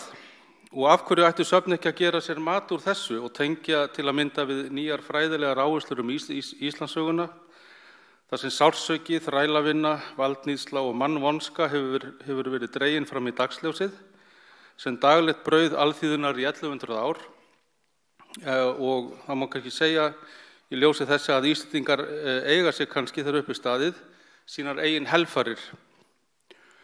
Í byrjun september á þessu ári setti ég til dæmis inn á Facebook-hópinn Frétt úr DVAF sem greinir frá því að Ágústa Jónsson hafi keypt loðfóðraðra parkaúlpu á 440.000 krónur en sé að reyna að selja hana í Facebook-hóp sem tilengaður kaupum og sölum á merkjavöru.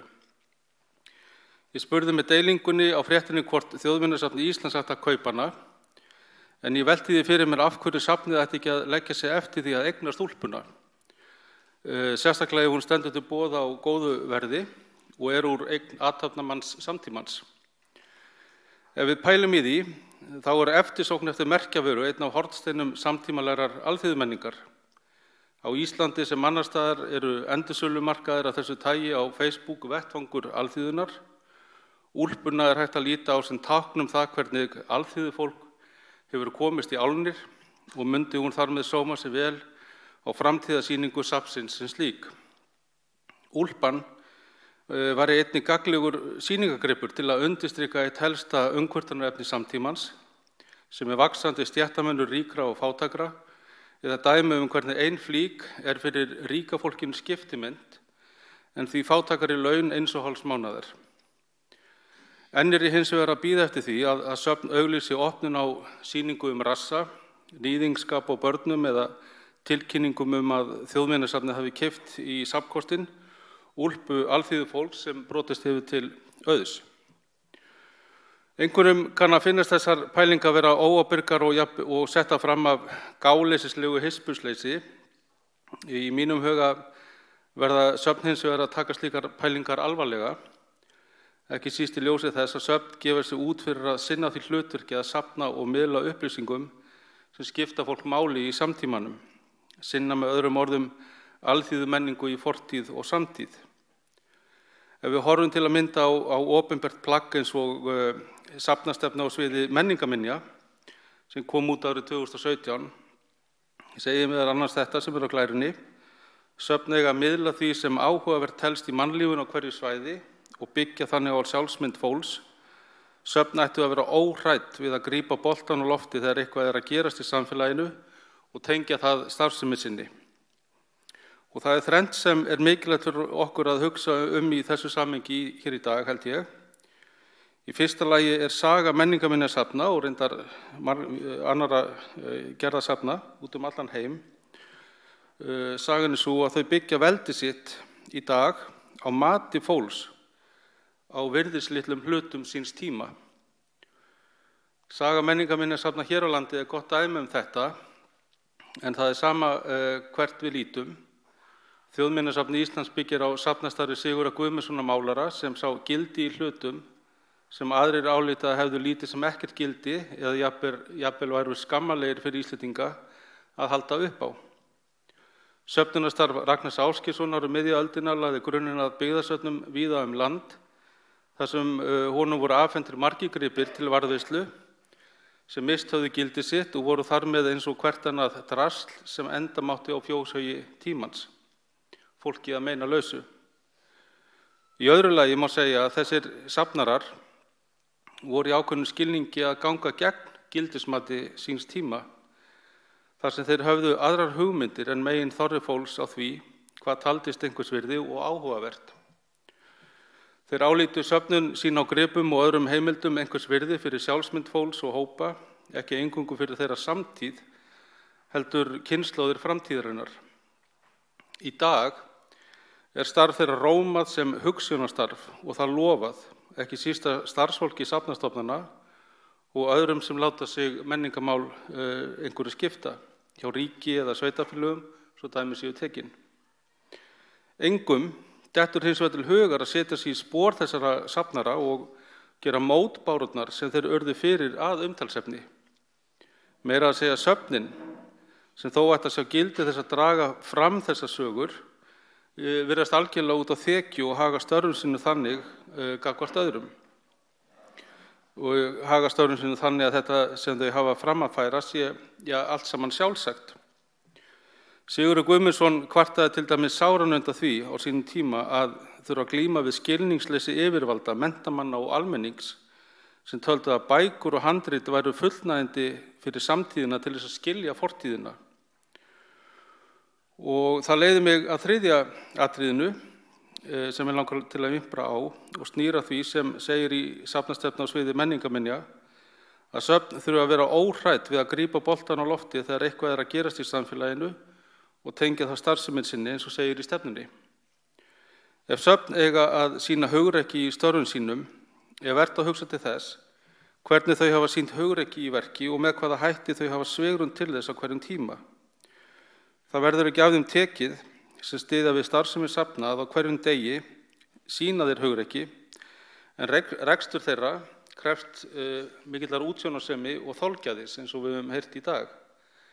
En þrátt fyrir að fótfesta safna sé að mörgu leyti góð, linnir mótvindi hins vegar ekki. Nýjir tímar ber alltaf í sér nýjar áherslur og kröfur sem taka þar tillit til. Spurning hins vegar hvernig eiga söfn að haga sér við slíkar aðstæður. Árið 2001 gaf þáverandi mennta- og menningarmálaráðherra Tómas Ingi Olrich út skýrsluna menningartengd ferðaþjónusta, þar sem hvatti til hugrekkis á menningarsviðinu. Orðum skýrsluna var beint að söfnum meðal annars og má túlka sem svo að sé hvatning til hugrekkis að íhuga breytingar á störfum sínum, gera til að mynda öðrum hlutum í íslenskri menningu betri skil en þau hafa fram að þessu gert, hlutum sem hafa verið ósýnilegir, eins og það er orðað í skýrslunni. En af hverju eiga söfn að taka ef þau eru hvött til þess að draga hið ósýnilega eða hið ósagða fram úr sögu og samtíma? Við lestur á málþingskallinu og erindisheitum þess blasir við mér álitlegu listi af viðfangsefnum eins og spurningin er alþýðumenning þjóðararfur. Eitt svar við spurningunni er að val hefur farið fram á því hvað þjóðin vill taka með sér í arf frá fyrri tíð. Öðru hefur verið hafnað og talað illa eins og torfhúsin okkar eru til dæmis dæmi Valið stendur enn yfir að hafna þeim, en í stað þess að segja þau heilsuspillandi nú orðið svo dýrt að halda þeim við og segja frá 1100 ára þekkingu og lífsskilyrðum alþýðufólks í slíkum húsum. Og að mörgu leyti má segja að samskonar umræða eða orðræða sé í kringum skip og báta. Orðatiltækið að vera hornreka, mjög spennandi viðfangsefni líka, en þann þátt má draga fram á öllum sviðum og ekki síst þegar kemur að alþýðumenningu og varðveislu á bátum og skipum. Mest heillandi þó skeytingaleysi, en á sama tíma og við finnum öll fyrir skeytingaleysi, þá það á einhvern töfrandi hátt ósýnilegt. Skeytingaleysi á sér samheiti sem opna fyrir okkur skemmtileg viðfangsefni og leið draga fram í dagsljósi þýðingu þess, en það eru orðin svo áhugaleysi, hirðuleysi, hugsanaleysi, sinnuleysi og tómlæti. Hugsið ykkur hversu áhugavert það væri að setja viðfangsefni safna í þennan búning. Hér gætu til dæmis stjórnendur safna dregið fram samskipti sín við kerfið, sýnt grafalvarleg bréf sem þeir hafa sendt ýmsum aðilum í kerfinu og flaggað öðrum alvarlegri bréfum sem þeir hafa fengið tilbaka. Nú eða lagt út af skeytingaleysinu fáið þeir engin svör tilbaka við sínum alvarlegu bréfum, símhringingum og fundum. Slíkt skeytingaleysi mætti meira að segja sýna með skopmynd sem auðvitað lævíslegt alþýðu menningar bragð. Svo má auðvitað ekki gleyma skeytingaleysinu meðal almennings, en það var í sannarlega dæmi hræðsluleysi safna að beina sjónum sínum að þeim og mála jafnvel upp þá mynd að almenningur virðist ekki hugsa og tala neitt annað en rassamyndir og úlpuna sem Ágústa Jónsson vildi selja til dæmis. Á meðan talaður rassa og úlpu, hverfa atvinnutæki eins og skip og bátar hvert af öðru. Meira að segja fyrir framan nefið af fólki eins og Kúkter Sigurfar á byggðasafninu á Görðum á Akranesi, en þar hefur hann fengið að fúna í friði og eru nú uppi hugmyndur að móla hann niður vegna skeytingaleysis. Það væri líka krassandi ef söfn myndu gera sér meiri leik úr skeytingaleysinu og tileinka sér tungutak skilningsleysisins, grípa hugmyndir kaldrifjaðra og skeytingalausra sölumanna á lofti og fara með þar alla leið. Tilraunin gæti hljómað eitthvað á þessa leið. Best að leysa söfnin upp og selja þau hverjum sem vill kaupa. Skýtt með alla þá þúsundir Íslendinga sem hafa byggt upp þessar stofnanir með gjöfum sínum og óeigingjörnri vinnu í gegnum áratugina 150 eða frá þeim tíma sem fyrsta safnið var stofnað hér 1863. Þetta lið hvort eð dautt. Grenjandi afkomendur sem hrópa svik eða virðingaleysi í kjölfarið var hægt að senda í krumlurnar á sérmenntuðu silkihúfuliði í breytingastjórnum til þess að lægja öldurnar. Það örugglega fjárhagslega mun ódýrara að greiða slíkan sérfræðikostnað en að halda uppi þessum menntastofnunum. Hlutur safna í sjálfsmynd, sjálfsvirðingu og metnaði einstaklinga, byggðarlaga og þjóðar einnig hvort að engu orðið í brotinni heimsmynd samtímans. Íslendingar geta bara farið erlendis til þess að sjá og reyna einhverja menningu, nú eða bara googla þetta menningarlega drasl. En hver leiðin fram á við fyrir söfn sem mögulega finna sig í kreppu yfir þeim skrefum sem hægt að taka í nánustu framtíð? Ég var að tala við vin minn daginn og ég var að segja honum frá þessu erindi og þessari spurningum hver væri leiðin fram á við, og hann lagði það til að líklegast væri hún bara svo að menn myndu klifra hérna upp eitthvað fjallið og henda sig fram af. En ég ætla ekki að leggja það til, heldur að koma með nokkra punkta í tengslu við þetta.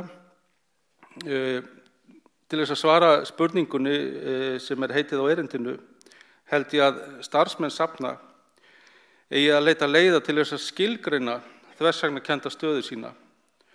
Söfn hafa aldrei verið öflugri en einmitt nú á mælikvarða eins og sýningatækni, fermetrafjölda undir sýningar og aðra starfsemi, fjölda þeirra, fjárhagslegri veltu, gestafjölda og áhuga fræðimanna á starfsemi þeirra. Menntastofnanir eins og Háskóli Íslands hefur til að mynda brugðist við þessari uppsveiflu og hefur nú námsframboð sem klæðskerasniðið að starfsemi þessara mennta- og menningarstofnana. Á hinn bóginn verið að grafa undan söfnum en hið opinbera, ríkið, hefur gefið það út að það vilji fækka söfnum og sveitarstjórnir vilja halda í horfinu eða jafnvel draga úr starfsemi þeirra. Sú krafa einnig uppi frá þessum aðilum að spyrða starfsemi safna frekar við einkaframtak, eins og afdrif sýningar áforma Náttúruminjasafns Íslands í Perlunni í Reykjavík dæmi Samband ungra sjálfstæðismanna, hluti af þeim hópi ungs fólks sem mun erfa landið, hefur til dæmis lagt fram þær hugmyndir að það sé ekki hlutverk þess opinbera að halda út í söfnum og að best sé að selja allan safnkost opinbera safna eins og listasafna.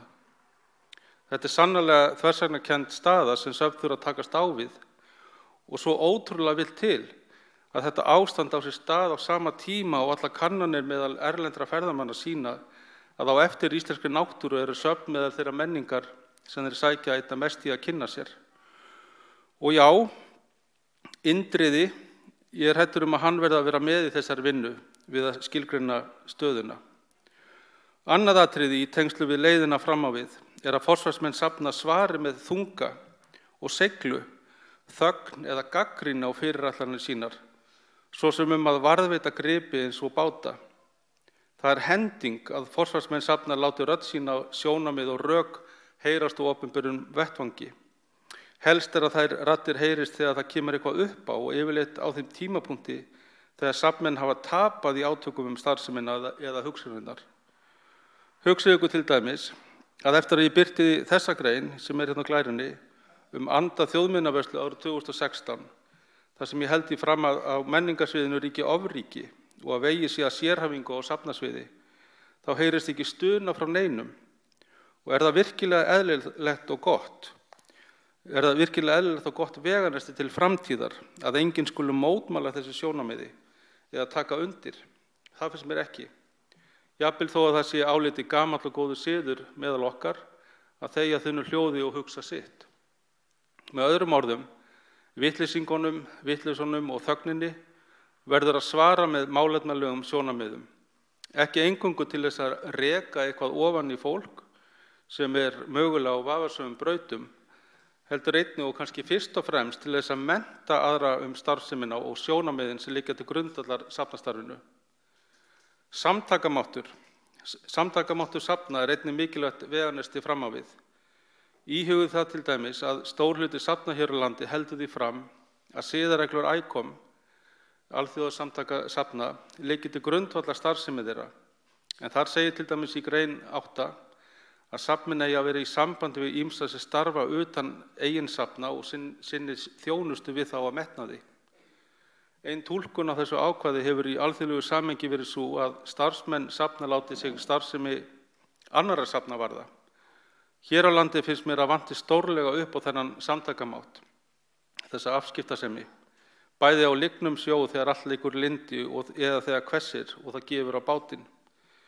Ég hef minnst á hver afdrif Kútter Sigurfara verða á næstu misserum, en hann mun brátt breytast úr efni í stafrænan menningararf 010101. Sýningar og starfsaðstaða listasafns ASÍ var selt undan safninu. Stjórnir margra safna hafa verið skornar niður í skipulagsbreytingum og boðleiðir stjórnenda þeirra eru nú orðnar lengri en áður til þess að hafa áhrif. Og svo virðist sem að hver sitji í sínu horni, setji undir svo hausinn og taki afleiðingunum þegjandi og hljóðalaust.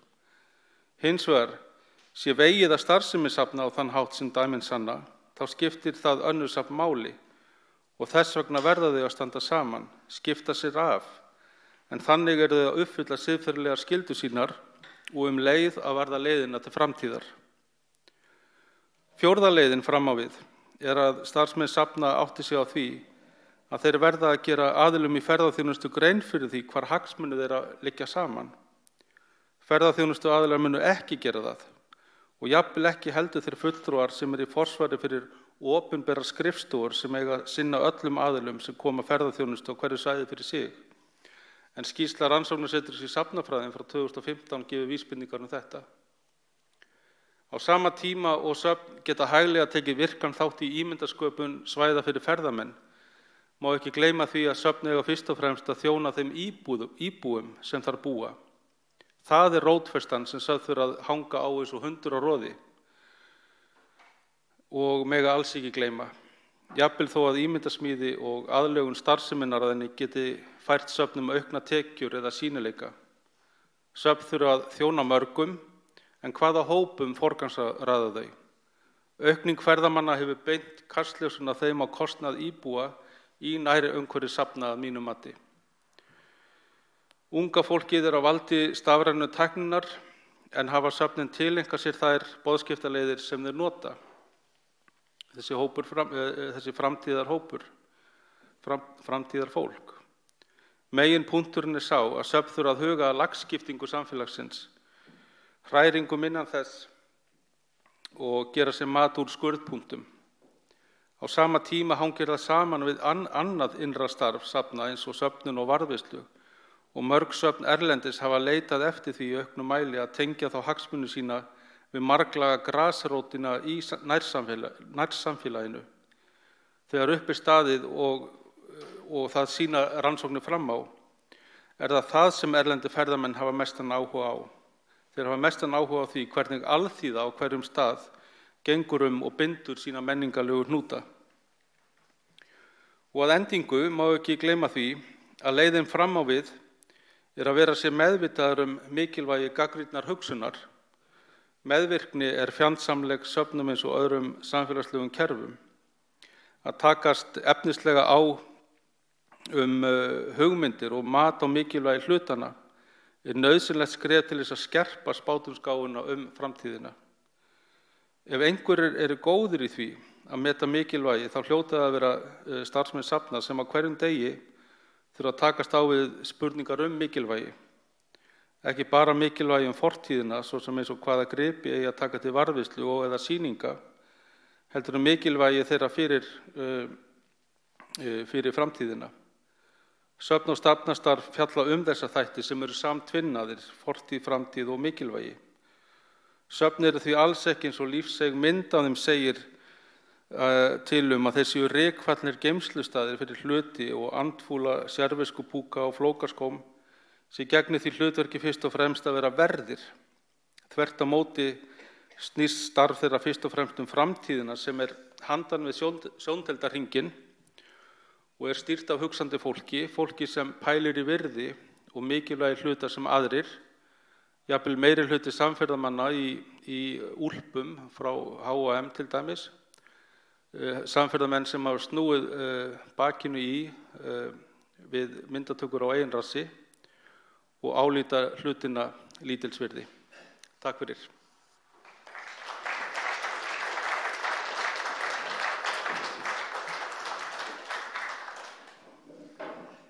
Eru spurningar í sal?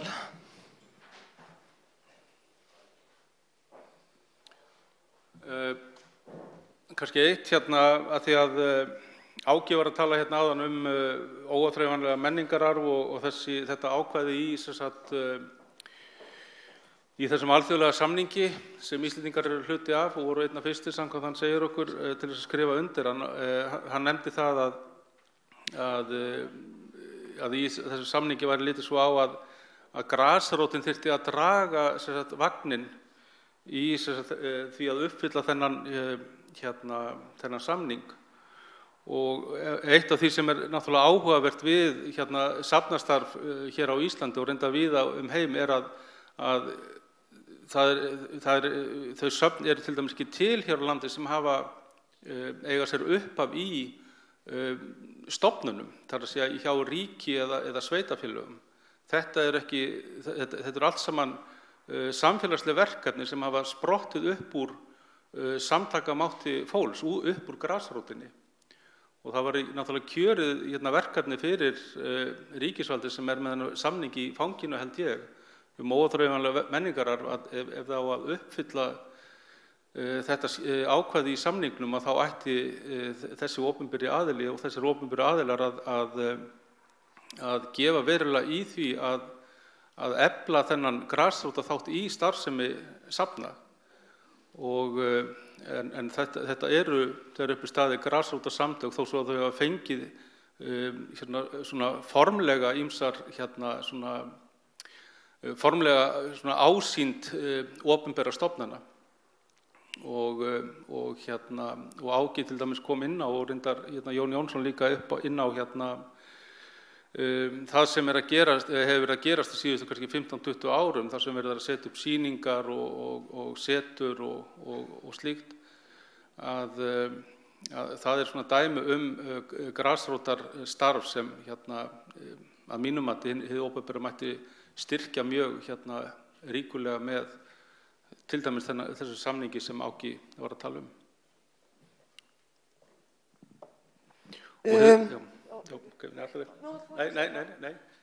Nei, svo náttúrulega má ekki gleyma því að því að við erum náttúrulega búin að tala mikið báta og skip að það á náttúrulega það sama við slík verkefni eins og með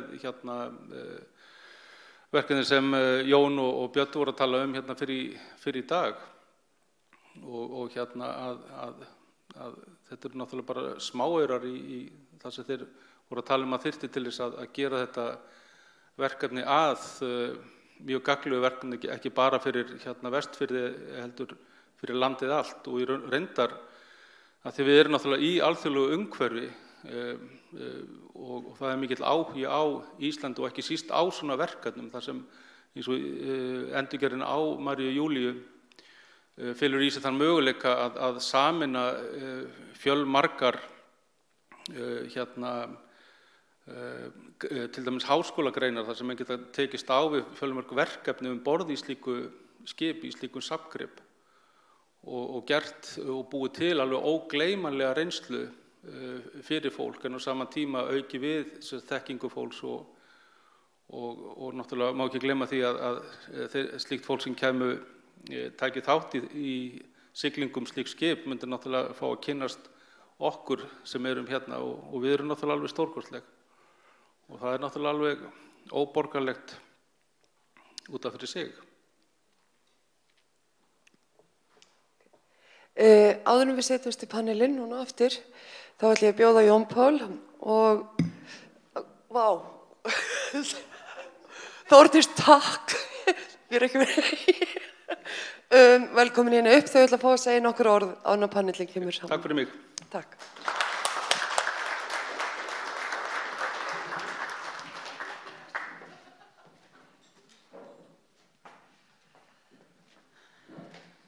Já, góðan daginn. Við erum hér Þórdís úr Ísafjarðarbæ og Jón Páll frá Bolungarvík komum sem fulltrúar þeirra sveitafélaga sem standa að byggðasafninu og við gátum ekki látið þetta tækifæri okkur úr höndum hlaupa að kveðja Jón almennilega. Hann hóf störf við byggðasafnið 1. nóvember 1984, þannig að hann hefði í rauninni átt 34 ára afmæli í gær. Hann búinn að gera mikið fyrir byggðasafn Vestfjarða og væntanlega bara byggja það upp nærri frá grunni og eins og Guðrún kom inn á áðan þá hans sárt saknað. Við erum bara afar þakklát fyrir þennan tíma sem við höfum átt með þér, Jón, og það sem að þú hefur lagt til menningar Ísafjarðarbæjar eða Vestfjarða og vitum að það verður áfram, bæði sem bara þáttakandi í samfélagi og listamaður og annað. Þrátt fyrir að við séum ekki að fara að sameinast allavega alveg strax eins og Jón Jónsson var að leggja til, þá vonumst við til þess að geta átt fleiri og góð samstarfsverkefni sveitarfélögin saman. Jón Páll, gjörðu svo vel.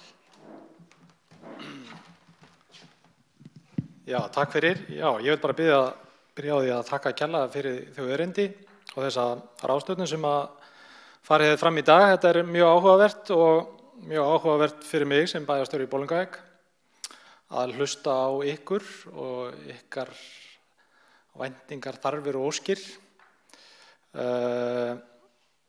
Ég er búinn að vera að vinna í svona, má segja, hinum opinbera geira á Vestfjörðum mjög lengi og maður læri það snemma að yfirleitt þegar maður hlustar á Jón Jónsson og þá heyrir maður sannleikann eins og maður á að heyra hann.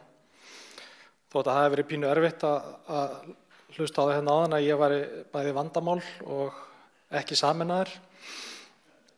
En þá sagði hann annað sem var og við klöppum fyrir Jóni sem að hann talaði réttilega að hefði gert ómetanlega hluti fyrir safnamálin á Vestfjörðum og Íslandi. Og fyrir það ber að þakka og fyrir það viljum við sem stöndum hérna sem fulltrúar í stjórn byggðasafnsins og sveitafélagana hérna á svæðinu viljum við biðja Jón að koma hérna upp og taka við örlitlum þökkum, ekki bara þennan blómvönd heldur hlýjunu sem að streymir frá okkur öllum til þín og ég vona að salurinn muni taka undir það, Jón. Eigum við ekki að klappa fyrir honum svo undir tekur.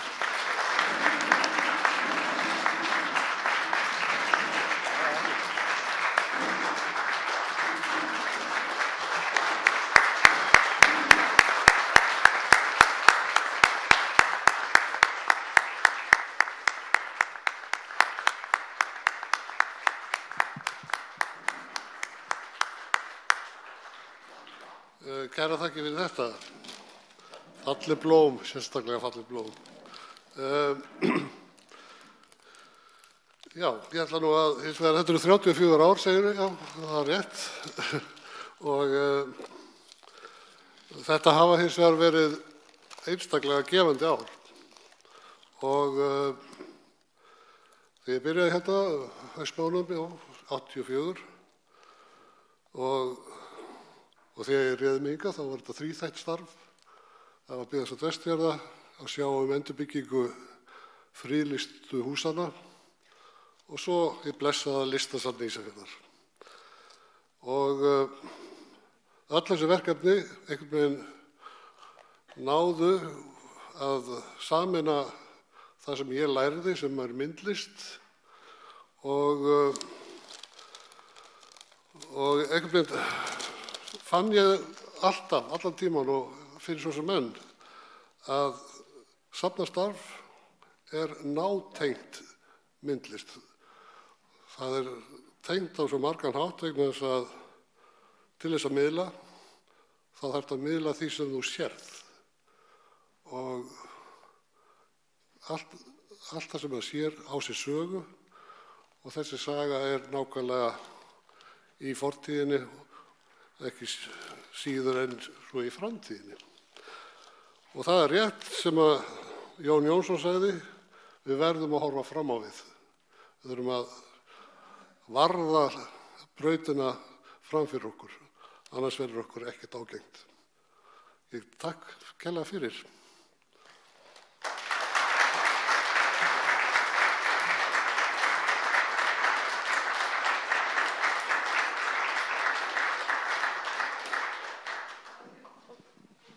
Já, þá ætlum ég biðja alla sem voru með erindi að setjast hérna upp ásamt Annetu Elfsen sem kemur frá Síldarminjasafninu Siglufirði.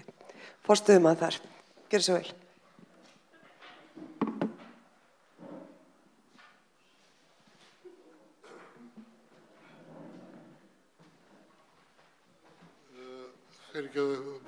Meðan fólk er að koma hérna upp á sviði þá langar mig hins vegar til þess að þakka samstarfsmanni mínum Helgu Þórsdóttur sem hefur algjörlega skipulagt þetta málþing og ég held að það sé mikil gæfa fyrir okkur að fá Helgu hingað til starfa með okkur og ég vona það svo að verða áfram.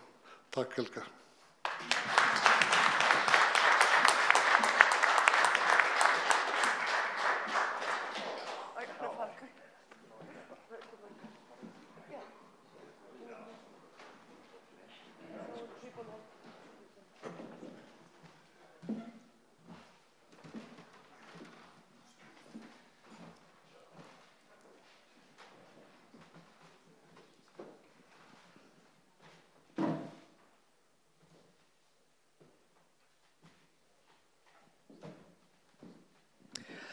Ég ætla að leyfa mér að fá að varpa fram fyrstu spurningunni og ég ætla að varpinu til Anitu vegna þess að Anita stendur fyrir safni sem að við lítum mikið upp til hérna hjá Byggðasafni Vestfjarða. Þau hafa náð árangri í sýnileika og því að vera til staðar í sínu nærsamfélagi og mér langar til þess að og þjóna líka ferðaþjónustunni vel. Þið hafi líka verið í samstarfi við einkaaðila sem og bæinn ykkar nærsamfélag líka. Þannig að mér langar aðeins að heyra frá þér núna. Hvernig þið farið að þessu? Hvernig við náðum þangað? Takk fyrir og takk fyrir að bjóða mér að vera með. Það var mjög gaman að hafa ástæðu, ríka ástæðu til að koma, enn ríkari. En Síldarminjasafnið á náttúrulega langa sögu. Það var byggt upp á sjálfboðaliðum sem lögðu allt að mörkum til þess að safnið yrði að veruleika. Þannig að ég held að það sé margþættur árangurinn eða ástæðurnar á baki árangurinnum. En svona ef við tölum í nútíð í það minnsta, þá höfum við lagt okkur mikið fram við það að þjónusta nærsamfélagið, eins og Sigurjón nefndi hérna í erindinu sínu áðan. Við höfum unnið námsefni, gefið út bók, sérstaklega lagt rækt við skólana á í rauninni öll stig skólans, leikskóla, grunnskóla, framhaldsskóla og ekki bara til að tala síldina eða sjávarútveginn. Við reynum líka að kveikja áhuga þeirra á safnastarfi á annan hátt eins og til dæmis með aðventuheimsóknum. Bjóðum öllum börnum í aðventuheimsóknir og ég síð súkkulaði eins og óðkona í 2 vikur í desember til að gefa öllum smákökur og súkkulaði líka. Við stöndum fyrir bátasmíðanámskeiðum því að sýningarnar einar og sér, þær kannski kenna okkur ekki nóg þó að það miðli. Það hlutverk safnsins að standa vörð verkþekkingu og þetta eitthvað sem við finnum að skortir á landinu. Íslendingar kenna ekki lengur bátasmíði. Við erum ekki með nýútskrifaða bátasmíði sem að leita sér að störfum á söfnum á Íslandi. Þannig að við eigum bátana en okkur skortir oft fólkið til að sinna þeim. Og í nokkur ár höfum við staðið fyrir vikulöngum námskeiðum þar sem við fengið til þessu okkur bátasmíð úr Breiðafirði og höfum sérstaklega kynnt námskeiði bæði safnmönnum og iðnnemum á Íslandi, þá sérstaklega í trésmíðanámi og þar með gefið þeim tækifæri til að fá smjörþefinn af því sem þeir ekki geta lært í skólanum og reynt að kveikja áhuga á safnastarfinu og þessu faglega. Þannig að það mjög mikilvægt að vera í góðu samstarfi við skólana. En varðandi ferðaþjónustuna, þá það líka, það svona einhvert vegasalt eða bátur sem þarf að reyna að halda í réttu jafnvægi. Ég segi stundum að söfn séu, og þau eru, fyrst og fremst faglegar stofnanir á sviði minjavörslu í landinu, en við þurfum líka að vera hluti ferðaþjónustunar, þannig að starfsemin tvíþætt og í raun á mjög ólíku sviði. Síldarminjasafnið sjálfseignarstofnun.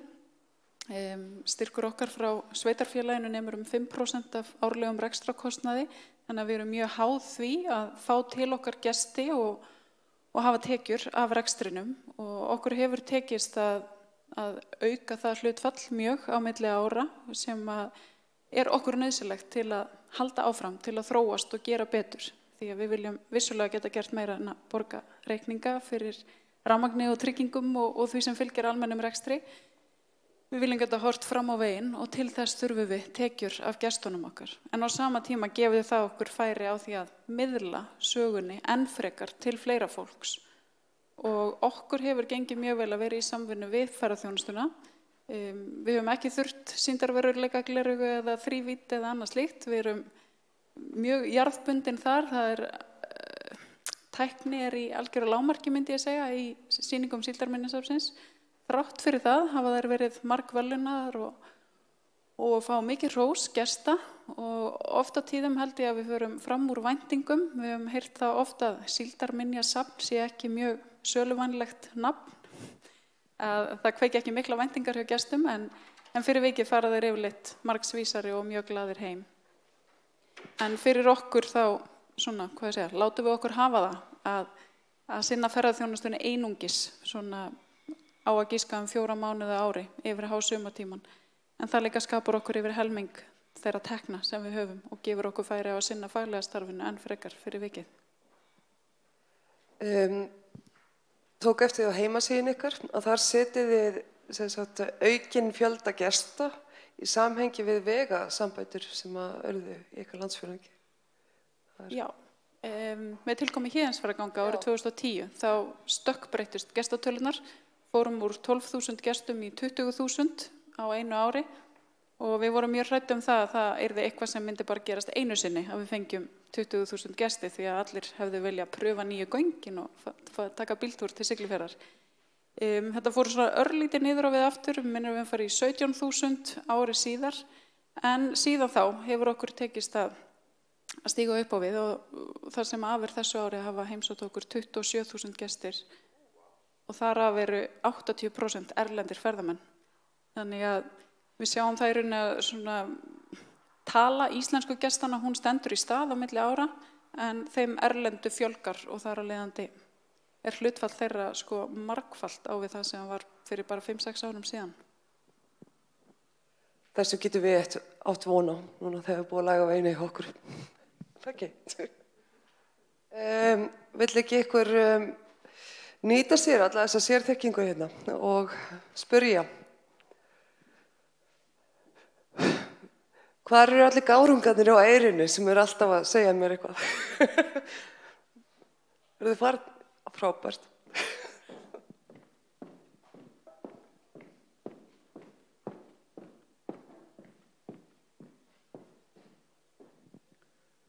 Það skorast náttúrulega ekki undan því að geta verið kallaður gárungi.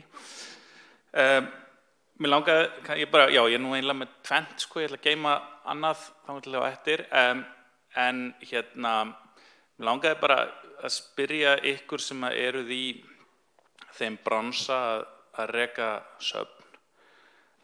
Út af því að, ég held að Guðrún, hún var að tala skólaheimsóknirnar og ég á mér svona, var einu svona starfandi í safnageranum og var svo heppinn að fá að taka þátt í því að byggja upp starfsemi Gljúfrasteins svona á upphafsárum þess safns og ég var að hugsa skólaheimsóknirnar af því að það náttúrulega búið að vera að tala fræðslumálin að það sé stór hluti af útgjöldum hins opinbera og söfn geta tengsl fræðslu starfsemi sveitarfélagana myndi ég halda að því ég heyrði hringi síminn mér langaði bara spyrja ykkur bara svona ykkar reynsla af því að taka á móti skólahópum sko ég man þegar við fórum í þessa vinnu að reyna að laða að gesti úr skólum á Gljúfrastein þá fórum út í það að búa til svona pakka þannig að það var fyrirfram tilbúnir pakkar sem við svona seldum skólunum hvernig þeir gætu heimsótt safnið og hvernig þeir gætu nýtt sér heimsóknir til kennslu. Hefur þetta reynst ykkur vel, hafið þið gert þetta eða eru þið meira bara svona takið og klæðskerasaumið að þeim skólum og þeim námsviðfangsefnum sem að hóparnir eru að fást við? Ég get allavega að svara fyrir okkar hönd. Þetta góð spurning að ég nefnilega hélt að ég þyrfti að gera þetta.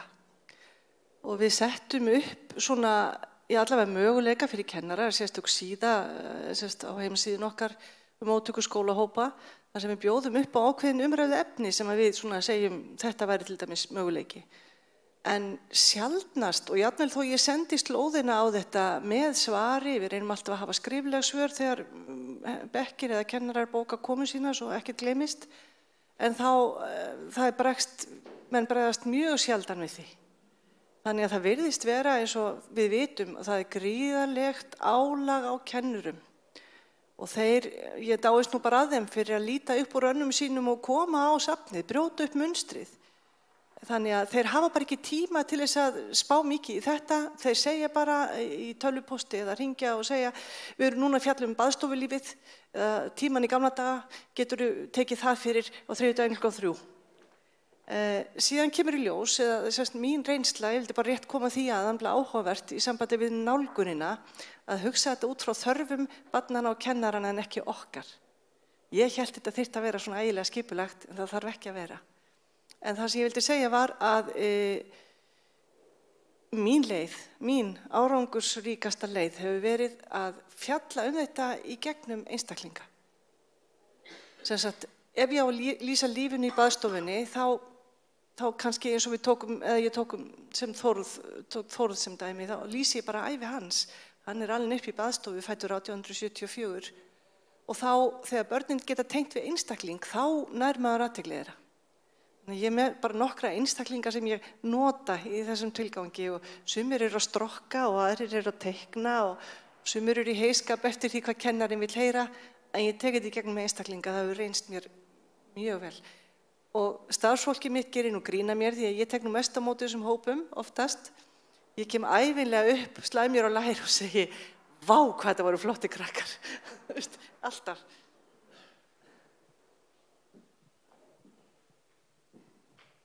Sem fyrrverandi þá allir fá að svara þessu, vegna þess að fyrir mörgum árum þá komum okkur upp svona ratleik.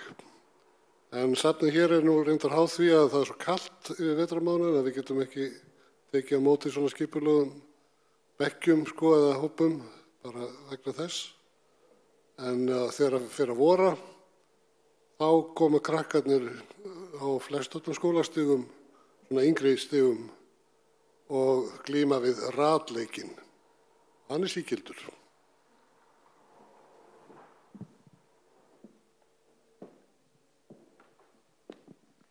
Mér langar kannski að fá að nefna hjá okkur á Síldarminjasafninu, þá hefur við líka verið með ratleik. Hann alltaf klassískur og stundum eru börnin klárar foreldrarnir því að stundum hefur við fengið foreldrana með. Og þeir þekkja ekki allir bakborða frá stjórnborða og svo framvegis. En safnið hefur líka gefið út bók sem heitir Saga úr Síldarfirði og hefur það markmið að kenna síldarsöguna á einfaldan hátt, en við höfum unnið mikið námsefni út frá henni þar sem við sérstaklega horfum á orðaforðan því að það eru mörg orð sem við eigum á hættu á að glatist. Og við höfum búið til ýmiss konar verkefni fyrir öll skólastig út frá því. En það kennurum í rauninni algjörlega valfrjálst hvort þeir vilja nýta sér það eða ekki. En ég segi eins og Guðrún, það eru oft einhverja séróskir. Fyrir bara nokkrum dögum síðan fengum við annan bekk til dæmis, þau vildu læra sjósókn og útgerð og eitthvað slíkt og það reynum við að verða við því eins og best við getum. En af því að þú talaði líka að selja pakkan á skólum, þá hefur verið hérna til umræðu þetta auknar kröfur til safna. Nú getum við ekki selt skólum nokkuð skapaðan hlut því að það voru sett ný ákvæði safnalög árið 2012 að okkur skylt að taka á móti öllum skólahópum í skipulögum námsferðum án endurgjalds. Þannig að við þurfum að leggja á okkur töluvert mikla vinnu og gerum það með glöðu geði held ég að ég geti fullyrt, en það er ekki til þess að auka tekjur safnana á nokkurn hátt.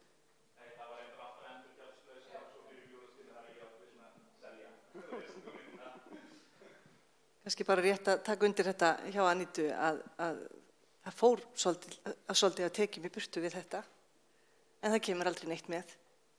Og á milli stendur safnvörðurinn, sem við talaðum áður.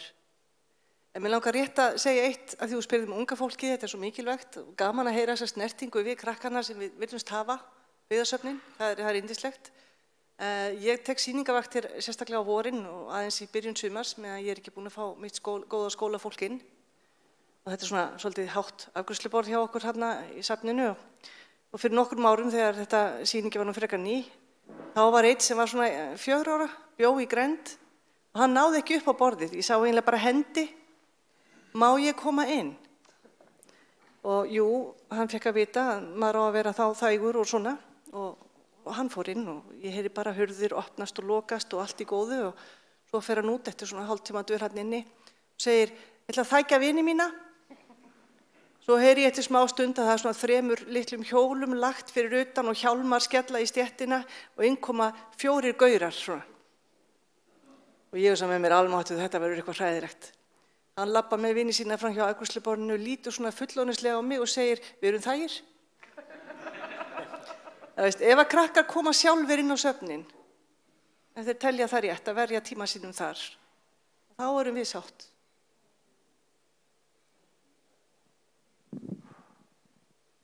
Já, mér langaði til að segja kannski örlítið frá því að þegar að á Ströndum þá eru 2 sýningar eða setur eða söfn, Sauðfjársetur á Ströndum og Galdrasýningin á Hólmavík sem hafa verið að taka á móti skólahópum þannig að ég greindi mig og Galdrasýningin var í þessu mjög mikið í byrjun en svo Hólmavík svo langt frá öðrum þéttbýlisstöðum að það er dálítið síðan að rúturnar, skólarnir hættu að fá pening frá sveitarfélögunum sínum til að kaupa rútur til að fara langar leiðir á milli staða. Og skólabörnum sem koma á Strandir hefur fækkað mjög mikið, að hópum sem koma á Strandir hefur fækkað mjög mikið annars staðar frá. En svo auðvitað boðið krökkunum í skólanum á staðnum í heimsókn líka. En sem sagt, þegar að safnalögunum var breytt eða það leyti og við mátti ekki reyndur rukka fyrir skólabörn, þá brá Sauðfjársetur á Ströndum á það ráð að stofna sinn eigin skóla með skólagjöldum, sem sagt náttúrubarnaskólan. Og það byrjaði þarna nýsköpunarverkefni sem snerist að taka á móti krökkum í náttúrubarnaskóla 2 í viku, að koma á námskeið og vera þarna í 4 tíma á námskeiði að læra að þekkja það sem umhverfi safnsins meira nýtt heldur en sýningin sjálf. Menn að læra, þetta rekið samt af Sauðfjárseturinu,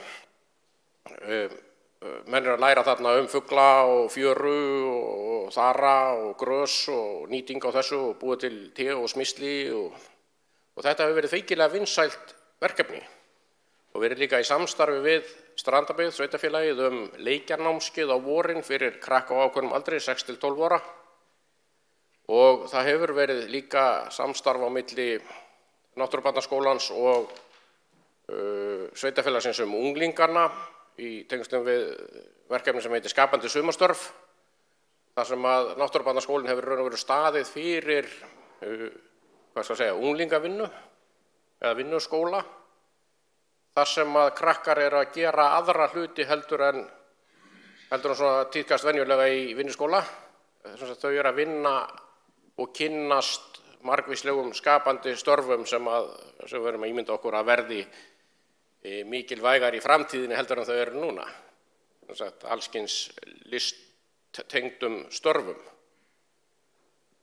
Og þetta hefur allt saman bara tekist mjög vel og mjög áhugavert verkefni þó að kannski markaðssvæðið sé tiltölulega fámennt á Ströndum. Það of fátt fólk sem býr hjá okkur og því fer því miður fækkandi en þrátt fyrir þetta frábæra verkefni. Og en ég held að það sé mjög áhugavert fyrir safnastofnanir að skoða hvaða kraftar og hvaða mannauður býr í starfsfólki þess, kortleggja dálítið því að sérstaða getur líka fallist í fólki, eitthvað sem fólk kann og fólk getur gert. Að kortleggja það dálítið og sjá hvort það sé einhver tækifæri til að gera eitthvað nýtt og óvænt á söfnunum í ljósi þess mannauðs sem starfandi hjá þeim. Ég vildi bara koma þess á framfæri. Takk. Já, ok. Ég ætla að leggja mitt á mörkum að halda mikrofónunum hérna á þessum vinstra megin. Nei, ég ætla að koma með þér bara áður en að hinvengurinn tekur við. Þá langar mig að koma með nokkur orð, ég kannski fer að endurtaka sjálfa mig hérna áðan þessar samfélagslegu tengingar og tenging við samfélagið, sjálfsmynd og sjálfsvirðingu og allt þetta sem hefur komið upp í í umræðinni og ég ekki með safnareynslu nema sem notandi og takmarkaður þó. Ég hef farið með krakka, barnabörn og börn á söfn og svona. Það mjög mismunandi reynsla. En þetta með sambandi við samfélagið finnst mér vera einhvern veginn koma sem rauður þráður hérna inn og svona eiginlega að bera eða bresta fyrir stöðu safnanna.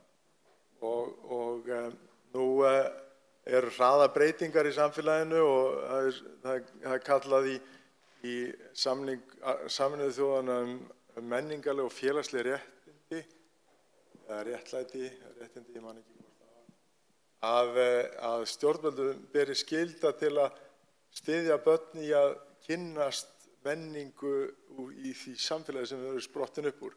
Þetta er frumbyggjaréttur. Þetta var sett til að verja frumbyggja fyrir nýju herrafólki, Inuitar og fleiri þjóðir þar sem hefur verið vaðið yfir framandi menningu. En ég kannski bendi þessu til mannfræðingsins sem kom með nýjan vinkil hérna, þurfa ekki að fara að skoða þennan frumbyggjarétt og finna sjálfsmynda okkar og sjálfsvirðingu. Og það er náttúrulega leiðin inn í það í gegnum börnin og upplýsinguna. En það valið snúið, það kom fram í umræðinu hérna. Hvað verður að hárkollan eða Star Trek búningur gnarr sem að vera á safnið eða hvernig fer þetta mat fram. Mér finnst þetta best þegar að taka til í drasli heima mér að taka ekki til dálítið lengi og svo þegar ég kem eftir langan tíma þá eru gullmólar og fullt af drasli sem að mátti ekki henda áður og en það kemur þetta, hvað verður svo að þessum gullmólum, ég veit ekki hvort að valið rétt, en þetta val og stúdía fagmannsins. Hann þarf að einhvern veginn að þjóna samfélaginu í þessu að greina þarna, halda þræði og fá samfélagið og ég held að þessi samtvinning sé afgerandi. Ég ætla bara að varpa þessu fram hérna.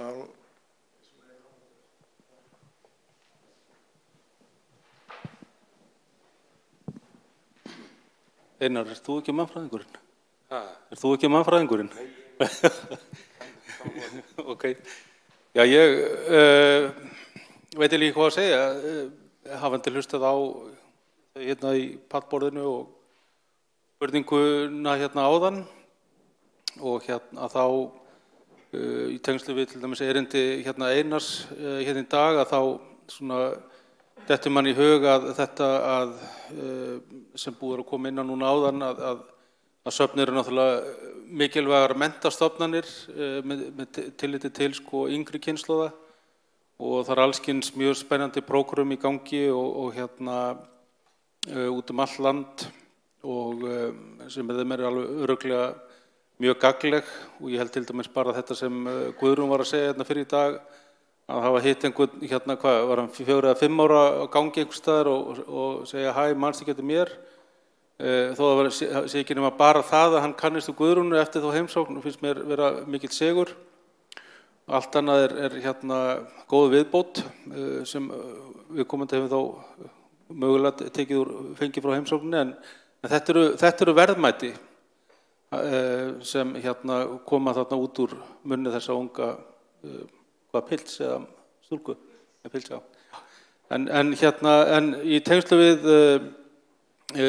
söfnin sem menntastofnanir og svona verkefni í tengslu við báta eins og Maríu Júlíu og fleiri verkefni sem eru nefnt hérna, Dallinn hérna Magna og fleira að ég var að hugsa til þess þegar Einar var að tala hérna í dag að þarna náttúrulega kemur í ljós svona eitt styrkleiki margra af þessara bátaverkefna sem búið að minnast á og náttúrulega margs í safnastarfinu sem með það að fólk fær áhuga á einhverju, hvort sem það eitthvað, já, eins og í hans tilviki áður sem togara Frey og bara almennt á síðutogurum og hvert getur eins og Einar hvert getur hann leita til þess í raun og veru að afla sér annars konar þekkingar heldur en einhvers konar netþekkingar eða bókfræðilegar þekkingar. hver getur hann labbað? Getur hann farið borð í slíkan togara? Og hann rekur sig á þennan vegg að við erum búin að Íslendingar í andvaraleysinu farga, sökkva eða selja þessi eintök sem hér voru. Og á sama tíma erum við ekki bara búin að missa atvinnutæki, heldur erum við búin að missa svo ótal margt þegar kemur að þekkingu og upplifunum og slíku og möguleiku líka til menntunar. Þannig að já, það kannski það sem ég myndi vilja segja. Viljið þið bæta einhverju við? Eða ekki?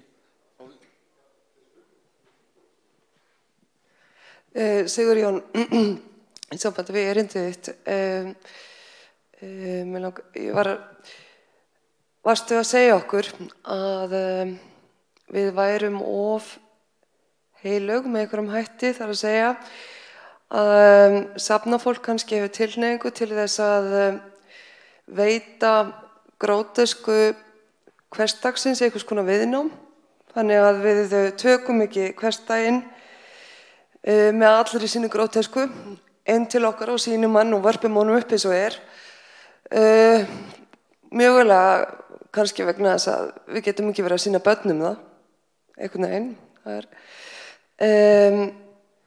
En ertu með einhverjum hætti að leggja til að við streymum gróteskunni inn og ég fái rassamyndir af sjómönnum til þess að gera upp Maríu Júlíu og Já, ég held að það sé bara mjög góð hugmynd. Það sem kannski eitt þráðurinn í þessu er það að sem ég held að sé mikilvægt að eins og til dæmis bara þegar kemur að bátum, varðveislubátum og skipum og kannski þeirri hugmynd að eins og að draga eða eins og Einar til dæmis talað að ég held að hann hafi hvatt okkur til þess að bara fara til Bretlands og sækja þennan togara að þetta eru náttúrulega allar þessar hugmyndir eru kannski að einhver leyti svolítið á skjön við það hvernig við hugsum hlutina, sérstaklega í einhverju samhengi menningar og mennta. Og að því að margt, og annars sem þetta tengist því sem við var að tala að margt til dæmis bara í tungutækinu hjá okkur, við erum ofurseldi, það sem eru þessir hagrænu mælikvarðar á til dæmis gildi hlutana. Það er algjör rörasýn sem við verðum að taka með mjög miklu salti, með öðrum orðum með mikilli varúð og gagnrýni, sérstaklega ef við erum að hugsa til framtíðar. Og ætlum við virkilega að eftir 200-300 ár að búa þannig í haginn að það eina sem fólk þá hefur að skoða frá okkar tíma eru Excel-skjöl með einhverjum tölum og einhverjum tölulegum gildum og kannski einhverjum myndum. Þannig og ekki síst í ljósið þessara stafrænu tækna, því ég myndist á Kútur Sigurfara, ég meina þá kannski að fara að umbreyta honum bara í einhver texta og í stafræna myndir og rífa hann alveg niður í tannstöngla.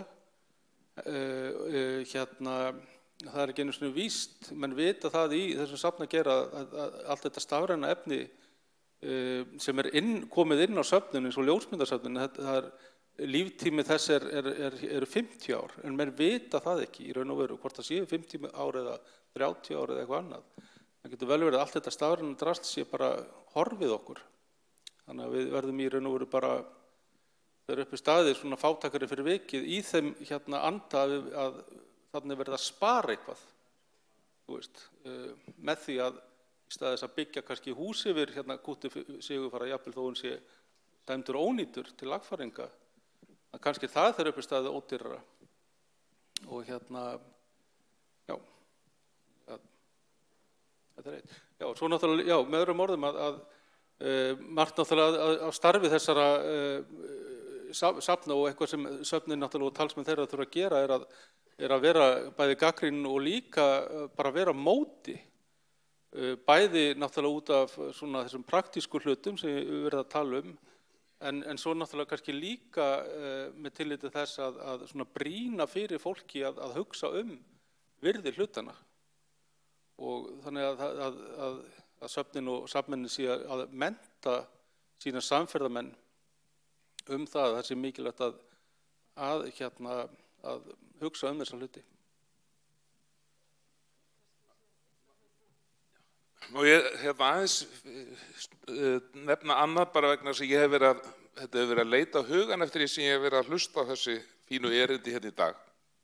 Og ég var að hugsa, var gaman að fá að taka þetta aðeins upp, að við hefum náttúrulega heyrt og við vitum það að mikið af þessu svona menningarstarfi eins og í sambandi við varðveislu og söfnun og reyndar alls konar menninga og listastarf, að þetta náttúrulega byrjar með einhverjum einstaklingum, einhverjum eldhugum og snillingum og eins og hér kom fram að þá eiginlega ekkert til af þannig stofnunum sem ekki hafa byrjað þannig. Meira að segja Listasafn Íslands byrjaði á Sauðafelli í Dölum, þar sem var sýslumaður sem var duglegur að safna íslenskum listaverkum. Og þar sem ég held að þetta snerti síðan stórpólitískar spurningar. Það er að segja, við megum ekki gleyma hversu ríka skyldu opinberir aðilar hafa til þess að sinna þessu af miklum krafti.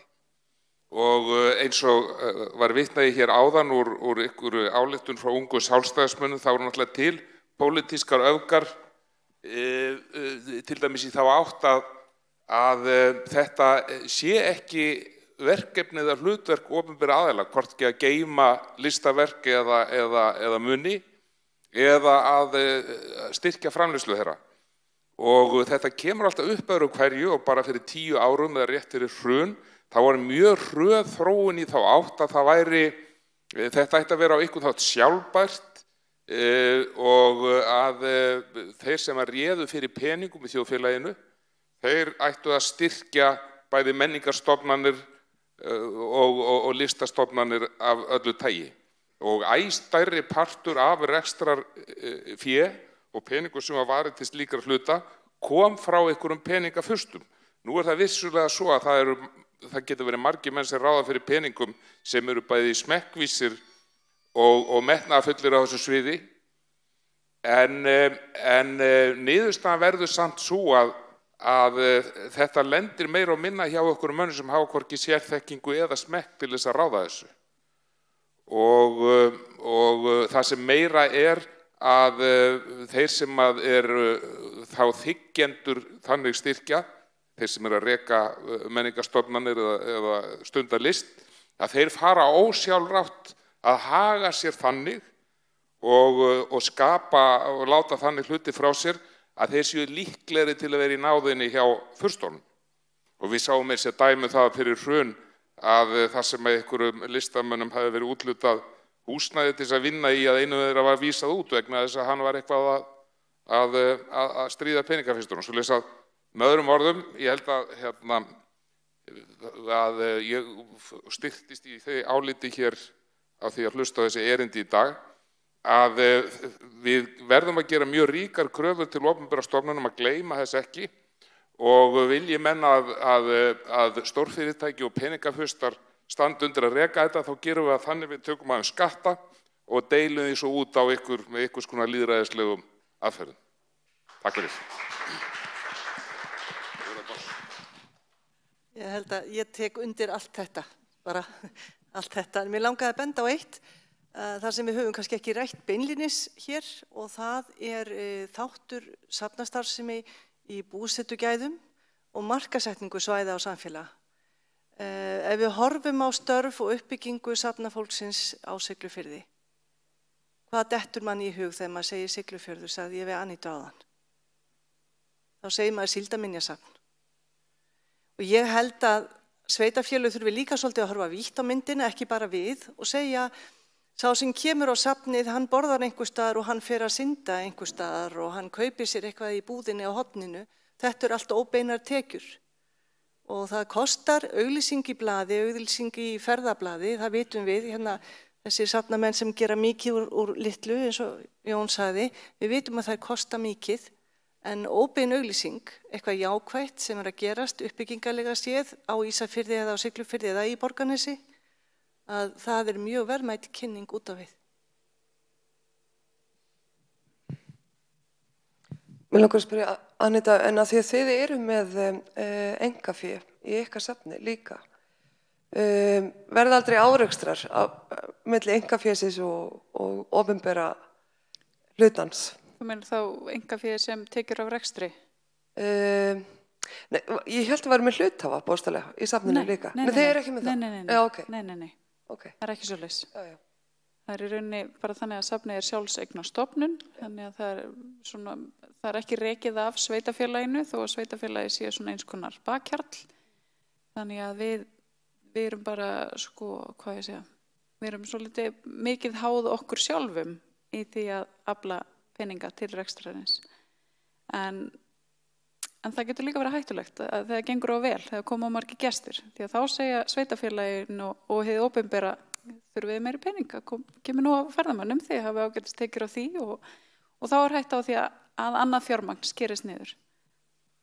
En fyrir mér mín skoðun svo að opinbera fjármagni á að tryggja lágmarks rekstur safna og annarra slíkra stofnana og sértekjur eiga að gera okkur kleift að halda framvegin, að dafna og þróast og gera betur og svo framvegis.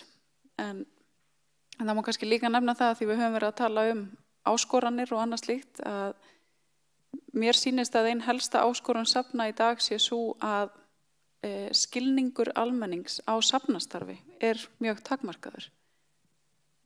Það virðist vera þannig að almenningur telja að söfn séu ferðaþjónustustofnanir. Að þegar engir ferðamenn á ferðinni þá höfum við ekkert að gera. Þá sitjum við bara með tærnar upp í loft og bíðum. En það síður en svo þannig og það finnst mér oft vanta mikið upp á það að söfnin sjálf kynni faglega starfið og geri grein fyrir því hvað við gerum þegar við erum ekki að taka á móti ferðamönnum.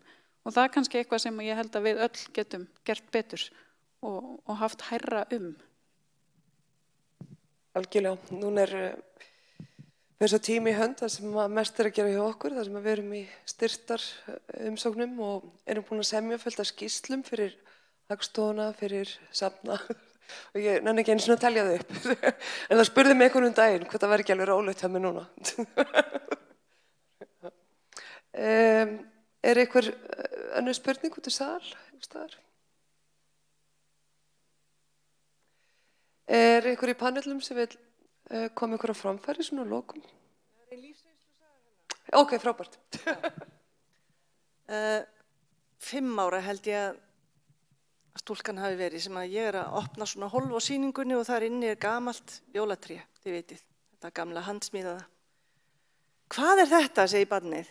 Og ég segi, þetta jólatré sem skáld sem býr hérna, eða bjó hérna rétt hjá, smíðaði. Guðmundur Böðvarsson smíðaði þetta jólatré. Þögn. Vá, hann hlýtur að hafi verið með langa tungu. Ég þurfti svolítinn tíma. En einhver hafði talað við þetta barn og sagt að ef maður væri skáld þá væri maður með langa tungu sem næði upp á nef. Þannig að ég ætla að skoða myndir af Guðmundi Böðvarsinni og athuga hvernig, hvað segir Einar? Ég hitt hann aldrei.